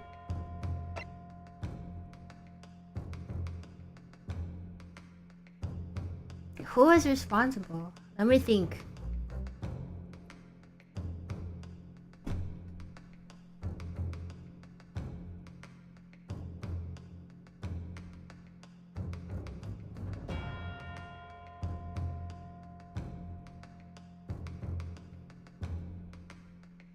Could be Gina. Well, Gina didn't care about this stuff on the counter, right?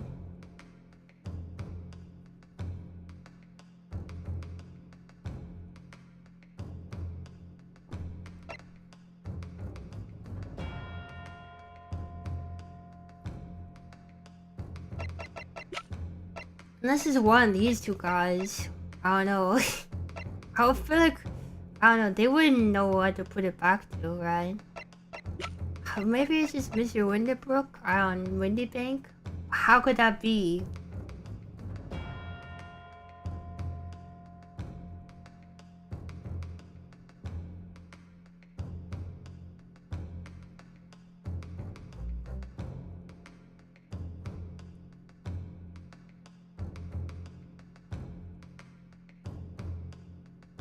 I don't know. Could it be Holmes? I don't know, Ken. He got shot. I don't think he would be looking through stuff.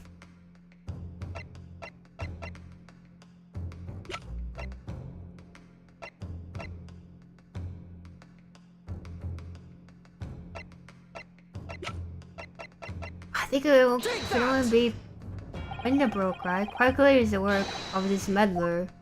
Okay, maybe not. I've digressed there. I guess it... I don't know, how can we know which one it is though?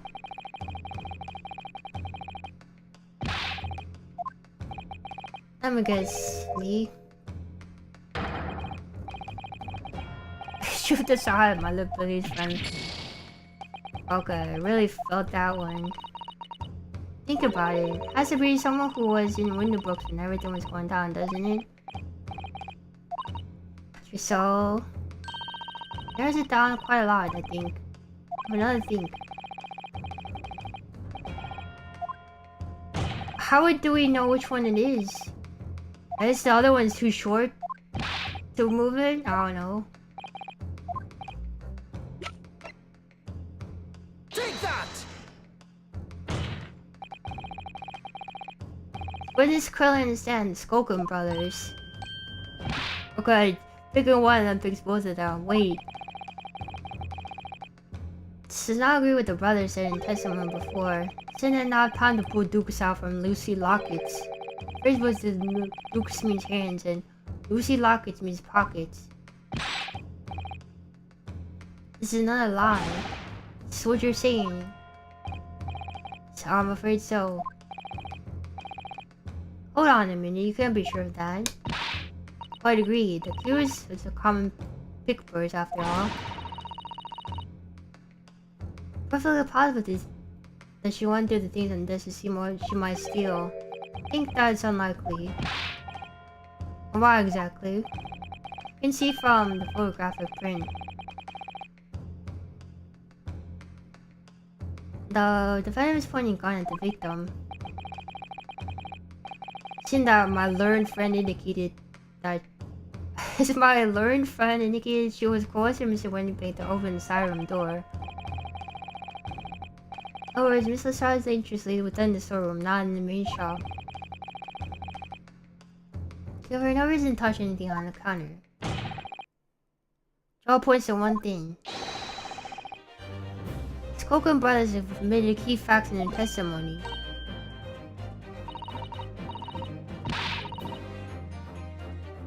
Here's this pickpurse, common gutter trash. Why'd look any further than the wrongdoer here?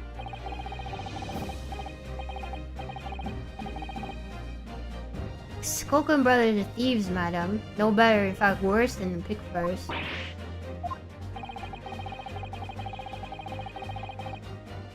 What if those brothers are looking for something on the victim's counter last night? Ladies and gentlemen, jury, if you condemn the defendant on the grounds to use a pickpocket, would it not be at least right and proper to thoroughly scrutinize testimony given against her by two thieves? Well said. I for one would like to hear more about from the shady pair. He's gonna use his head again.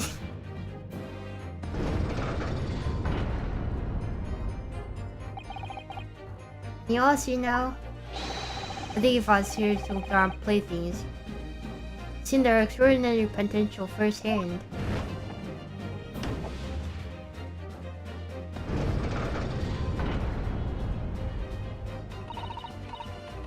Wholeheartedly agree, stop. Let's purchase after trial, stop. We'll return home via Regent Street, stop.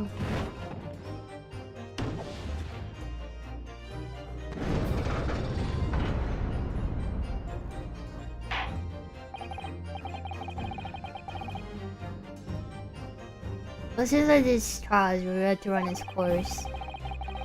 Ladies and gentlemen, the jury have decided their inclinations via the mighty skills of justice. Hereby call summation examination to conclusion when the balance altered in favor of the defendant. Truly guilty, fully not guilty. Finally, the jury is without consensus, and I order this trial to continue. So we're done. Oh well, by the way. Wait. You hold on to this, Bruno. You never know when it comes in handy. Well, this in one trial would be unusual, surely, but alright. Guess we're going to use it again.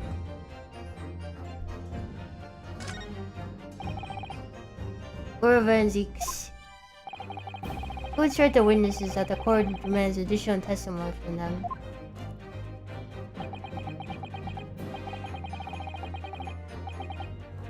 Sure won't spoil the bouquet to do so, my lord.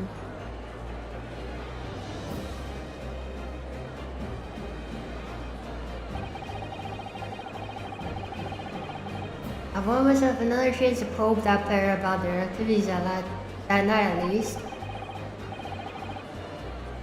I won't stop probing them until I've proven that Gina is innocent.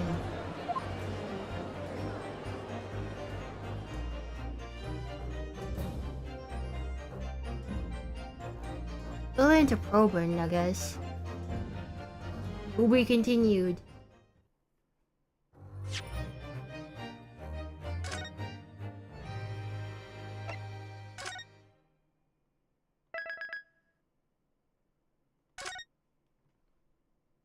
And we will continue next time.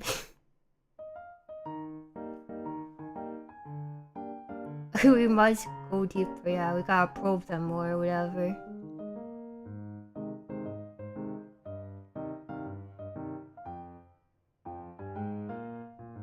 Thanks for watching, everyone. Thank you.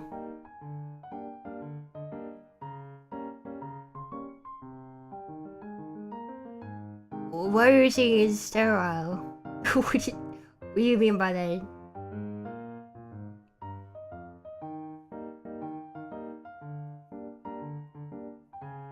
Thanks for watching, everyone.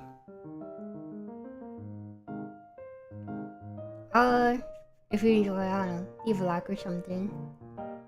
We're so close to the end, I can feel it.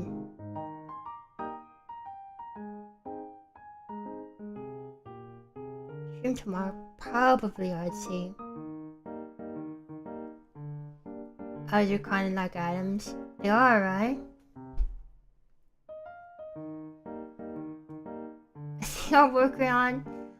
Yeah, it's not here yet, so I can't do anything right now.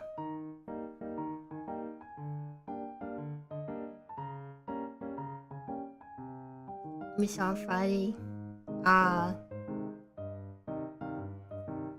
Hopefully we can have done sometime soonish.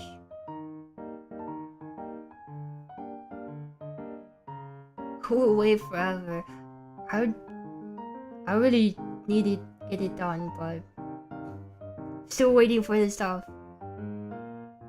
Oh man, it would suck if it started been good. Imagine all that work for nothing.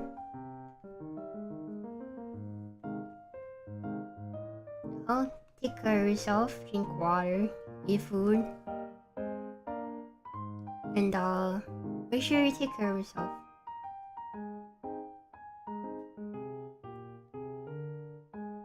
See you next time. My birthday's already until it happens.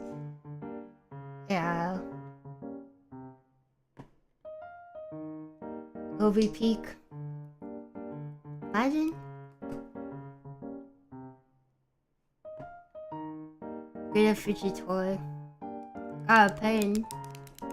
And pineapple apple pen. Alright, I'll see you next time. Later everyone, bye.